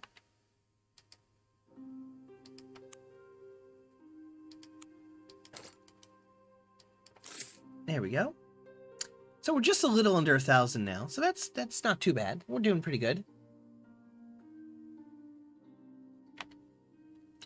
Let's save the game again, because I'm pretty sure it's about to get real hard. Let's go to the inn. The Blue... Oh, hey, this is where we're supposed to meet up with that guy. The Blue Griffin Tavern is frequented by soldiers and mercenaries. The tavern costs you 1 shard a day. Each day, yep. Ask the innkeeper Yanrit the Sun. You ask the innkeeper about Yanrit the Sun. He looks at you oddly, clearly unsettled by your question. TD. Some say he's the son of a mortal woman and the god Trinai, or Trinai. Trinai, the fighting guy.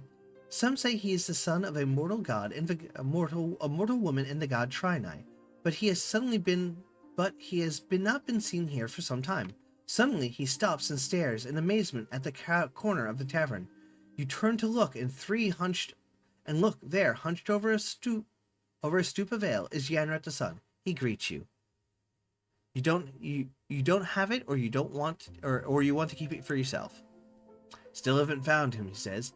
Did you try the castle of the Dragon Knights to the west of the Bronze Hills? As he turns and leaves, he says, when you have better tidings, I will return here. Okay, temples? Lacuna. Oh, yes, check out the Lacuna's temple. Oh, nope. 3 fortunes? What's the blessing here? Ooh, yeah. Oof, that's very expensive. I ain't paying 80 shards for that.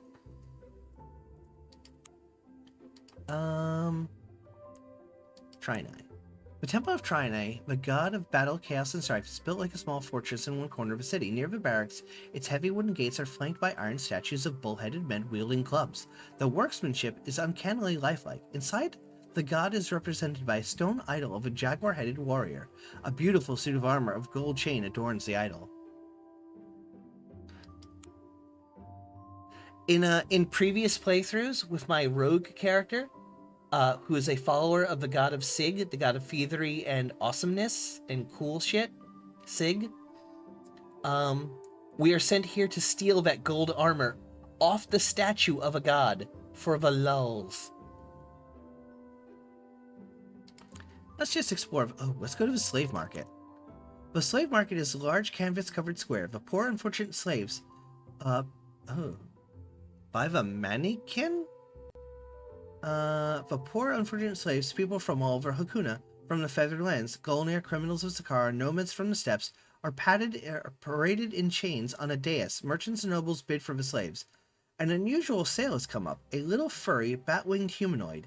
It is one of the mannequin people from the Sky Mountain in the north, and is going for 50 shards. Let's buy that, because we'll just set it free.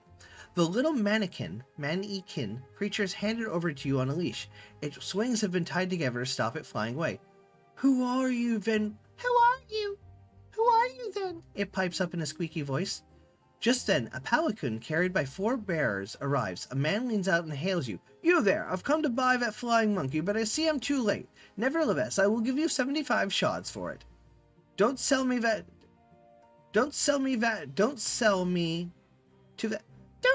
that popinjay. Free me instead. Chitters the mannequin. Oh yeah, hell yeah, we're gonna free it. Fuck the rich guy. Fuck the rich! Huh, I imagined a god where worship is just elaborate heists. Yeah, that's kind of Sig. Sig's pretty sweet. In fact, give me 1 second. I'm gonna... Fabled Lands, Sig. There we go. Sig, Fabled Lands Wiki. Okay, so... This is what Sig consumed child. No. No cookie. Cookie bad. Cookie bap. Popinjay is an insult that I need to integrate into my vocabulary. Make sure you look up exactly what Popinjay means, that way you can use it correctly. Sig the Cunning, god of vagabonds, troubadours, lovers, Thieves and rogues. Worshippers of Sig might be rogues, troubadours, or common thieves. Anyone is invited to become an initiate, though, and joining the temple requires a fee of 50 shards. Becoming an initiate adds to one's thievery stat and makes the blessing available for 10 shards. So yeah, Sig is pretty rad. Vagabonds, troubadours, lovers, thieves, and rogues. Sig is pretty rad.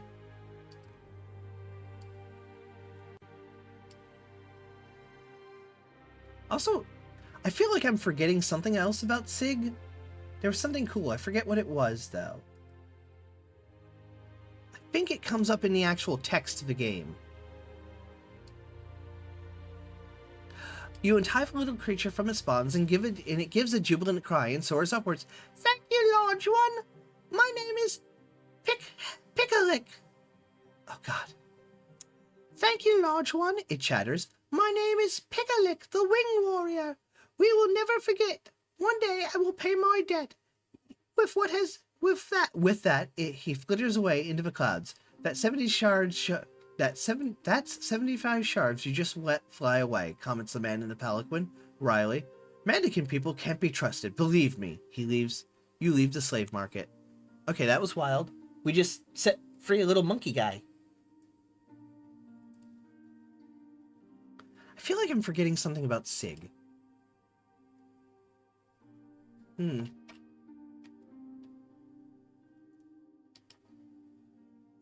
Alright, explore, slave market. Nothing. Oh, okay. Am I just going to be buying slaves and releasing slaves? Gashlarp a schlorp. The slave market is large canvas. At nightfall, the market is kept open for a special sale. A cage with a steel floor is wheeled out. Inside, a dark, man-like shape. It seems to radiate shadows, for you can barely make it out. The slaver says, "A trowel, ladies and gentlemen. Excellent miners, though they have to be chained with cold iron at all times. The price is 100 shards. Buy it." You are given the cage. The trowel speaks to you so quickly that you can barely distinguish its syllables. Let me out of here, I will reward you. Let me out of here, I will reward you. Let me out of here, I will reward you. Sell it to the mines in the Bronze Hill. Free it. You open the cage door. A wide grin suddenly appears at about head height within the dark shadows that wreathe the trowel. All you can see is a huge sliver of a grin, topped by two glowing red eyes. Free at last, grins the trowel as it leaps out. Now for home and as much fairy meat as I can drink.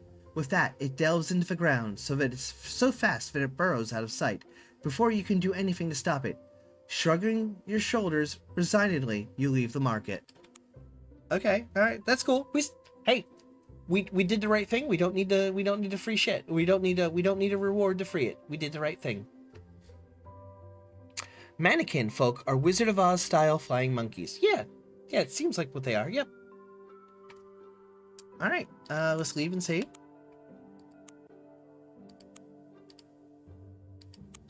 All right, we're gonna head over here. Nope. Walking through the Bronze Hills, virtually the whole area has been given over to mining. Everywhere, quarries and mine shafts abound. It is a horrible expanse of torn-up earth. Hardly any areas of green are left. Great heaps of excavated rock, leached of their useful minerals, mar the landscape. You find a quarry that is open to the public. That is to say, if you pay 50 shards, you can dig for an hour in a silver mine. Nope. Geister, I wish I had that option.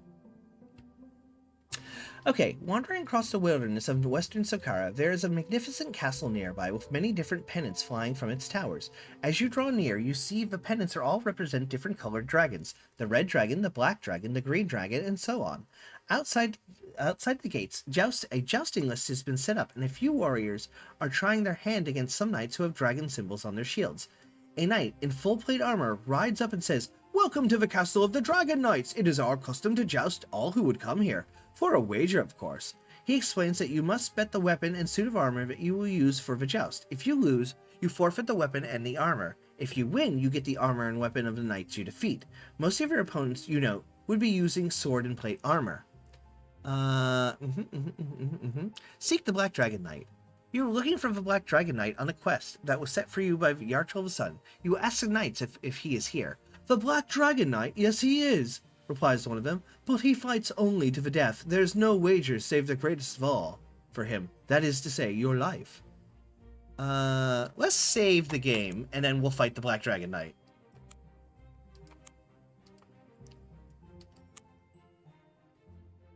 This sentence is sponsored by Raid Shadow Legends. Use code FUCKYOURAID to tell Raid to fuck off. Make a move. We are just gonna go right back here. But we have to actually leave and come back to trigger it again. There we go. Seek the black... Let's fight the knights first to warm up. Decide which armor and weapon you would use in a fight. They will be the ones you are betting with. Because this is a fight to death, your weapons are padded, and if you drop to 0, stamina, you won't be fatal. Okay. Fight! Let's fight a knight! Knight, fight! Knight, fight! Time to fight! Time to fight! Fight, knight! Fight, knight! Oh, I didn't think there would be 3 of them.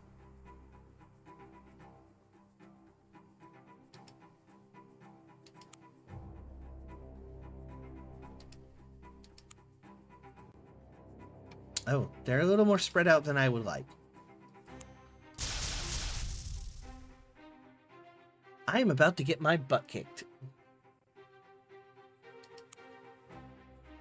Oh, I should have saved it for Ven. Oh well, this'll do.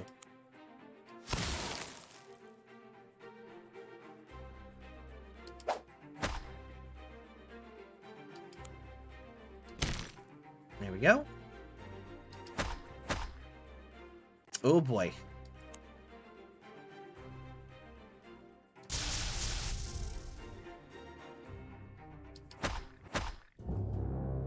Yep. I thought it was going to be one night at a time. Yeah, I did waste some. I was hoping that they'd bunch together so I could hit them with the slow spell, but that did not happen.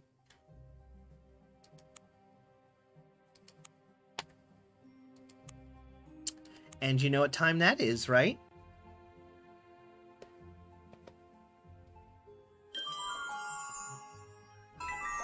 Time, crime time. Alright, back to the fight. Ow!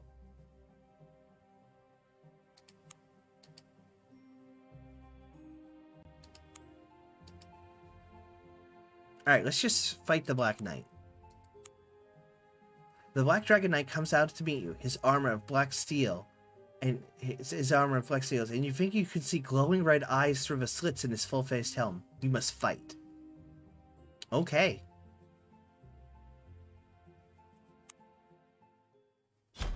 Oh, he's a big boy.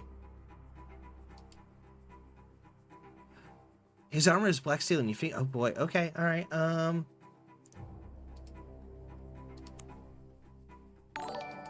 Oh! Hey, Geister! Thank you, thank you! Oh, Geister dropped... Oh, no, it wasn't. It was Cookie! Cookie! You dropped a 5-person sub, Bob. Holy crap! Cookie! Thank you for... Thank you. Wow. Oh, Shmoa Gaming just... Ow! Ow, ow, ow, ow, ow, ow, ow, ow! Yay, victory! Give me 1 second to update the sub goal. I was not expecting this. Gosh, hang on. Gosh, hecky. Give me 1 second to update our sub goal. Which I think is 5. There we go. Come on, update. Update. Update. There we go. Oop, nope, not 6, 5. Cookie attack. Be 1 second, this takes a minute to update itself. Mary Rabbit. Come on, update. There we go. Cookie, thank you. What? Natasha Stone? Why? Why? My inventory is pretty full and I'm busy fighting a giant knight. Why throw this at me now? No. Oh no. Ah. Congrats on meeting the sub goal. Yeah, thank you, Cookie. Okay, so our normal sub goal for the day is 3. And Cookie just blew it out of the water by doing 5. So, like, holy crap, thank you, Cookie. So, Cookie, you gave a sub to Geister. You gave a sub to Schmall Gaming. You gave a sub to S_Harriet. You gave a sub to Peon Poo Wild, and you gave a sub to Mary Rabbit. Thank you so much for such a big sub bombs, Cookie. I really appreciate it. It's super kind of you. You're a very good cookie. Just wow. Thank you for the big sub bomb. As is tradition, Cookie, you get to pick which item I eat now. Do I eat a giant onion? Or do I eat a giant hot dog? You decide, Cookie. The decision is yours. Giant onion or giant hot dog? Woomy. Eat Eshesh. Well, alright. I will eat Eshesh later. But are you like sure that you don't want a giant hot dog? Want me to eat a giant hot dog?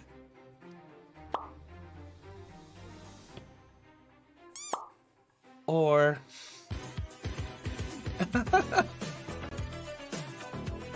Do not eat Esh, they are good.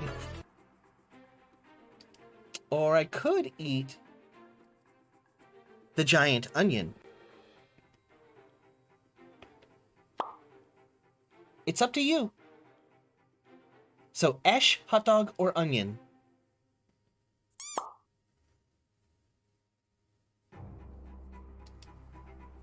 Consume the bunny. Well, you heard him, Mary.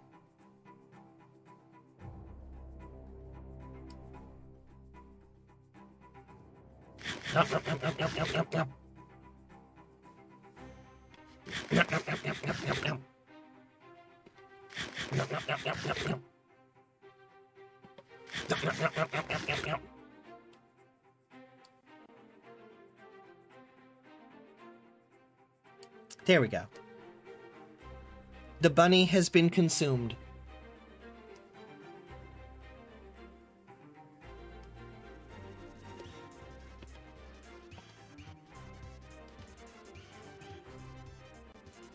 It's a bunny plush, silly. Yeah, it's just a stuffed Mary. Alright, let's keep fighting this knight.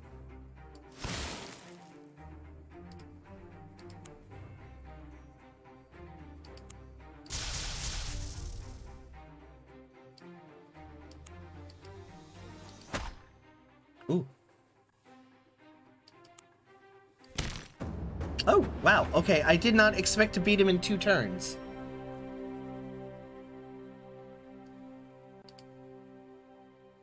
Okay, that was sort of unexpected. Wow, Mage is overpowered.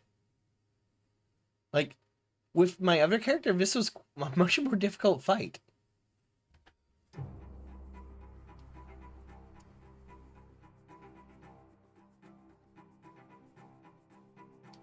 Okay. I expected to be throwing calamari over the place. To be fair, I expected that too.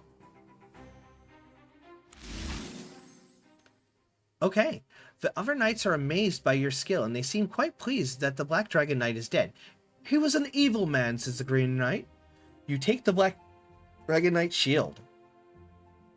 Chance to block 15%. As you watch the rest of your opponent's body dissolve into foul-smelling smoke, armor and all, you leave the castle.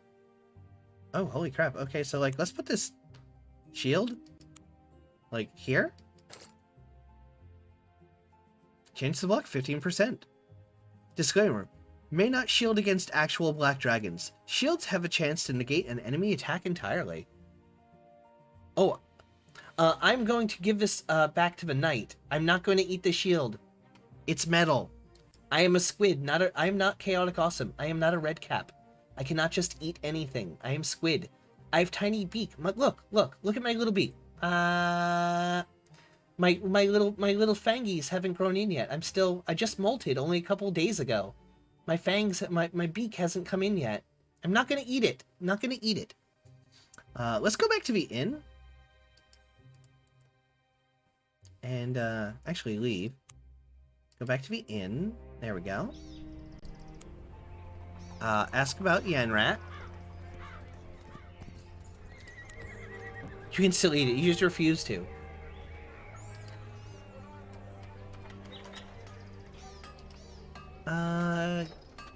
You ask the innkeeper, he turns over and say, give him the Black Dragon Shield.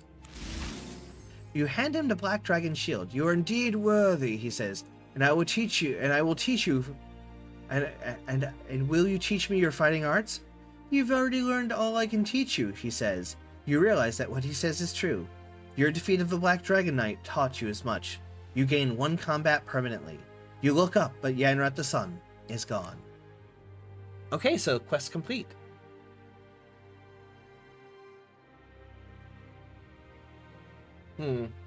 Maybe.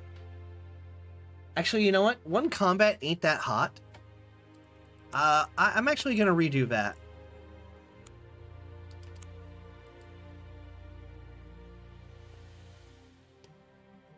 We're just gonna keep it for now. We can always come back and turn it in later.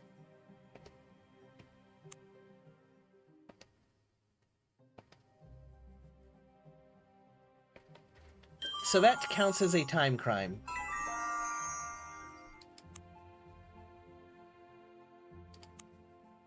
Oh, we have to fight him again. Okay. That was dumb. Let's go fight the knight.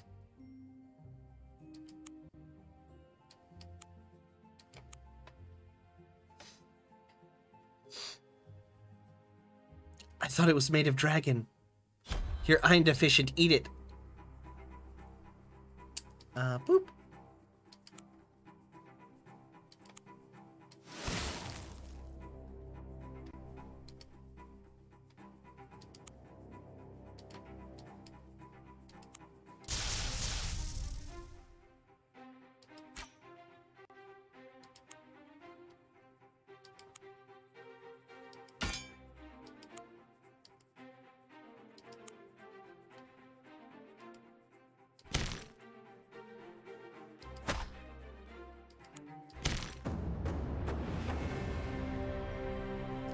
This is what happens when you commit time crimes, true.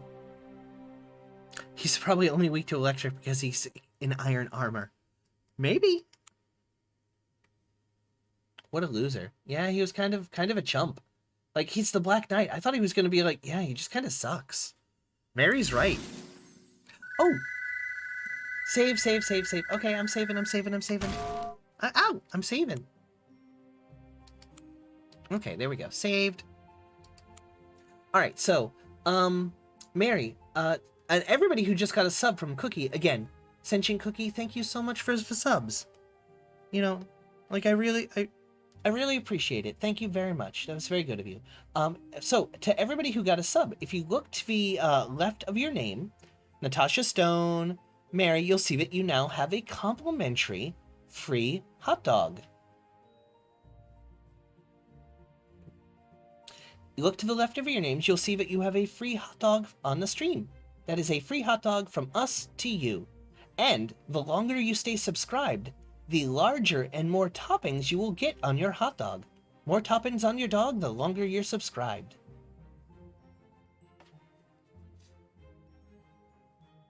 He just kind of sucks. Okay. Let's see.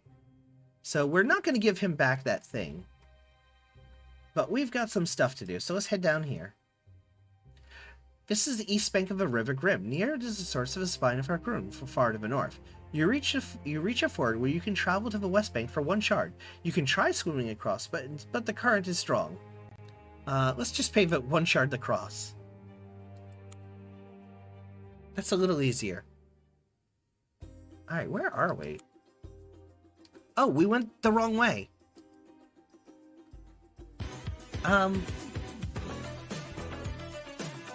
What? How was I lewd? How was I lewd?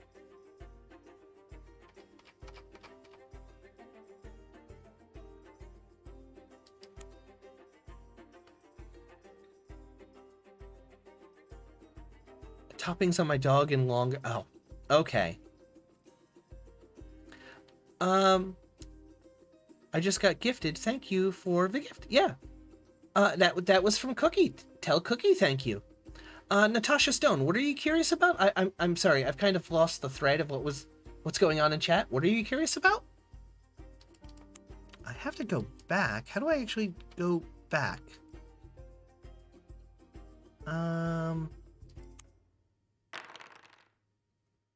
Consume the squid. Do not consume the squid. Do not consume the squid. Travelers from Sakara. We are traveling around Gallner to find what commodities are in demand, explains the senior member of the party. Minerals are plentiful in Yellowport, as you may know, but grains and furs are in short supply. Biting from Good Day, you continue along the riverbank. Strike out to the east.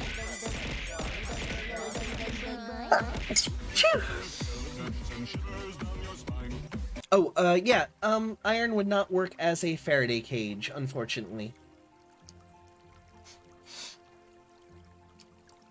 Great powerful lure, which rushes past her. Okay. Nothing happens, which is sometimes the best result. So let's go down to Marlock City.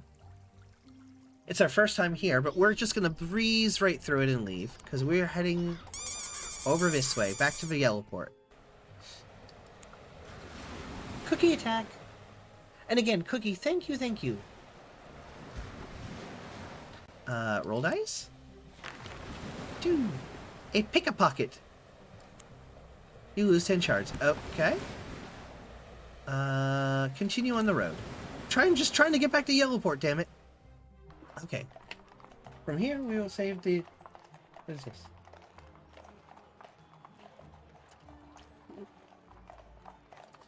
Let's save the game again. There we go. Yes. Let's put that shield on. Wait, did we not... Did I not pick up the shield? Did I forget to grab the shield?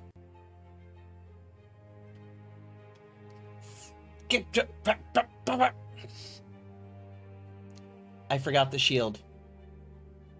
Pretty boy.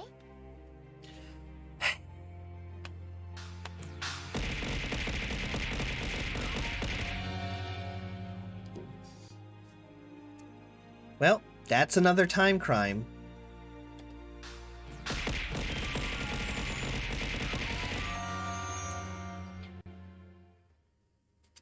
Oh no, I saved here! I feel like I deserve this. I feel like I deserve this a lot.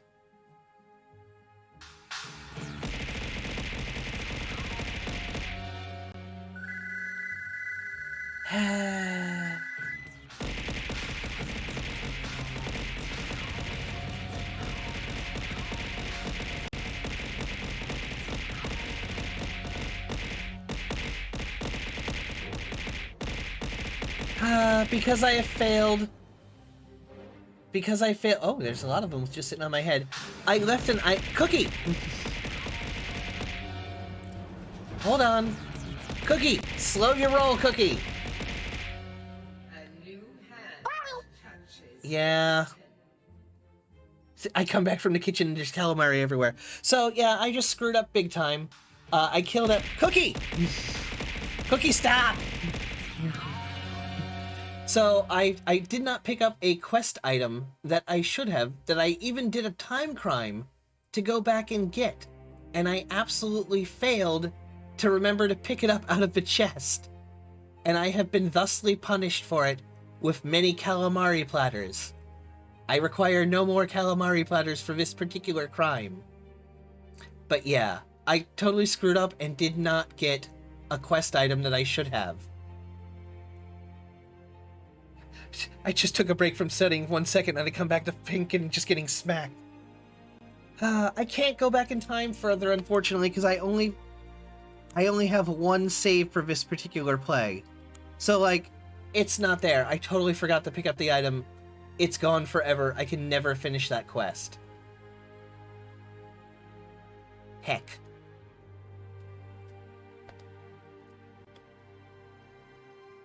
Yeah, it's not the best. No more, you know, well, here's the thing. I only have one save scum. Like, I try to keep it to one slot.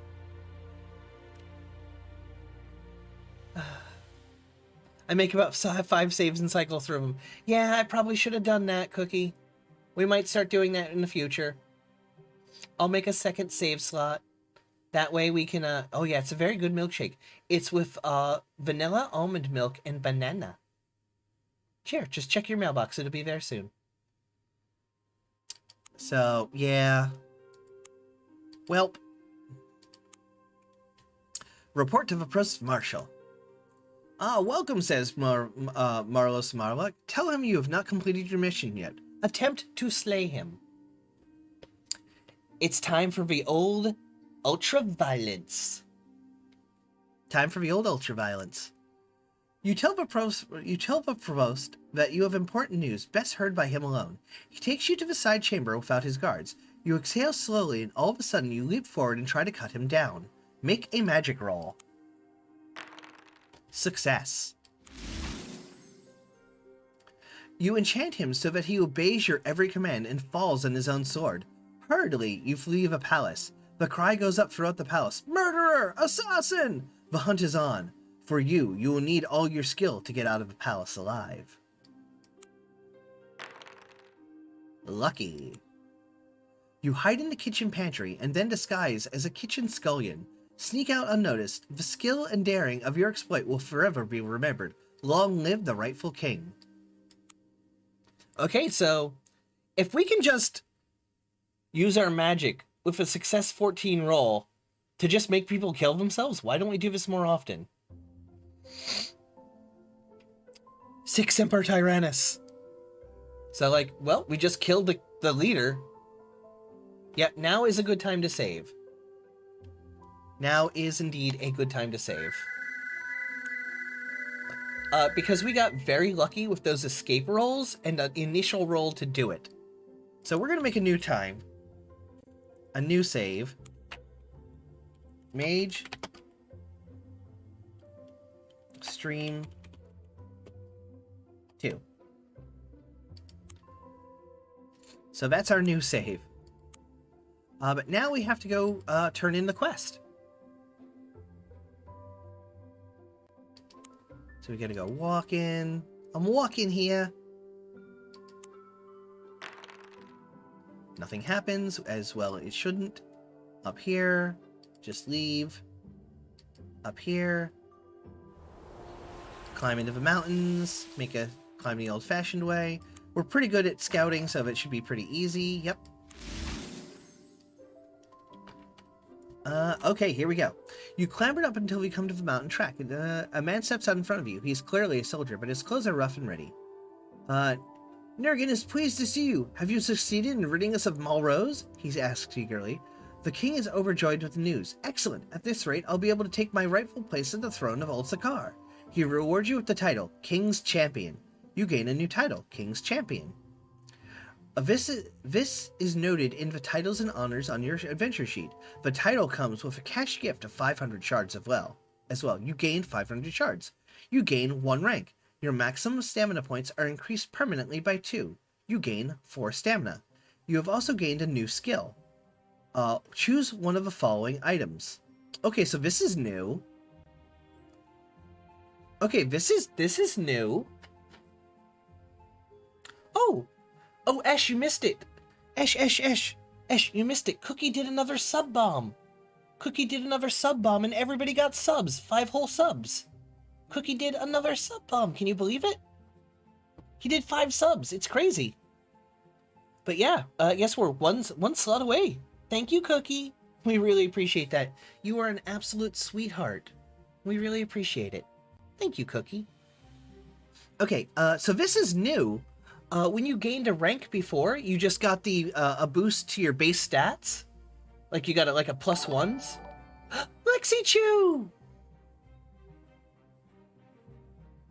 Oh, Natasha Stone. Okay, I always see the name when it pops up.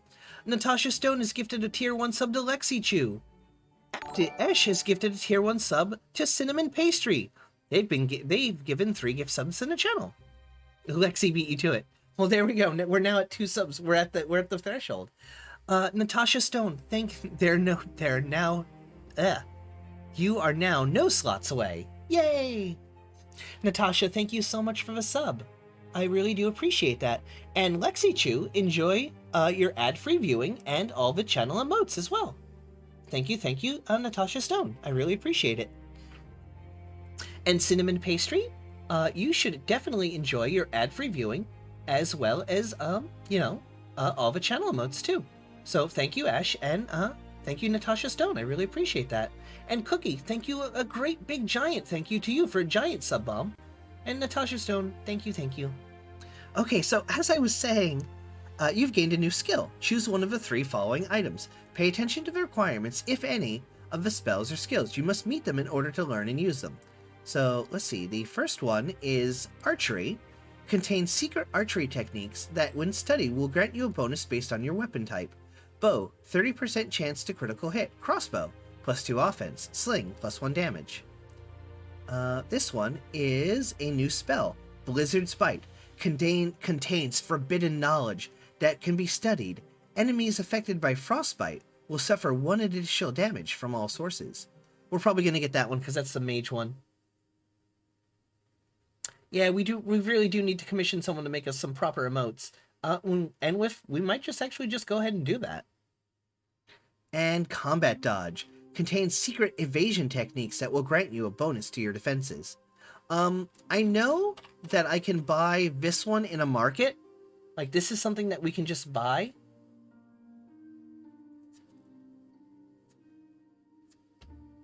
Oh, yeah, maybe Natasha then.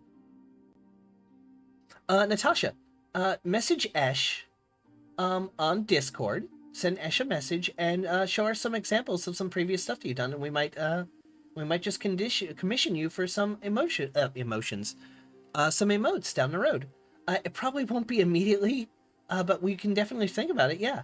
Link Esh your stuff and we'll take a look. It might be a little while before we can do it, but we'll definitely put you on the short list. So I really appreciate that. Let's take the Blizzard's Bite. There we go. When ready. You gain a rank, your gain in rank has taught you much. You feel tougher, luckier, and generally better able to deal with trouble. The king has another mission for you, he explains. You gain rank and has taught you much. You feel tougher, luckier, and generally better able to deal with trouble. The knight has another mission for you. He explains that an army of steppe nomads, Trow, Mannequin people, and Sakaran troops are still loyal to Negrin, have gathered on the steppes and are moving to siege the citadel of Velis Corin, which guards the pass of eagles through the spine of a harpoon. Negrin tells you that an alliance of northern nations has declared war on the new Sakaran regime. A certain General Beladai leads the Northern Alliance. The king and King Negrin has joined forces with him. He asks you to travel to the steppes and talk to General Beladai. An adventurer like yourself might be able to steal into the citadel and bring about its downfall from within, or some such. If the citadel falls, we have Sakar at our mercy. So yeah, we'll accept the quest. And we're heading out. And we're leaving. So let me save the game here. There we go.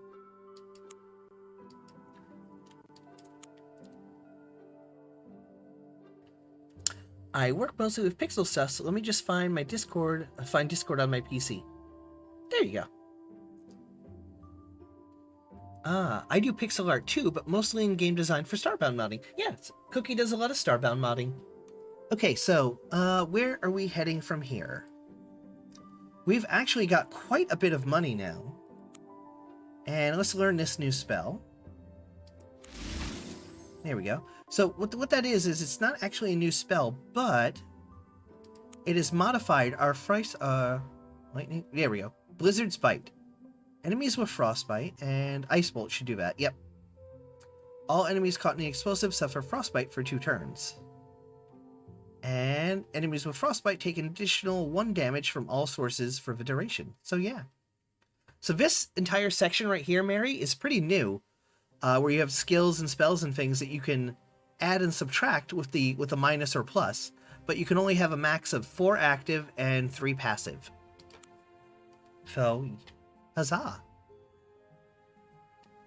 We've got a lot of money. What do we have in our inventory? Okay, not a lot. Let's check out the farmlands.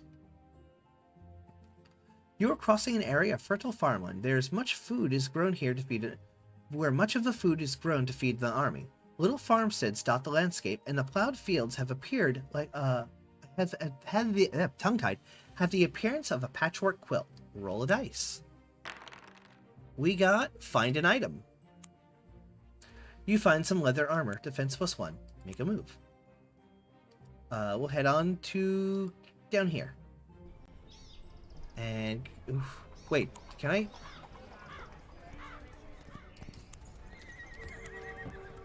While we're here, can I just go back here and pick up the shield? Like, is it there?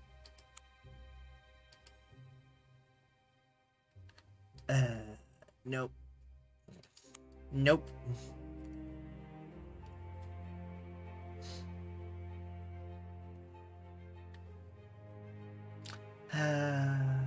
Nope, it is gone forever.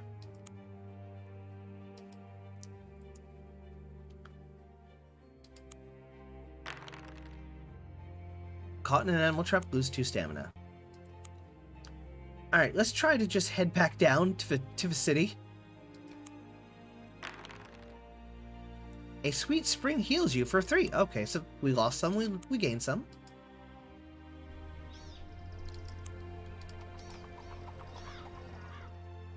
Roll dice.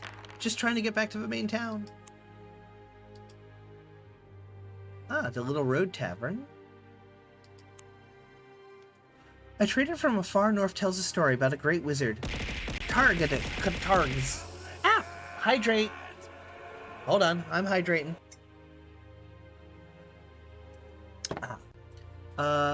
Targdaz,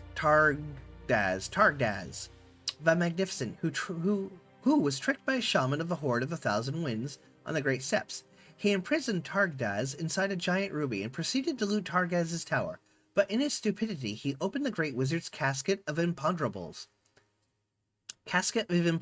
Which contains apparently no orbs. And unleashed a terrible storm that swept across the steppes, scattering many of the tribes far and wide. The shaman was killed, of course, but as far as anyone knows, Targdaz is still trapped in the ruby, waiting patiently for release. Perhaps for another 100 years. Who knows? One thing's for certain, it won't be me trying to get him out. Okay, so we got some background lore there. Let's head down to Yellowport. There we go. And check out the market. Let's sell this, because we super don't need it. There we go. And I actually want to go back to the Isle of the Druids, basically. Save. And see what they have for sale down there. Isle of Druids, please. Back down here. Oh, you have a good night. You have a good night and a good sleep, Svedric. You have a good night and a good sleeps. We are gonna leave and head down to the forest. And I think there was some good stuff in here that I wanted to get. Got to do our scouting roll to get through the forest. Successful. And back into the City of Trees. There we go. And I want to go to the market. There we go. 1,000 plus 2 magic for an ebony wand. 1440. Animal companion. Requires a base scouting of 6. I would like to get this. Because then we can have an animal companion that we summoned at the beginning of every... Kitties! James, Kitty, and myself are streaming in a bit, so I'll vanish when that starts. Yeah. Oh, and Mary, don't be afraid to post a... Remember, use the self-promotion section on the Discord. And, boop, wrong button, in the Discord, and post a link for that as well. Kitties! So I want to get Animal Companion because we do have a base scouting of 6. Yep. Step on a trap, self in range. Anyone but you stepping on a trap will suffer 100 max weapon damage. 6 chance to become crippled. Eagle Eye and Mark as prey. Okay, so I want to get these 2 spells right here. Some good scouting skills that will give me an animal companion and a buff to them. So, we can't get it now, but I think I know how we can. We're going to cheese the game a little bit and make some gold.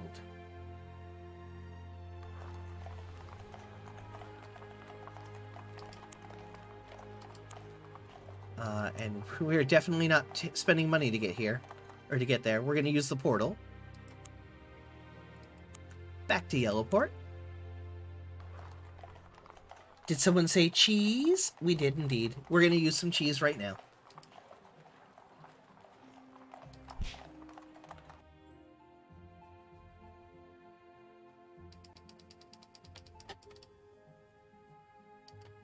Cheese.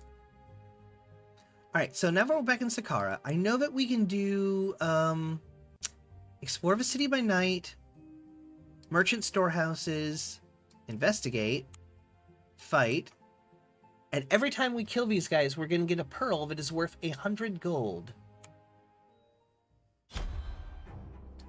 So let them get a little bit closer. Okay.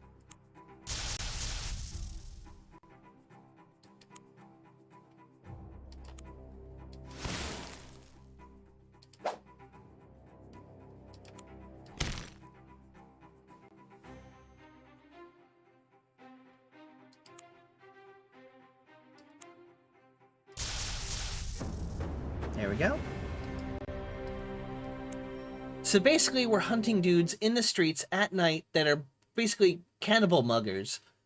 And we are using a little bit of the old ultra-violence to get a pearl that we're going to sell every day to get spells.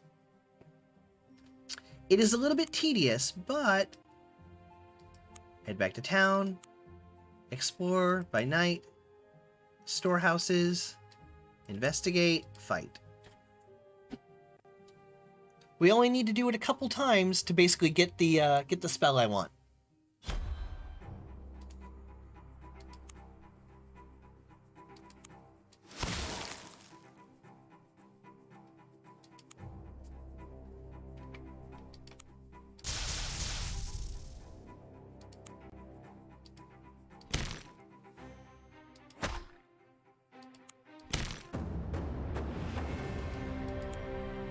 So just a little bit of cheese, and we're going to get ourselves a nice new spell ability, which I think will be pretty useful. I mean, who doesn't want a bear? We'll fight for you.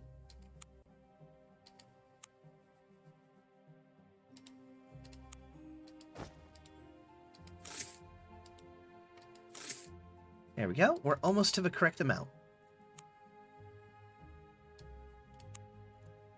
You'd think that after a while these cannibals would stop, like, oh no, it's the mage who's been coming here every week, every night to kill us. Oh no.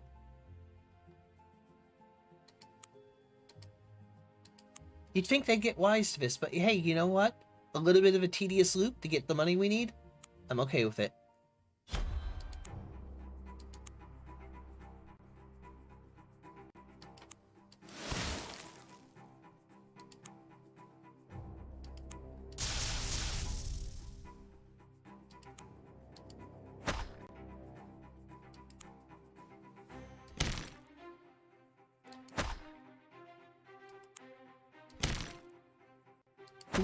Okay, we're actually getting a little hurt here.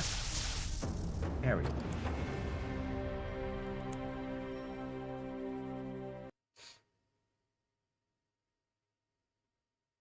I am still salty. I am still salty about losing that shield. I really would have liked that shield. That's a 15% chance to just not have damage. I'm really salty about that. Okay, we're gonna do this like 2 more times.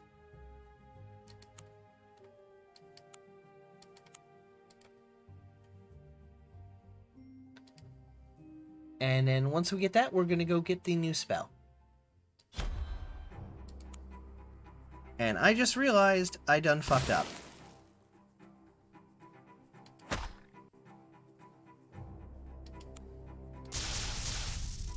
There we go.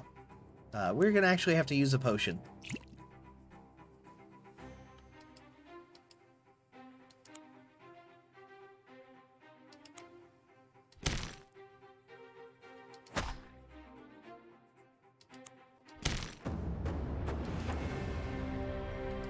Because I forgot to go to the bar and heal up. Oops. Oops. We'll be fine now. I hope. Alright, get that pearl. Head back to town. Sell it in the market. There we go. Let's heal and then we will save. There we go. And sell that pearl.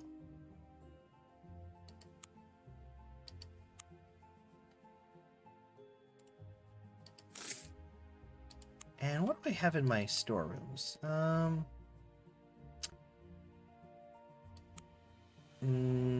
gonna save that for now. Let's go to the port, head back to the Isle of the Druids. Yep. And we can sell it now. We'll buy that new spell. Go to the forest. There we go. Do the scouting roll. Wow, we actually failed. Do it again?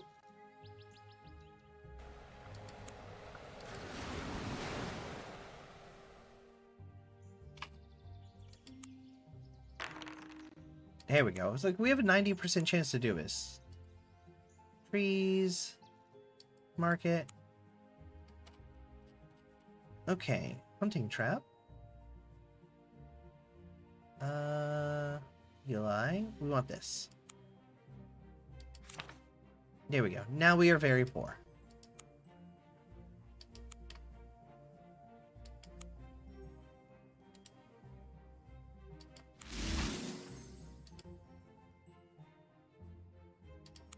And yep, we got Animal Companion.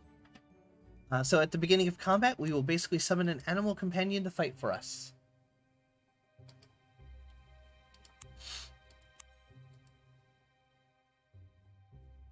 Come on, attacked by a wereboar. I'll take attacked by high women. Oh, nope. Okay. Can I get attacked by a wereboar, please? I never thought I'd be wanting that, but hey, here we are.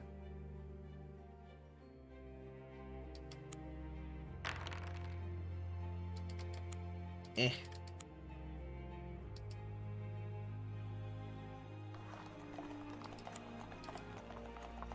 Come on, I want to be attacked by a giant werepig. Eh. Fine. There we go. I believe that pet companion is known as Scoob. Yeah, I guess we'll call Scoob our wereboar, or not our werebear, our bear summonable companion. I guess we'll call him Scoob. Let's test him out here.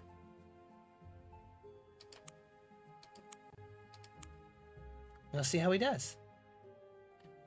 Go Scoob, go Scoob, go Scoob.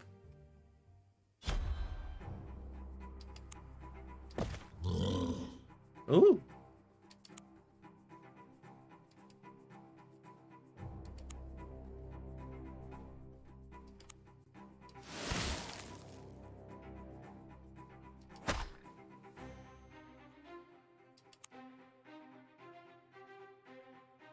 100% chance to hit? Oh, he did. Good job, Scoob.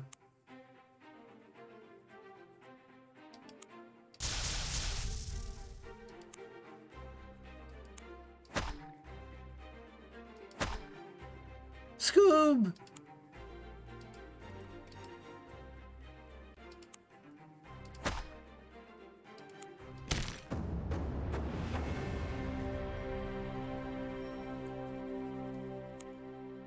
Okay, Scoop's pretty good, actually. But, like, what if Scoob really good? Zoinks! Head back to town. Let's go ahead and sell that pearl. There we go. Alright. Leave. Save. Save. What's going on up here? The main road between Marlock City and Trefoil and Caranbaru is well maintained with regular guard posts. The Sakarans are nothing if not efficient. Bad omen, lose one blessing. Okay. Okay. The city of Trefoil's terrifying vision of apocalyptic destruction. It had once been a thriving coast road town, but now is a burnt-out husk. It is almost razed to the ground when it was declared for the late king. During the recent civil war, the tried to hold out against the enemy army of Grief Marlock, the current protector general of Sakara. It was then sacked by the general's mercenaries, and General Marlock is now trying to rebuild it. Craftsmen are hard at work everywhere. Unfortunately, there is nothing yet here but ashes. Okay, so let's go to Marlock. And this is a new city. We don't have a house here yet. But let's see what they have at the market. So we already got chainmail. Ooh. Oh, it's sanctity stuff. Okay. Okay, so that's that stuff here. Go to tavern, heal up. There we go. Buy a round of drinks and see if we hear any good rumors. You lose 3 shards. An old troubadour tells of an epic tale of adventure and romance involving 3 heroes, a princess and a dragon. Involving 3 heroes, a princess and a dragon. Afterwards, you find yourself talking to him at the bar. He tells you about the time he was captured by a man-beast of Nrach, and that by soothing their savage ferocity with music, he was able to escape. The bard tells you of his lifelong quest to find the greatest story ever told. It is said that the god Sig... Oh, hell yeah, Sig! Heck yeah, Sig! It is said that the god Sig, in his aspect as the divine bard, passed this knowledge to a mystic called Darmor the Hermit. He lives alone in a lost cave, awaiting the day when he can pass on the story to one who finds him. I'm too old now to pursue the quest, so I pass it on to you. I believe that he can be found in the foothills of the spine of Harkrun, the mountain to the north. Okay. All right. That sounds pretty baller. Visit the Temple of Sig. The Temple of Sig the Cunning, patron of vagabonds, troubadours, and lovers, thieves, and rogues, is a ramshackle warehouse in the poor quarter. Inside, however, there is so much wealth it makes you gasp. The idol of Sig, a saturnine, two-faced young human of indeterminate sex, is covered in gems. Trans rights for Sig! The Temple of Sig is the cunning patron of vagabonds and troubadours, lovers and thieves, and rogues. It is a ramshackle warehouse in the poor quarter. Inside, however, there's so much wealth that it makes you gasp. The idol of Sig, a saturnine, two-faced young human of indeterminate sex, is covered in gems. As you can see, we have been made rich by generous donations, says a black-robed priest. Seek an audience with the high priest. The high priest takes you to a private chamber. You may be just what the temple needs, he says. A good old-fashioned thief. There's a suit of armor made entirely of gold, ceremonial only, of course. Nevertheless, we'd like to see it donated to us. I see, you reply. And where is the armor? Well, that's the tricky part. It is in fact the Temple of Tirnai in Caranbaru. In fact, it is worn by the idol of Trinai himself in the temple. Can you bring us the gold chainmail of Trinai? In return, we will instruct you in the roguish arts. Heck yeah. Leave the temple. Awesome. Let's go straight there, actually. So save game. We know where this statue is, because we've been there before. Let's see. Let's go do it. Let's go do it. Bad omen, lose a blessing. Well, fortunately, I did not have any blessings.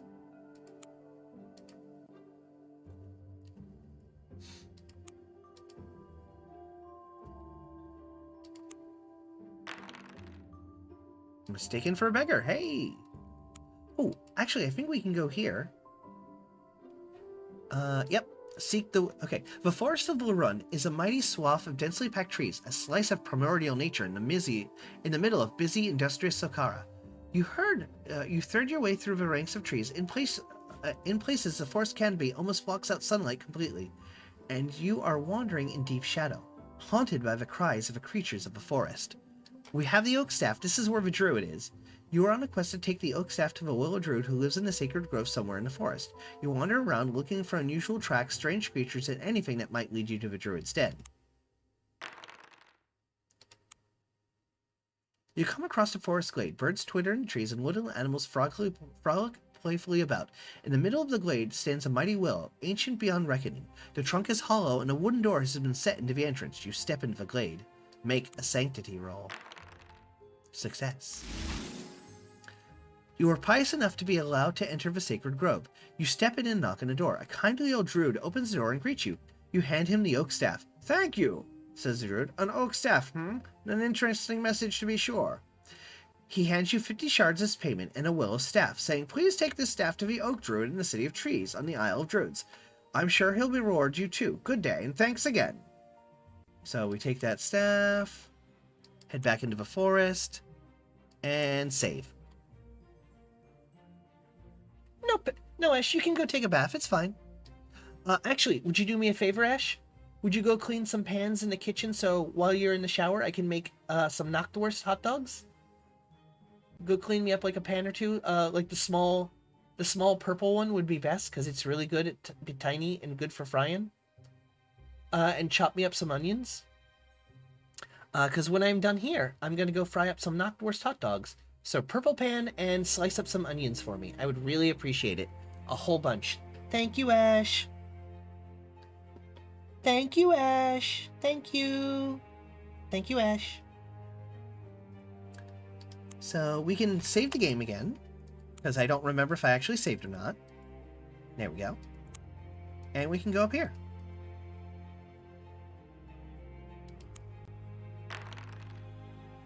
Nothing happens.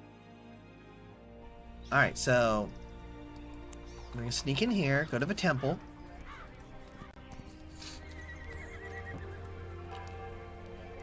The Temple of Trinai, the god of battle, chaos, and strife, is built like a small fortress in one corner of the city. Near the barracks, its heavy wooden gates are flanked by iron statues of bull-headed men wielding clubs. The workmanship is uncannily lifelike. Inside, the god is represented by a stone idol of a jaguar-headed warrior. A beautiful set of gold chain armor, or gold chainmail adorns the armor. Try to steal the chainmail. Stealing from a god would certainly involve some deeper knowledge of the arcane arts. Make a magic roll. Successful. You recognize the two iron statues of bullmen that guard the temple. They are golems, creatures created by powerful sorcery. They will animate and attempt to kill any intruders that steal into the temple. Golems are almost impossible to defeat in combat, but they have one weakness, a ceramic plug about the size of an apple set into the backs of their heads. If the plug can be pulled out, the enchanted liquid that energizes the golem will pour out and the creatures will die. That night, you resolve to try to get to the roof of the temple, hang down from the gables above the entrance, and pull the plugs on the golems before going for the chainmail. Oof. We've only got a 40% chance to pull this off.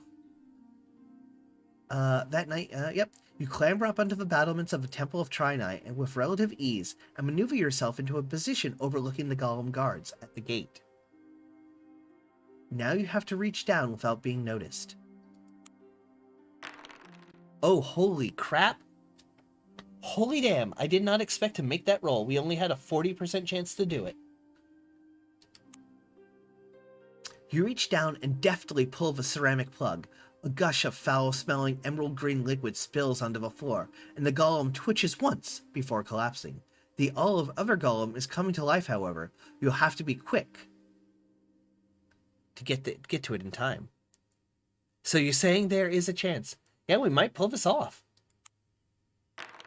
We did not. As you reach the back of a golem's head, it turns and grabs your arm, yanking you to the ground. Then it swings its club at your head. Fight the golem. This could be a tough fight. Fortunately, we have bears. It's a little time for the old ultra-violence. Oh boy. He a big boy. The iron statue of bull-headed men wielding clubs as golems, creatures created by powerful sorcery. They will animate and attempt to kill intruders that steal into the temple. Oh boy. Okay, so like step 1, summon bear. Step 2, end turn. Step 3, attack with bear. Step 2, hit him with a spell.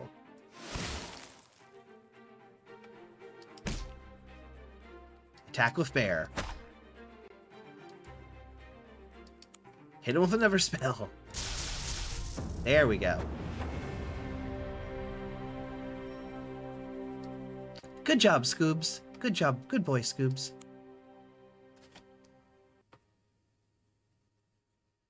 Good job, Scoobs. Good job. Good boy. Okay. At last the golem is defeated. You manage to get into the temple without being noticed by anyone else. Inside, it is cold and dark, filled with an unearthly stillness. You reach forward and strip the armor off the idol of Trinai. Thievery roll. 14! Woohoo! We only had a 40% chance to pull it off. Haha, thank you, Geister. Boop-a-doop, boop, boop-a-doop, boop. You spot the pressure pad at the base of the idol just in time. Who knows what unpleasant trap would have been set off. Quickly, you remove the chainmail and slide it over your shoulders. As it is gold, it is useless as actual armor. Let's click it. A solid gold mail. This solid gold mail is as impressive as it is impractical. Click, so we're not actually forgetting it. The eyes of a jaguar-headed idol seem to turn to look at you. Make a sanctity roll. Thank you, Geister. So in the future, if you want to make sure that I see your message in time, because I'm working on 2 monitors and the other one is to my right, you can always say Pank, P-A-N-K, with your message, and it'll go, Woomy, and I'll look and see your text message. Or you can use the TTS redeem and just type your message out. Because that would have been really important had I just missed it. Woo. Let's try to make that sanctity roll, of which we only have a 27% chance. We did not. What you have just done is probably sacrilege. Desecrating the Temple of Trinai.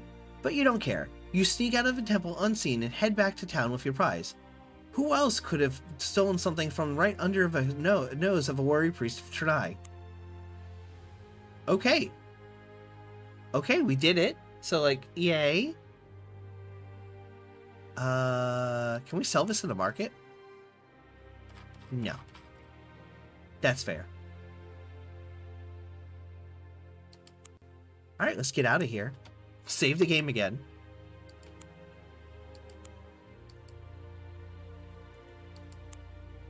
Woo, let's get out of here. I'm sure nothing bad will happen. I mean, a failed sanctity roll? What's the worst thing that could happen?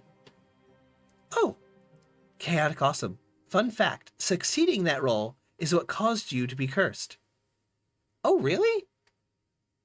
Oh, so like our lack of holiness and devoutness is actually what saved us there? Yeah, praise Sig. Sig be praised. Yeah.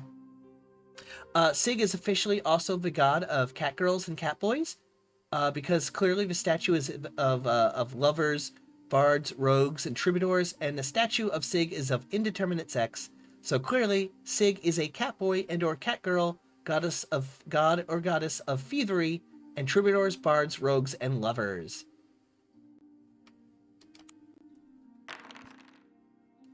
If you fail the roll, you don't get cursed. Nice. Banged on the head, loses stamina. Heal up. Leave. Head down. Leave. Bad omen, lose one blessing. Fortunately, I have no blessings. To Yellowport. I'm in the wrong place. Take a boat to Marlock.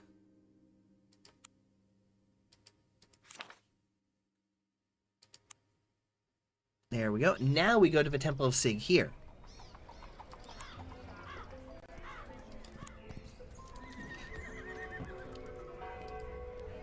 I actually want to screenshot this, so hang on. There we go.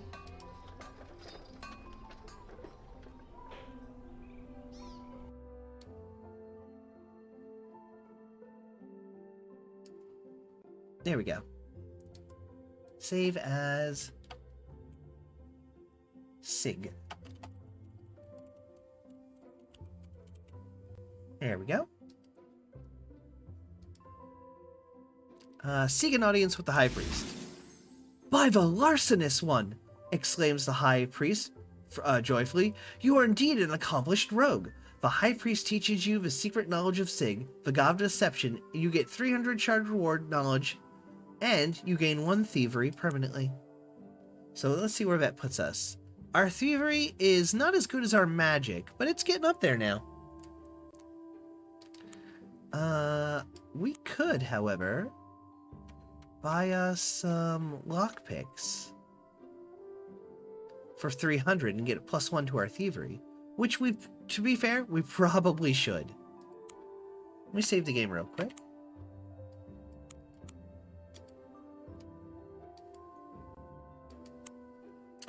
And I would like to take a boat, please, to the Isle of Yellowport. Yep, Yellowport. And then from here, we're going to go back to the Isle of the Druids. And I think they had a better set of lockpicks there that I can buy.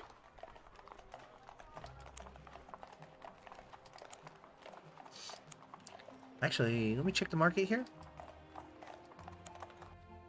Okay. Down to the forest. Pass our scouting roll.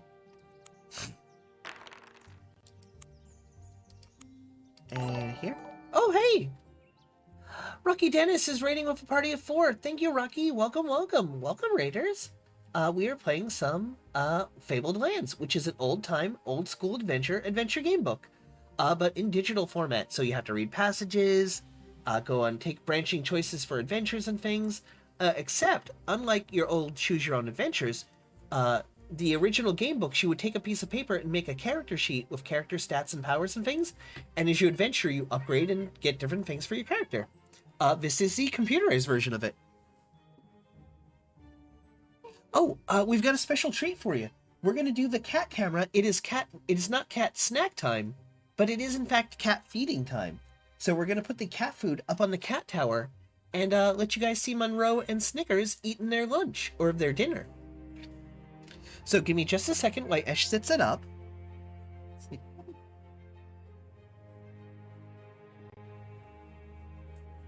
Be just a second. Esh is just setting up the cat plates now, and you'll get to see our 2 beautiful cats, Monroe and Snickers. And Rocky, thank you for showing up. I really appreciate the raid. Thank you. Esh, you got a couple seconds. Make it quick. There you go. Or just take the rabbit fur off so it doesn't slide. Ah, there you go, I guess, yeah? Oh, the sticky side. Smart. Clever. There you go. Alright, it'll be a second. We're getting the boy and the girl into position. Ready? Cat cam activate. There we go. That's Monroe on the right, the black and white tuxedo tabby. And on the left, well, actually, Monroe on the left, the black and white tuxedo tabby. And on the right is Snickers, a little tortoiseshell. So there's our good girl and good boy eating their snacks. Aren't they good? Yeah. And we have a special redeem that we turn on at random on the stream called Cat Snack Attack. If you redeem that, it's only redeemed... Monroe! If you redeem that, it's only redeemable once per stream. We take a Snickers. We take a whole bunch of cat snacks, put them all over the 2 cat towers you see right there, and we turn on the cat cam. Pretty boy. And we turn on the cat cam, and you get to watch the cats eat all the snacks. But right now we're having cat lunch, so. You gain one. Okay. You give the will staff to the druid of the City of Trees. Ah, thank you, the druid intones. Going on a will staff. See, As a reward, the druid lets you train at the City of Trees, best hunters and trackers. Gain 1 scouting permanently. When you are ready, you can leave the City of Trees and return to the trading post. I actually want to go to the market here.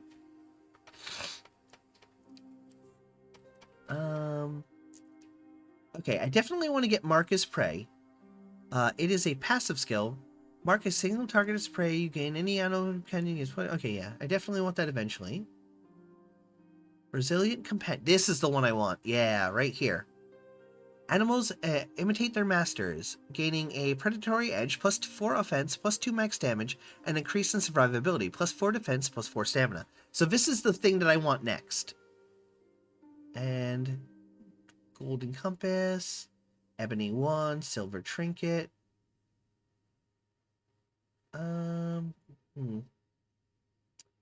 Okay, so they don't actually sell thieves' tools here. That's fine.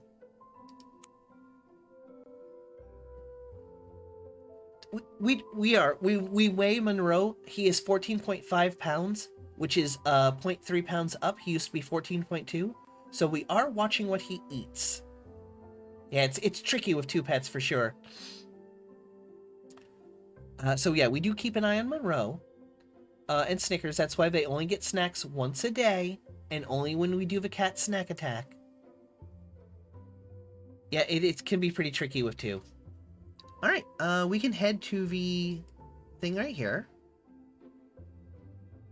And we are going to step through the archway. But instead of going to Yellowport, we're going to go to Wishport.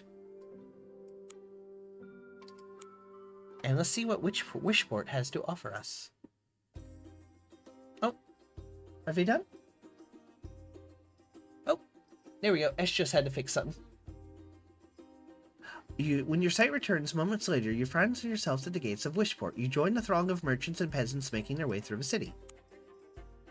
So let's check out that market and see if they have better thieves' tools here.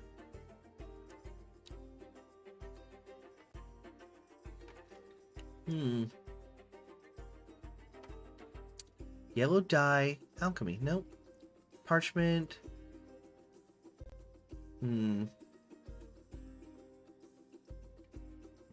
No better thieves' tools.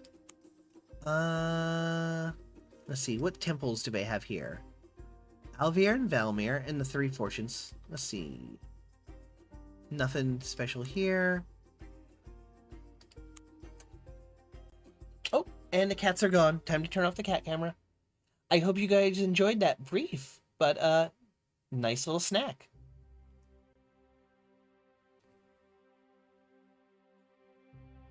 Good Snickers. Oh yeah, she ate all of her food. That's really good. We're very proud of Snickers for eating all of her food today. Unity icon pack, I assume. Where was it? Where was the fish icon?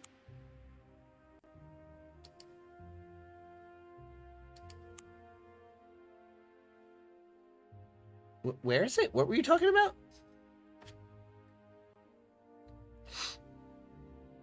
In the shop. Oh, this one down here, the smolder fish? These are the same fish in V Rising? That's wild.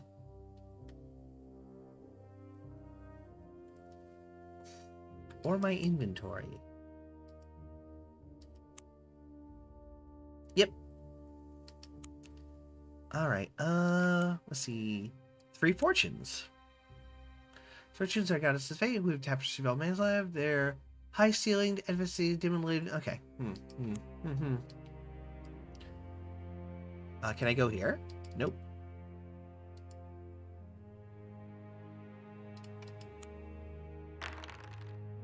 Smugglers. You see a group of smugglers bringing their contraband ashore above the light of the moon. Show yourself. The smugglers stop, rolling their barrels of whiskey up the beach and stare in amazement at your approach. Make a charisma roll. We definitely could be more charismatic. They fear you might tell the authorities about them. 3 of them step forward slowly, moving with slow crab-like crouches of wrestlers. You get ready to fight, but you did notice the smuggler creeping up behind you. He dashes a large stone against your skull and you fall stunned. The smugglers demand a ransom of 100 shards to let you go. Otherwise, they intend to truss you up and put you aboard a Nudican ship ship that brought the contraband. We're gonna pay them the ransom? I just wanted to say hi to the smugglers and congratulate them. Your captors take you to Medicine's, where the payment of the ransom is arranged for the auspice of the Merchants Guild. Oh dear. Where am I? Oh, okay, okay. That's cool, that's cool. That's here.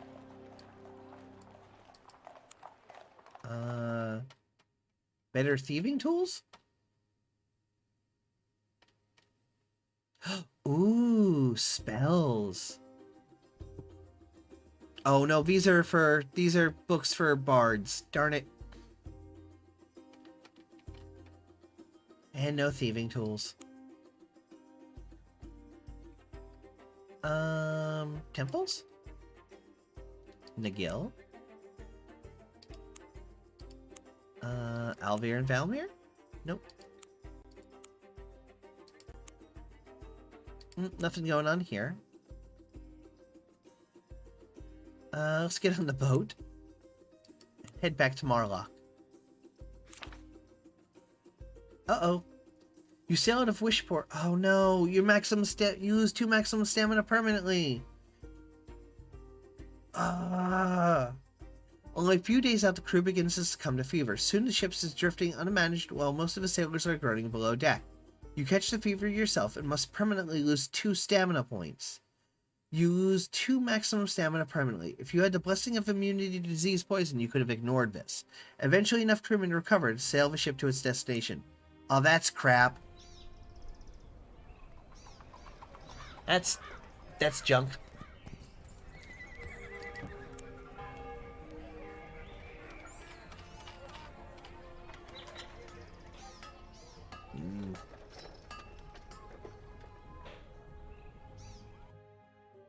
Sailing hard, apparently.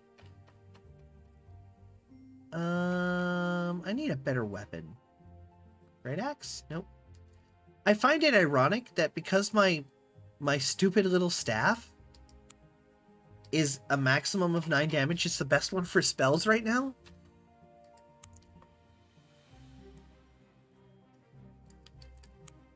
Psst, come here, friend, someone whispers from the shadows. Go over to him. Want to try your luck in the gambler's den? Asks the short, dark man, dressed in a mercenary bodyguard. Just 5 shards entrance fee. No. He shrugs and hisses at another passerby and wanders off. You wander off and pass an uneventful evening.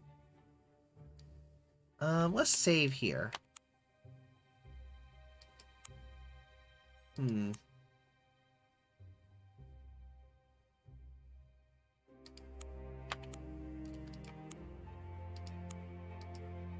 There we go. Let me check something real fast. Come on, load. There we go.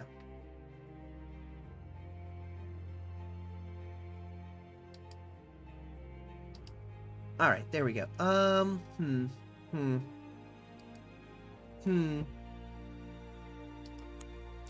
Looks like more of a barracks area. 3 drunken army officers accost you on the street. Sure, what if we have here? Sneers one of them drunkenly. Out of my way, you stinking dog, says another, shoving you in the chest. Return the insult.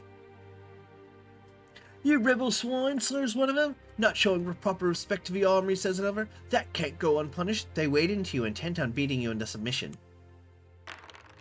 I have failed. There are too many of them, and they give you a good hiding. Maybe they'll teach you some respect, says one of them. They swagger off, leaving you groaning. You're reduced to 1 stamina. You decide to call it a night. Yeah, we gotta go fix that.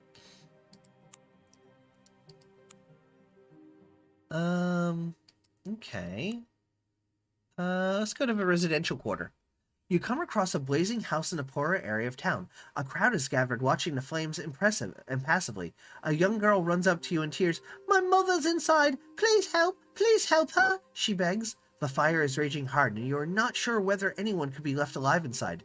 Attempt a rescue.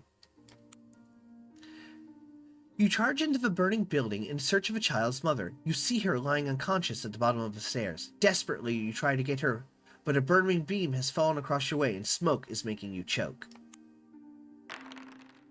Lucky. With a heroic effort, you manage to get the woman, gathering her up, and you run to the door, staggering out into the cold night air. Smoke and flames licking at your heels, the townsfolk give you a rousing cheer, and the girl thanks you effusively for saving her mother. Later, it transpires that the woman is actually a powerful sorceress whose experiments in fire magic went slightly wrong. Her name is Elisa the Traveler. Alicia the Traveler, and she gives you a gift, a pale moonstone. A gift from Alicia the Sorceress, this pale moonstone will teleport its bearer to Marlock City. Used from inventory. Alicia tells you that you can use the moonstone by rubbing it. You will be instantly teleported to the vicinity of the sunstone, which she carries on a necklace. I will be here in Marlock City. Whenever you are desperate, at the end of your tether, or just want to get here fast, use the moonstone and you will appear beside me. I will do everything in my power to aid you, when my debt to you, and then my debt to you will be repaid. So that's cool. Let's save. Like, is that a one-use item? Let's travel over here and see if we can use it, and see if it's a one-use item. Find an ordinary sword. Leave. Moonstone. Use. You quickly rub the pale moonstone as the sorceress told you to. At first, nothing happens. Suddenly, there's a flash and suddenly you find yourself in a warm, comfortable room beside Elisa the Traveler, the sorceress you rescued from her burning house.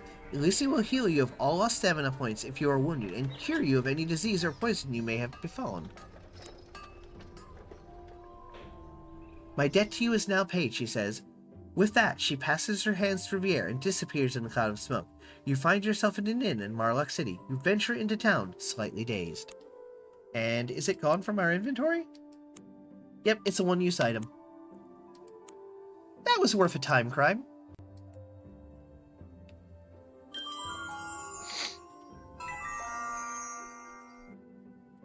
A very expensive potion of teleport. But yeah, totally worth it. Yeah. Okay, so let's see what we can do.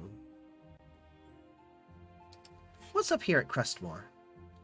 You are trekking across the aptly named Crustmore. Sorry, needed a sippy of mint tea. A great rolling expanse of blasted heath stretches before you. Great clouds hang over a mournful, dirty, water-colored plain, studded with rocky outcrops and low hills. A raven flutters to the ground nearby, eyeing you cautiously. His brothers call loudly into the echoing sky. Dusk falls, and in the dim twilight, a herd of horses come streaking out of the night straight at you. As they near, it seems you that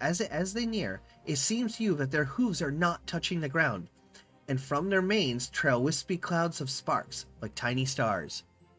Mount one of them. You stand your ground. The ghostly horses stream past you on either side, neighing wildly at the sky. Nimbly, you leap on one and manage to wrap your arms around its neck and swing onto its back. The horse feels quite solid, but appears to be a luminous pale green color. You look up through the clouds of sparks emanating from the horse's mane, just in time to see a rocky wall of a low hill looming out of the evening mist. Your horse is galloping full tilt right into it. Hold on. The horse and you hit the wall. There is a bright flash, and you find you have passed straight into the hill. It must be a fairy mound. The horse you are riding abruptly changes shape in a puff of smoke.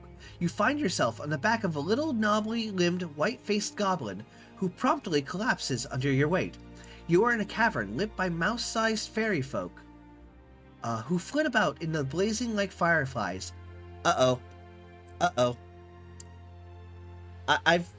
I've willingly, accidentally been trapped by the Fae. I'm in danger.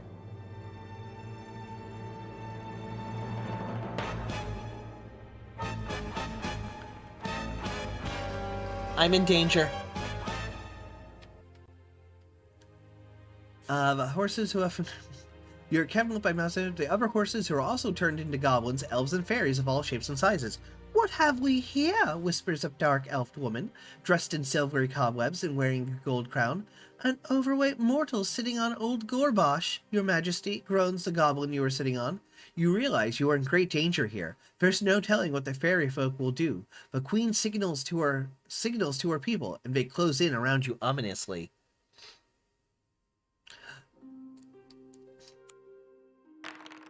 Uh-oh. Failed sanctity roll. The goblin folks swarm over you, and you try to put up a fight, but you are too many of them. Everything goes black. When your sight returns, you wake up spluttering face down on a beach. A wave has just soaked you. Going for a swim, are we? Asks an old woman who is gathering shells out of a beach. You heard from her. You learned from her that a month has passed since your adventure in the fairy mound, and you can remember none of it. However, you realize that you have lost all your money and items you were carrying. Instead, you have a wolf pelt you are wearing and some rat poison and a silver nugget. The old lady tells you that you are on the river of Delta Grim. That's not good. Oh yeah, that ain't great. That's a time crime.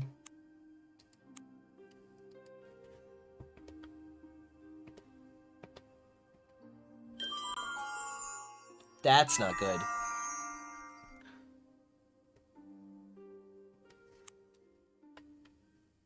Okay, so... You know, that's fair. I earned this. I definitely earned this nose. Okay. Let's try that again. Let's run through that again. Okay. Mount one of them. Like, there's got to be a good end for this, right? Hold on. Make a roll. Failed sanctity. When you're... Oh. Okay, let's try this one more time. Because I want the good end here. I don't know what it is, but I want the good end.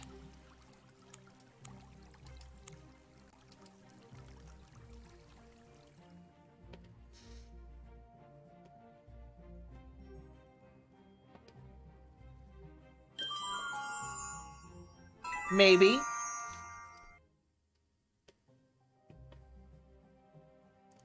And what if I do, Ash? And what if I do? Is that so wrong? Huh? Is that so wrong? You know what I need? I need something to bring me good luck so that I can make this roll. Alright? I need something for good luck. There we go. Viewer engagement enhancers. Activated. My VEEs.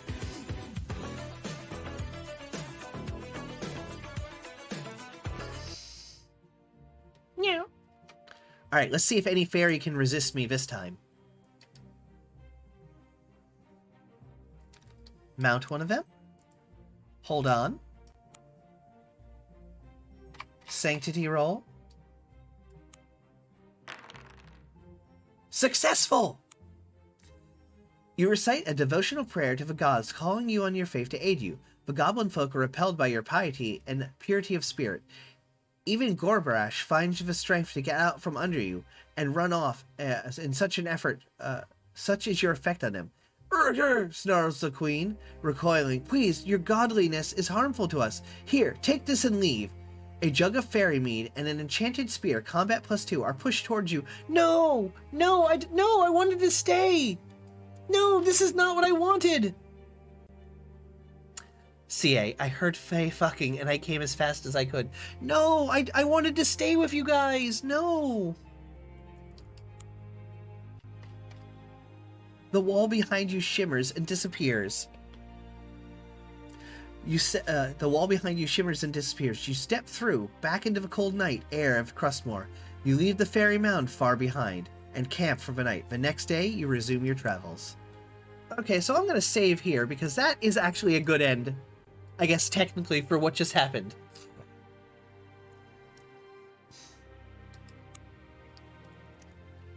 Let's take a look at those items real quick. Ow! Ow! Ow! Ow! All right, I take a sippy. All right, let me take a look at those items because I think that spear might actually finally be better. A deceptively sweet honey aroma with hints of delusion and bitterness. And a strong finish. Well, okay, now that is a heck of a drink. Like, look at that description. Deceptively sweet honey aroma with a hint of delusion and bitterness and a strong finish of oblivion. Let's keep that in our inventory. That could be important. Alright, 4 to 7 plus 2. It does raise our combat a good amount, and our combat was trashed before.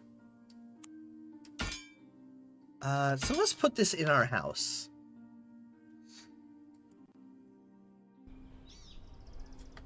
Let's take a ship. To Yellowport. No, not to Wishport, to Yellowport.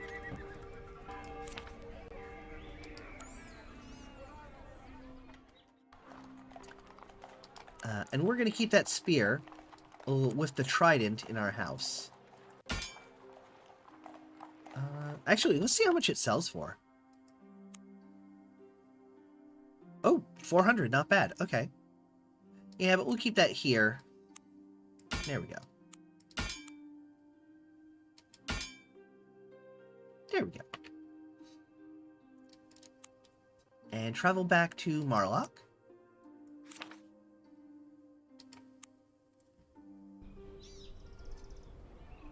All right. So this is a good time to mention it. We do have a Discord. Check out our Discord. It's got everything that a normal Discord channel has. An area for self-promotion, an area for memes, pets, animals, tech support, food, all the normal good stuff. Check it out. I think you'll be happy with it.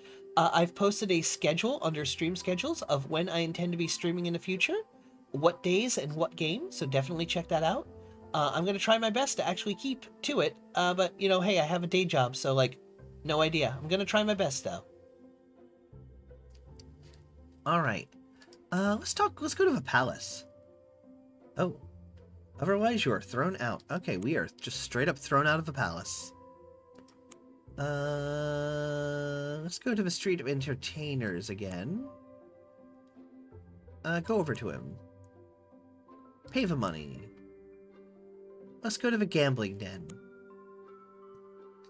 Let's bet 10 shards. You bet 10 shards. It is time to roll the dice. Hey, welcome back, B.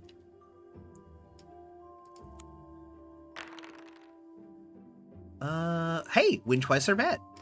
Nice. Okay, I was hoping there'd be more to do in the casino, but oh, hey. You're about to leave when you see a crowd gathered by a slim, pasty-faced scholar at the card table. By the three fortunes, but I am hot tonight, he cries. It seems he is on a winning streak. You notice a couple of dodgy-looking ruffians watching the scholar carefully. Wait and follow the scholar. Pank is being lewd again, just a little bit. Hey, I am the perfect level of lewd. Not too lewd, just lewd enough. Yeah. Wait and follow the scholar. Sure enough, when the scholar leaves, those pursuing Sure enough, when the scholar leaves, Scared me with that one. You scared me. Good job. Sure enough, when the scholar leaves, purse bulging with shards, the two ruffians also leave. You follow a slight distance. As you suspected, the ruffians wait for a suitable moment, and then set about the scholar. Help! Help! Thieves! Cries the scholar in a thin, reedy voice. Return to the city center, chase off the muggers.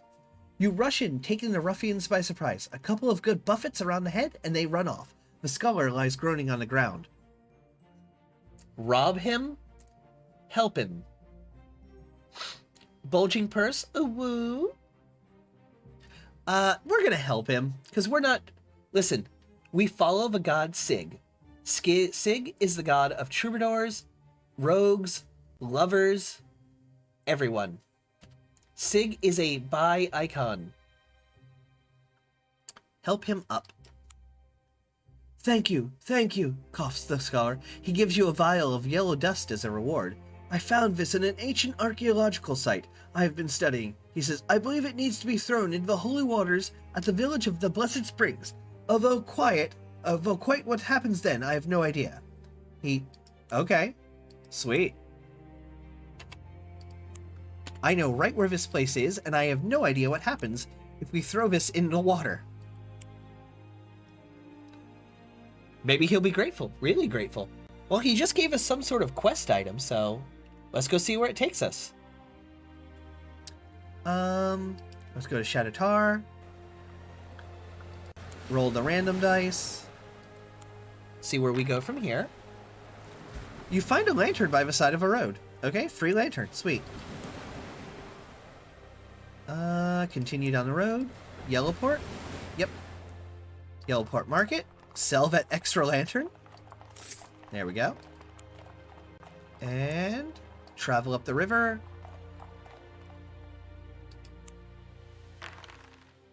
Nothing happens. Excellent. That is basically what I wanted.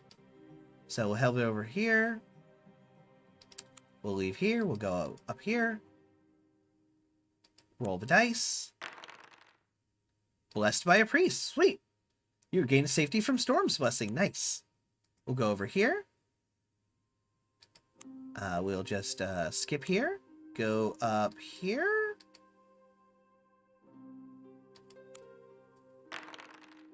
You get lost. Oh, crap. Well, we are down here. Oh, no. Ah. Okay, now we have to go get cured.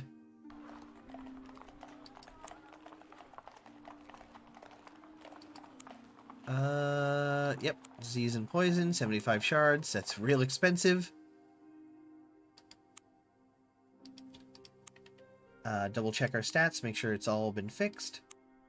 Yep, we're good. Okay, back up this way. Try not to get lost this time.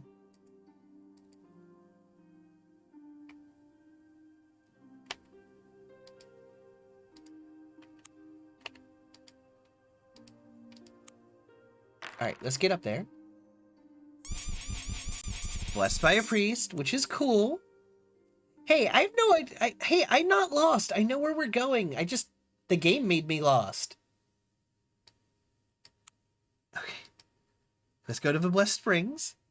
You're helping. Good job, Cookie. Alright, let's save now that we're actually here. Okay. Alright, let's go to the springs.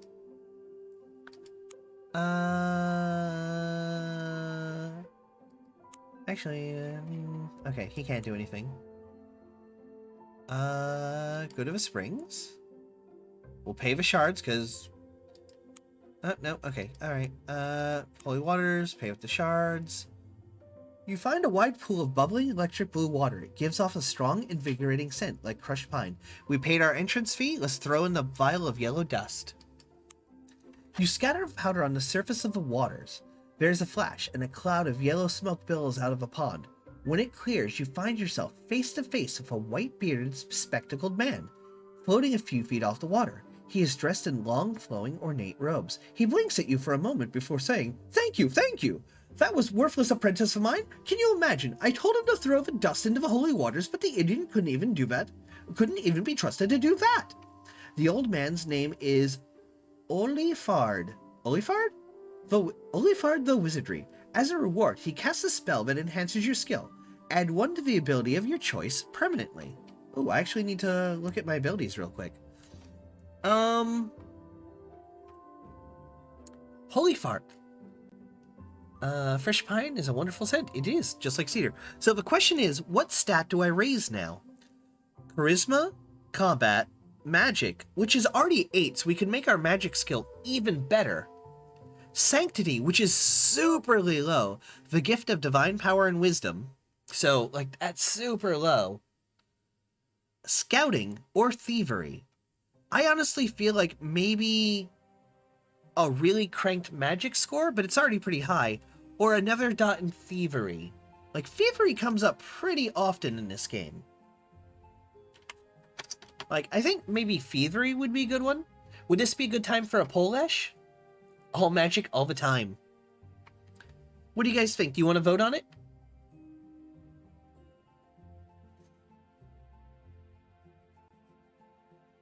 Huh? Maybe time to vote?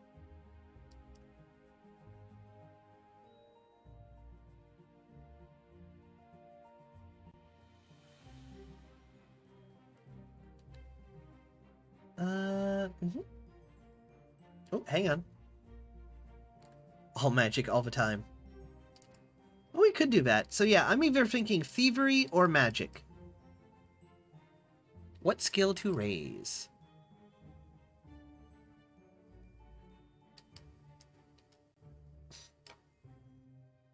There we go.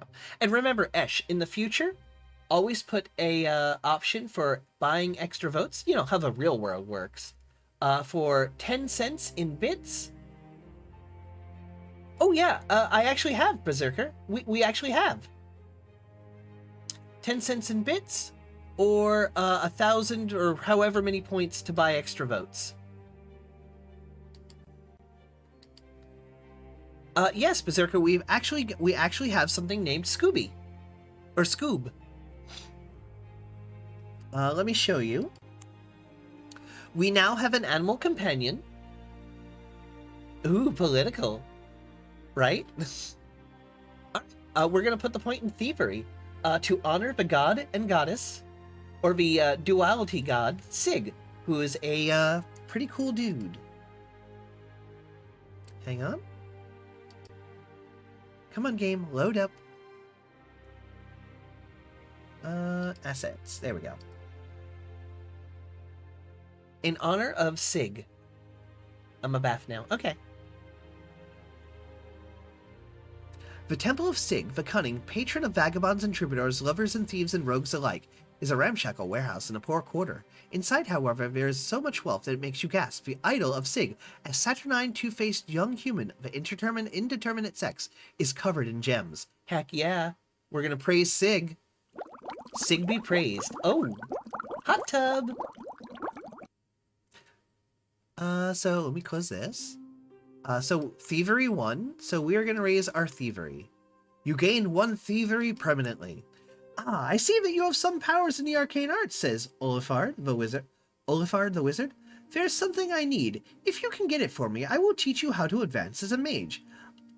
It was Vesa the sea dragon who turned me into powder. He stole my magic in a chest in which I store all my magical equipment. Without it, I'm virtually powerless. Meet me in Trefoily when you have it, alright? Accept the task. Heck yeah. Where is, Vase? Vase? I think it's called Vase. Where is Vase? Why, in the lake of the sea dragon, of course, he replies. And as he leaves, Olifard gives you an amulet of protection. Oh, sweet. Works like a charm. Okay.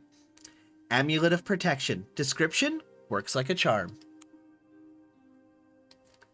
Where is in the lake of the sea dragon? Where is the lake of the sea dragon? You know why we're here? Let's bathe in the waters. Okay. Let me save, because that was actually pretty good. And we're going to call this Mage Stream 3. Because that was a pretty big thing. 3. All right.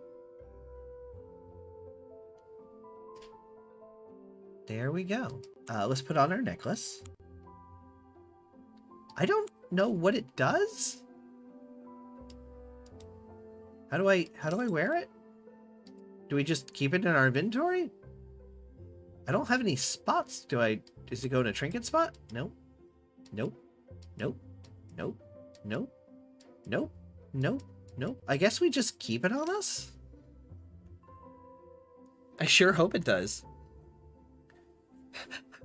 Sarah. Looks like the stream engagement enhancers are now flotation devices. Indeed. Indeed. They can be. All right, so where are we going to go from here? I'm actually kind of worried that, like, how do I use this? Nowhere? Okay, I guess it just stays in our inventory. Where is the Lake of the Sea Dragon? Is this the Lake of the Sea Dragon?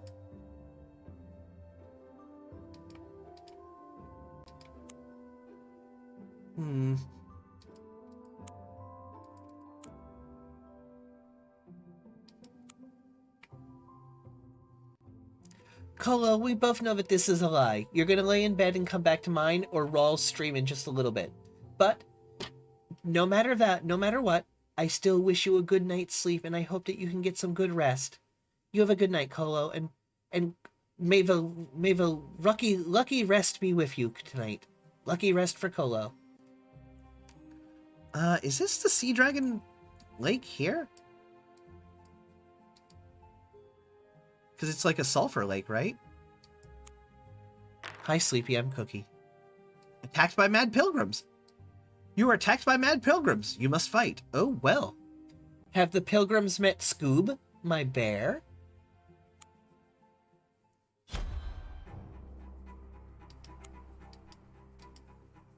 That is not what I meant to do.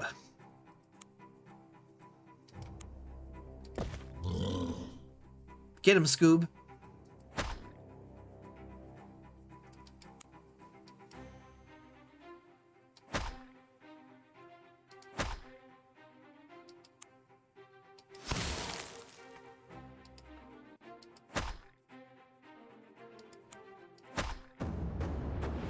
Good boy, Scoob.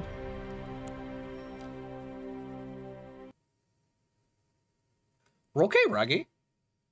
So yeah, that is our animal companion, who is canonically named Scoob. Because Berserker used to redeem a thing. Potion of Godliness, +1 to Sanctity. Nice. We're gonna go here now. Continue. You are up the Stinking River, near its source, the Lake of the Sea Dragon. From here, the yellow waters rush down to the sea. The smell of the bubbling, sulfur-laden water is abominable. So let's save the game here, because we are going to tackle the Sea Dragon now. Hire a boat and go fishing. Pay 15 shards to go fishing.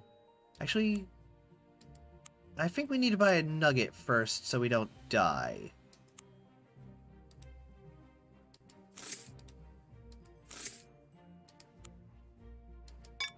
There we go. Now we can hire a boat to go fishing. You row out to the lake.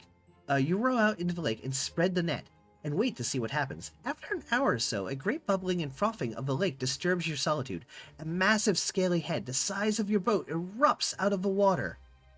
Erupts out of the ochre-colored water on the end of a long, sinuous neck. A great luminous green eyes look down at you. The creature is covered in brown scales and bright red crests running along the front head of its down, a bright red crest running from the head down to its thick rokeby neck. I am Vaz, the sea dragon, it says in a rich, creamy voice. I am Vaz, the sea dragon, it says in a rich, creamy voice tinged with evil greed. To fish in my lake, you have to pay a tribute, to wit, 1 silver nugget. Pay now or face my wrath. Hand over a silver nugget. Excellent, says the dragon, catching the nugget in one clawed forearms. With that, it rolls over and dives down into the lake. At the last second, its tail whips up out of water, inches from your face. You could reach out and grab it if you wanted to. Catch the tail. The sea dragon dives into the bottom of the lake. You are pulled along at a terrific rate through the murky waters. You think your lungs are about to burst when at last the creature surges upward, breaking the surface.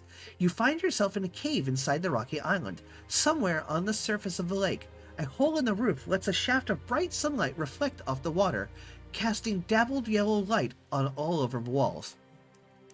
Part of the cave is dry ground, heaped with the dragon's treasure hoard, sparkling coins, swords, and armor. and the like, you notice a rocky ledge lined with number of bottles full of yellow dust. The dragon pulls itself on top of its hoard. You have a few seconds to try and hide. Make a thievery roll. Success.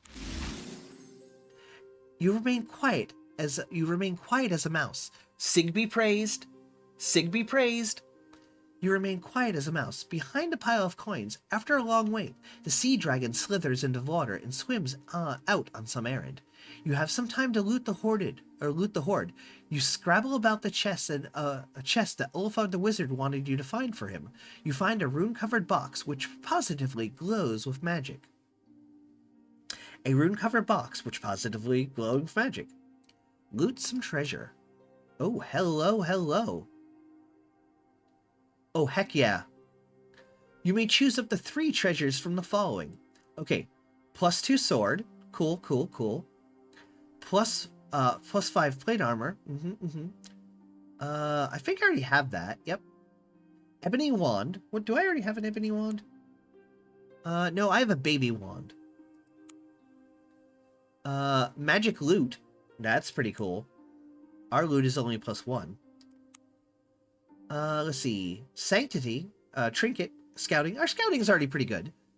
Thieves' tools. Okay, so thieves' tools. Magic mandolin. Money is transient. We can always get more money. Okay, so probably the wand for more magic.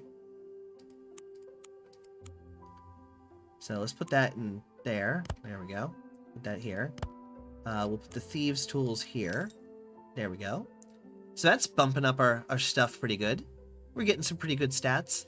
I think our lowest stat right now is Sanctity. Charisma and combat. So...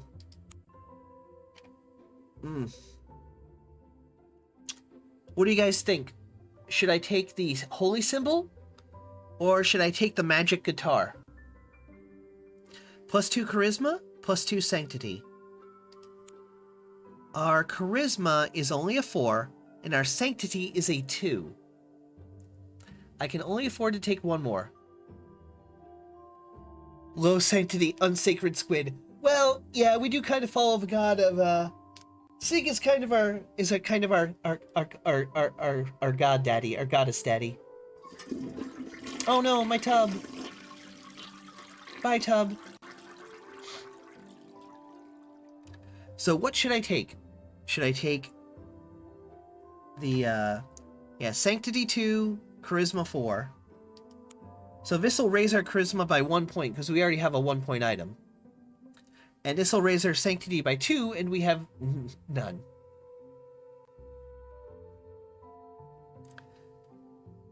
+2 sword is nice, but... The magic sword's description. Prone to getting stuck in stones, but it goes through skulls just fine.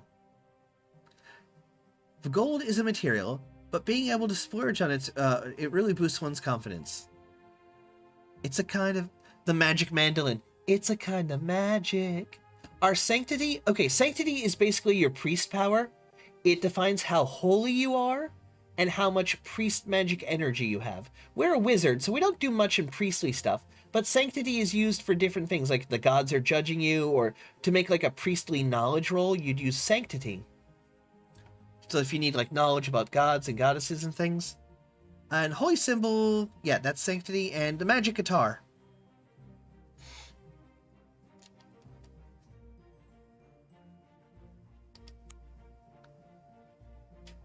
Sanctity, the gift of divine power and wisdom. Magic, the art of casting spells. Combat, the art of fighting. Charisma, the knack of befriending people. I'm thinking charisma.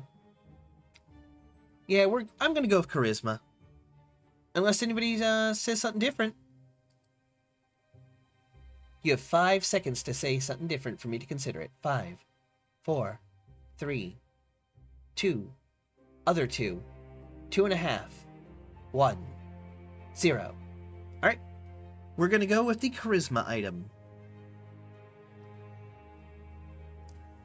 +2 sounds better than a +1. become all the friends. There we go. After you've taken the third treasure, you hear of a sea dragon returning. Quickly, you climb up through the hole in the roof onto an island in the middle of the lake. From there, you manage to get a lift on a passing boat and make it safely to Cadmium Village. During the journey, you examine the magic chest, but it is guarded by a great sorcerer and impossible to open. Alright. Let's save the game. Equip our new item. So yep, that's our magic mandolin. And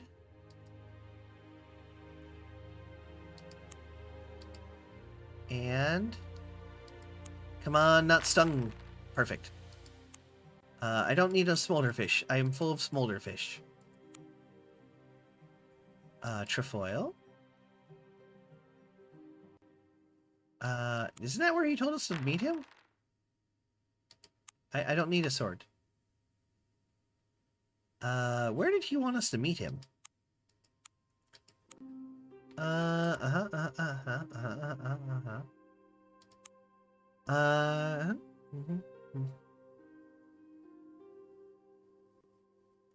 does he want us to go?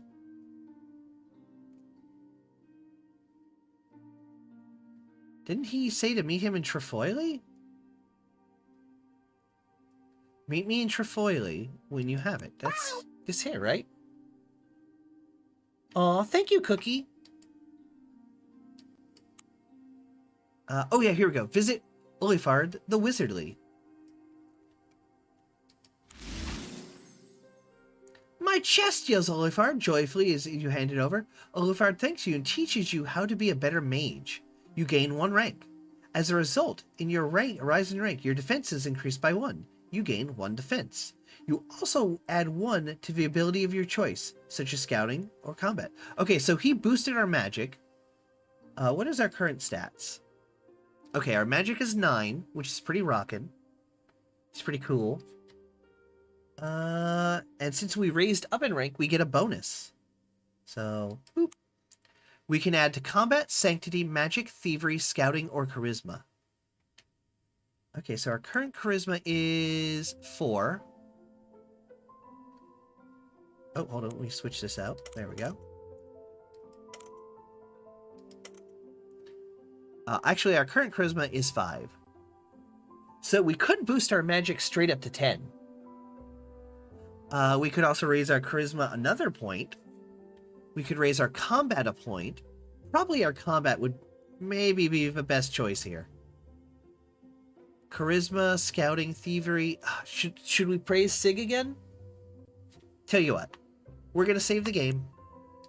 Right here. And we will decide what to do the next time we play. Because now it is time to go. Our time together is at an end. And look, for those who are new, we have credits. We actually have ending credits. Thank you for watching. Please stay for the raid. Cephalomods, Esh, Snufflex, Cuttlefish is following me, Svedrick, and Dildo 4000. The Subsquid Gang, Megas the Sleepy Geister, Shawming, Schmaw Gaming, Sariat, Peon Poom, Mary Rabbit, Lexi Chew, and Cinnamon Pastry, and raids from Rocky Dennis.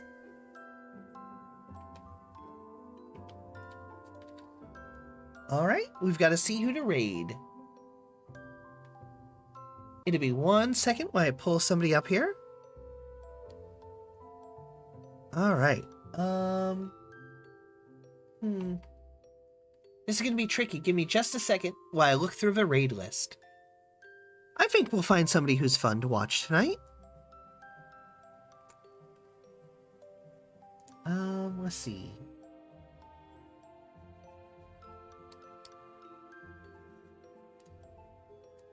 Be just a second.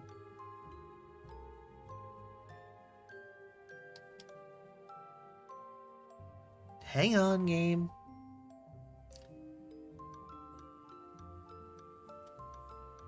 Haha, thank you, thank you. Come on, load up. Load correctly.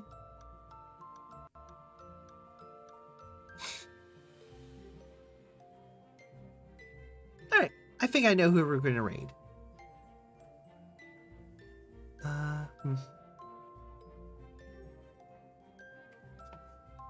Here we go. We're going to raid Shark Sashimi.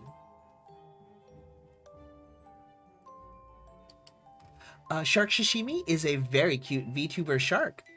She is a very cute, adorable shark, and she is currently playing Elden Ring. So I hope you guys enjoy Shark Sashimi playing Elden Ring. Remember, when you get over to Shark Sashimi's channel, do me a favor and say Squid Raid, just like I put it in here in the chat.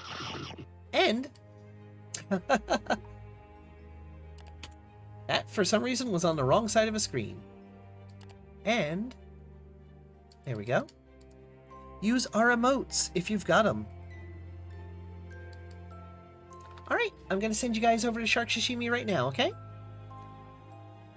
You guys have a good time and a fun time watching Shark Sashimi. And remember, when you get over to our channel, say Squid Raid, okay? Squid Raid! Bye! Bye-bye!